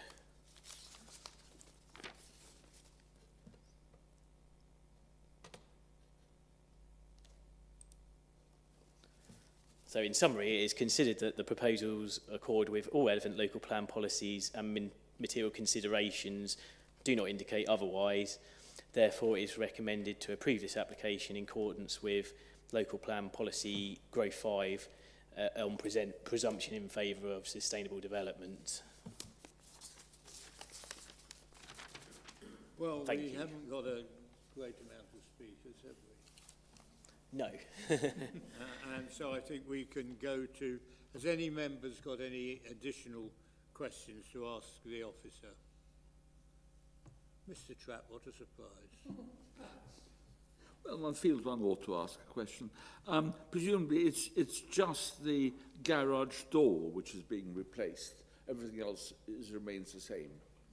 Is that right? That's right, yes. There's no external, there's no enlargement, just an alteration by filling that opening. So, yeah. So this actually looks, domestically, it looks much better, actually, than a garage door.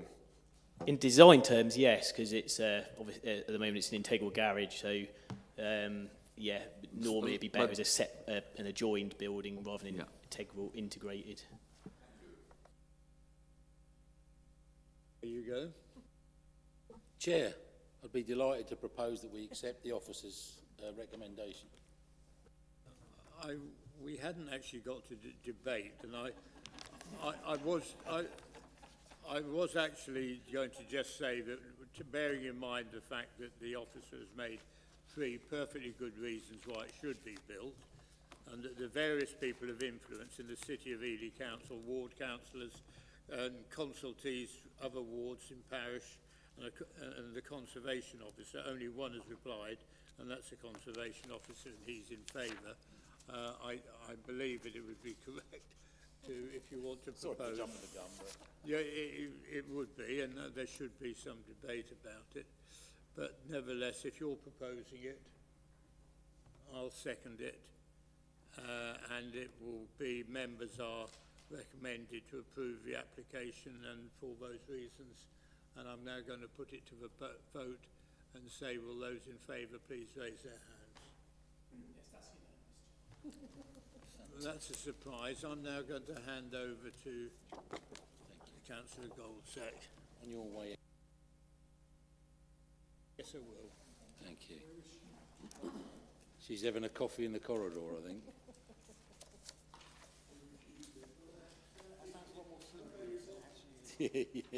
Yeah. Oh, what's he done with his notes? Oh, I'll ad-lib it. Ad-lib it.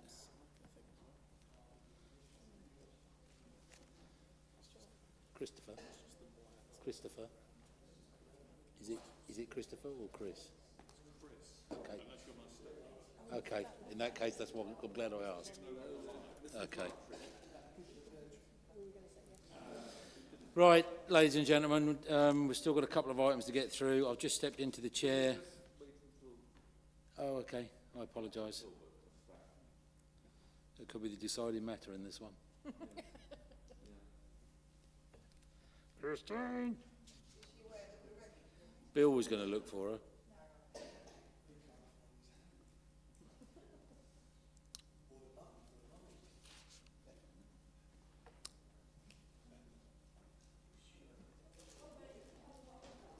Come on.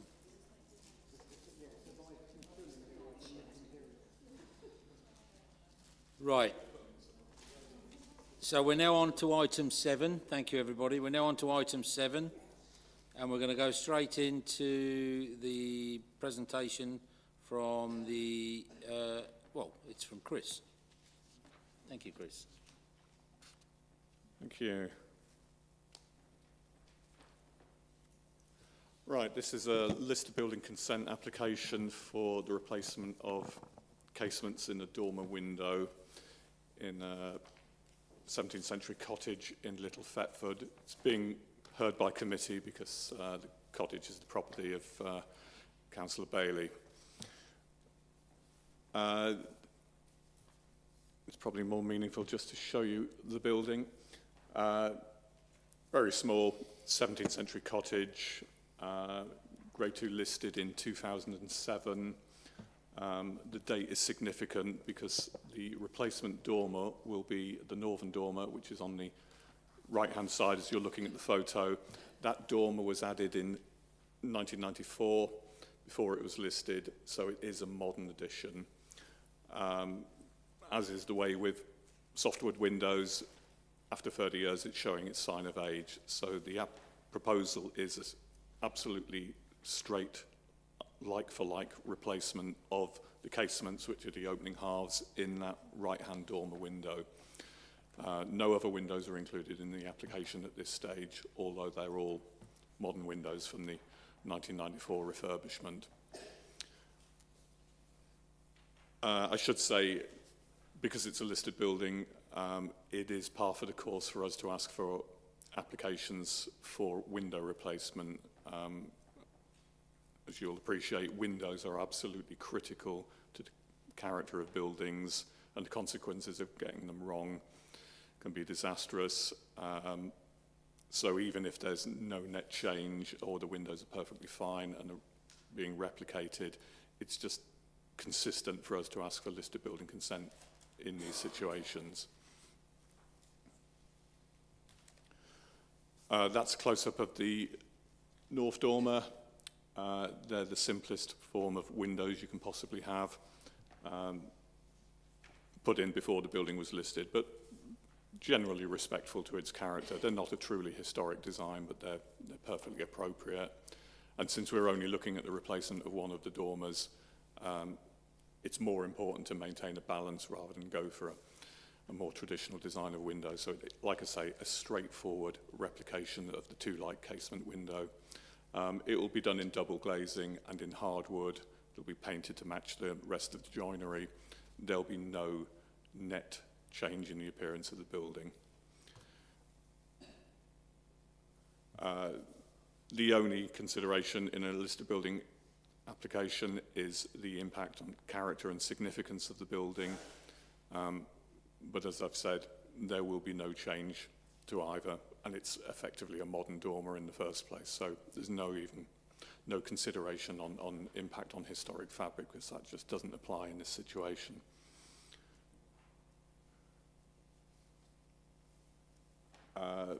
That's an elucidation of what I've just said.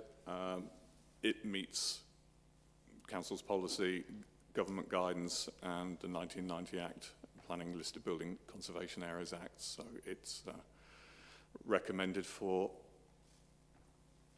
approval of the application on that basis.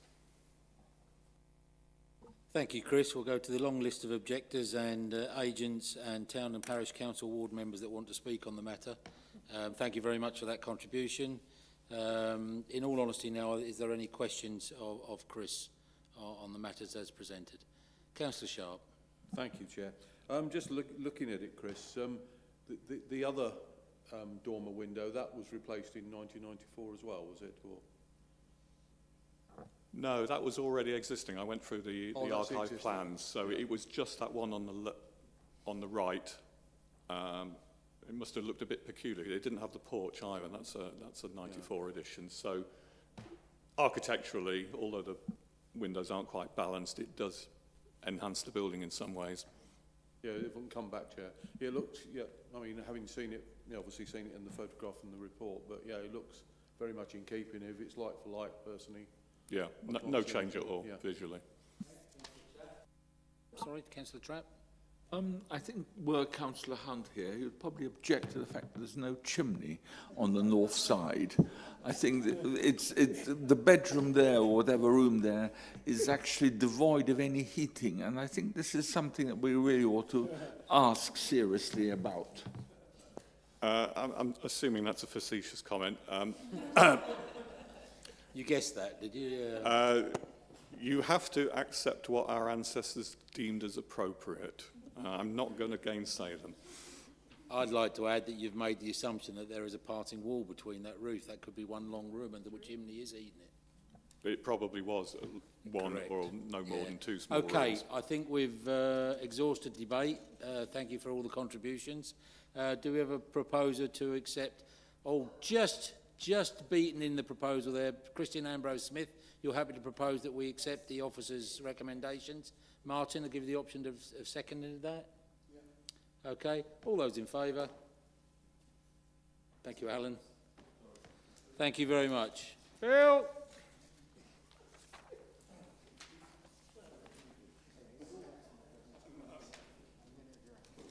Well done, Chris. Thanks, mate. That's the problem when you write a good report. That's not to say that the other ones weren't. They were good. No, I wasn't saying that at all. I'll withdraw that remark. Good debate. Good debate. You have to have a chimney. Go on, Bill. There you go, mate. That's yours. The last leg. Yeah, we're on item 8, mate. Sonica. Item 8. Yes, we will be item 8. Sonica. This is David, isn't it, I believe? Yole on Sonica. Yole. Good old Yole.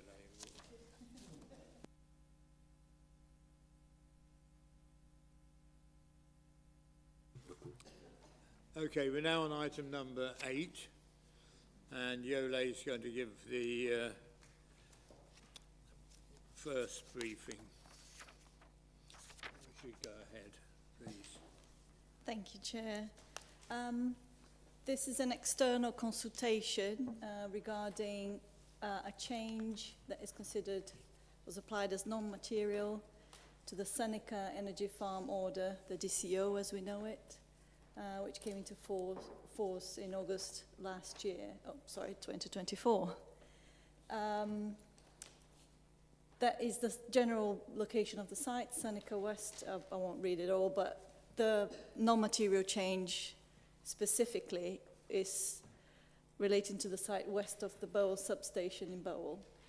And the applicant is Seneca Limited, who's applied, in fact, for the Secretary of State and not for the Council. So we are responding to a consultation, statutory consultation on the process. As I said, this is the site location. Let me see if I can get the best pointer. The area shaded in yellow. This is Newen Drove and Highton Drove, and Weirs Drove to the west of Bowell Village. Just so you have an idea of the proportion of the change, these, and apologies, these aren't plans numbers, but this is part of the formal DCO that's already consented. The red boundary of the DCO is all those lines, all these areas covered up until Bowell substation, which is here.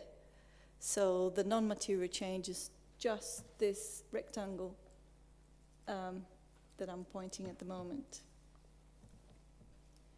As a background, so this is a development that, as you members will know, is already consented, which authorizes the generation, the storage, and the transmission to connect with the grid and therefore associated development to do so. The extension of the Bowell station happened after the application for the DCO. Reason why this application is now being made after the consent was granted. The proposal itself is to change the red boundary to include the extended area for the substation, and allows then connection of the cabling to the extended area, which is called works number 4. So the DCO itself, which is appended to your report, lists all the works that the DCO allows. So work number 4 is relating directly to the cabling connections. As you can see here, this is the shaded area that was shown on the plan. It is an existing, it's the infrastructure that is already there. So there's no proposal to extend works to this area, but only to bring this a cable connection, which was going to be to this part of the substation. It now will have to be to this part, which has been extended. These are images from the site, from Google Street, but they're quite updated. We're talking about the substation area that is behind these containers. Therefore here, and this area here, not including this path. The main considerations are whether the changes are non-material, and the scope of the changes, whether they are acceptable. The two main topics covered are ecology. The key issues are ecology and drainage. In our view, the changes are non-material, considering the proportion, the scale of the change, and the scope itself. In terms of ecology, there was an updated walkover that's submitted with the application. There were signs of protected species in the additional area. However, there were species already reported with the DCO, and therefore the same mitigations would apply. And it's a different way of saying that materially there's no change to the consent that has been granted already. And the information has been reviewed by our ecology and trees officers, and they have not objected to the non-material changes.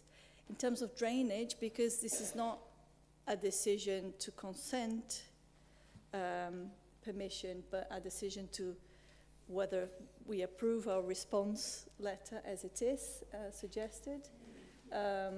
The drainage is not covered in the report because the LLFA, the lead local flood authority, and the ICB will be consulted directly by the Planning Inspectorate acting on behalf of the Secretary of State.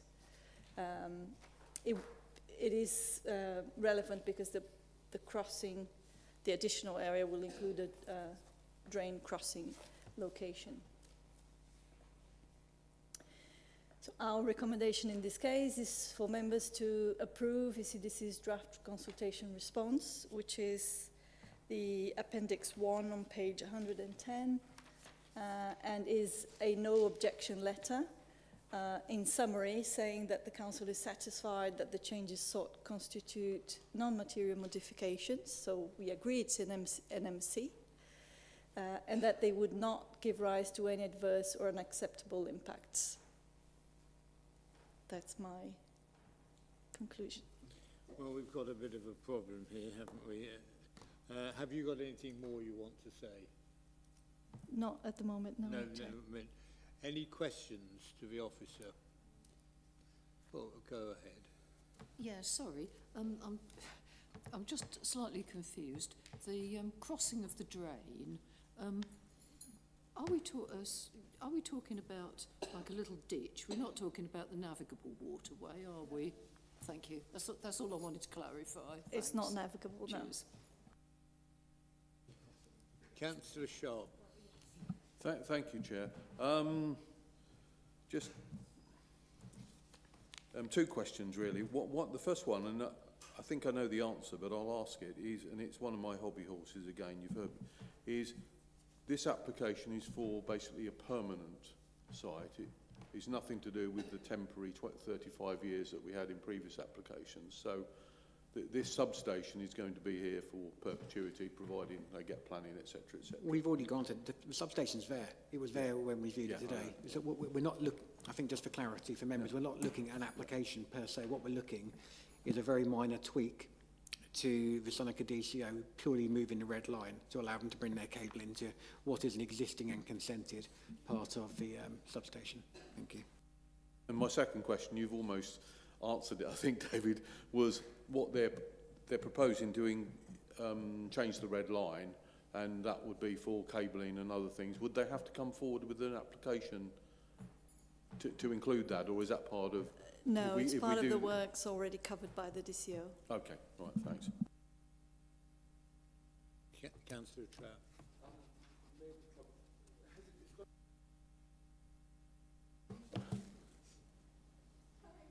Hello. It's got to go underneath Bottisham Road, hasn't it? It is in the drainage area, that's why the ICB is being consulted.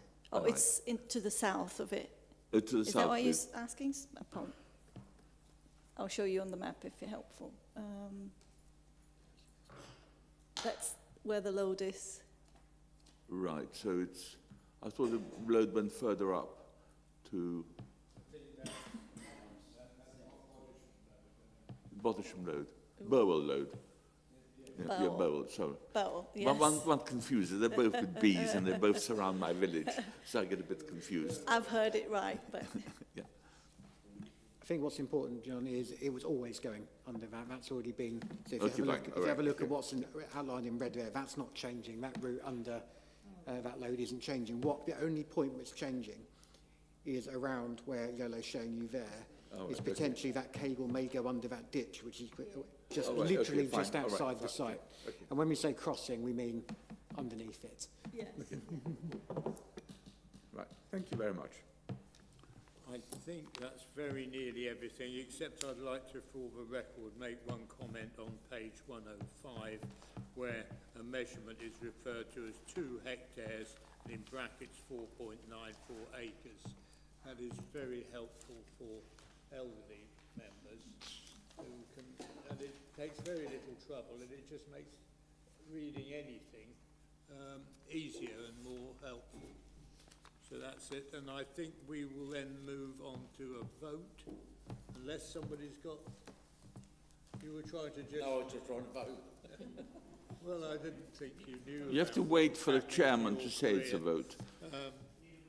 Anyway, so who's going to propose? You can propose instead. Anyone to second? Fine, so we've got the two proposed and second. Pardon? John Trapp is seconding. Councillor Trapp. Would you like any more decorations or how to cut your shirt?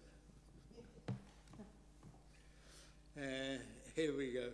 So those in favour of there are two items. The Planning Committee is recommended to approve the draft response, which is the first one. Will you please raise your hands if you agree with that? That's probably unanimous. And the point B is also proposed by Vice Chairman and seconded by Councillor Trapp. And those in favour will raise their hands. Thank you. So those are now agreed. I beg your pardon, you abstained. I'm sure Patrick's got a note of that. So we now move on to planning performance. David, have you anything to say? Thank you, Chair. Nothing really that I wanted to draw to anyone's attention on this. So, obviously, as always, I ask members to note the reports you've got in front of yourself. We have had another appeal decided, probably since this was written, that members might be aware of, which was for the tennis courts at Ben's Yard. For those members that haven't seen or read that appeal decision, the appeal was dismissed, but it did leave them the opportunity, if they can overcome the protected species and bats issues, that they could come back with a further application, which we would find difficult to support. So we, just for members' benefit, because obviously that came through Planning Committee, they supported us on the protected species and the bats. They did not support us on car parking or appropriate use of the land. So we'll obviously go away and reflect that as officers, but I thought it was just a useful thing to bring back to members today, because that's come in relatively recently and was heard at committee relatively recently. Thank you, Chair. Happy to answer any questions. Could you clarify that the Ben's Yard is resubmitting the tennis proposal? Well, it's for them to go away to see if they can overcome that reason for refusal. They're going to need to undertake some So they've now got reports. work to do to come back. Correct, that's right. So the ball, if you excuse the pun, the ball is in their court. Very good. And just...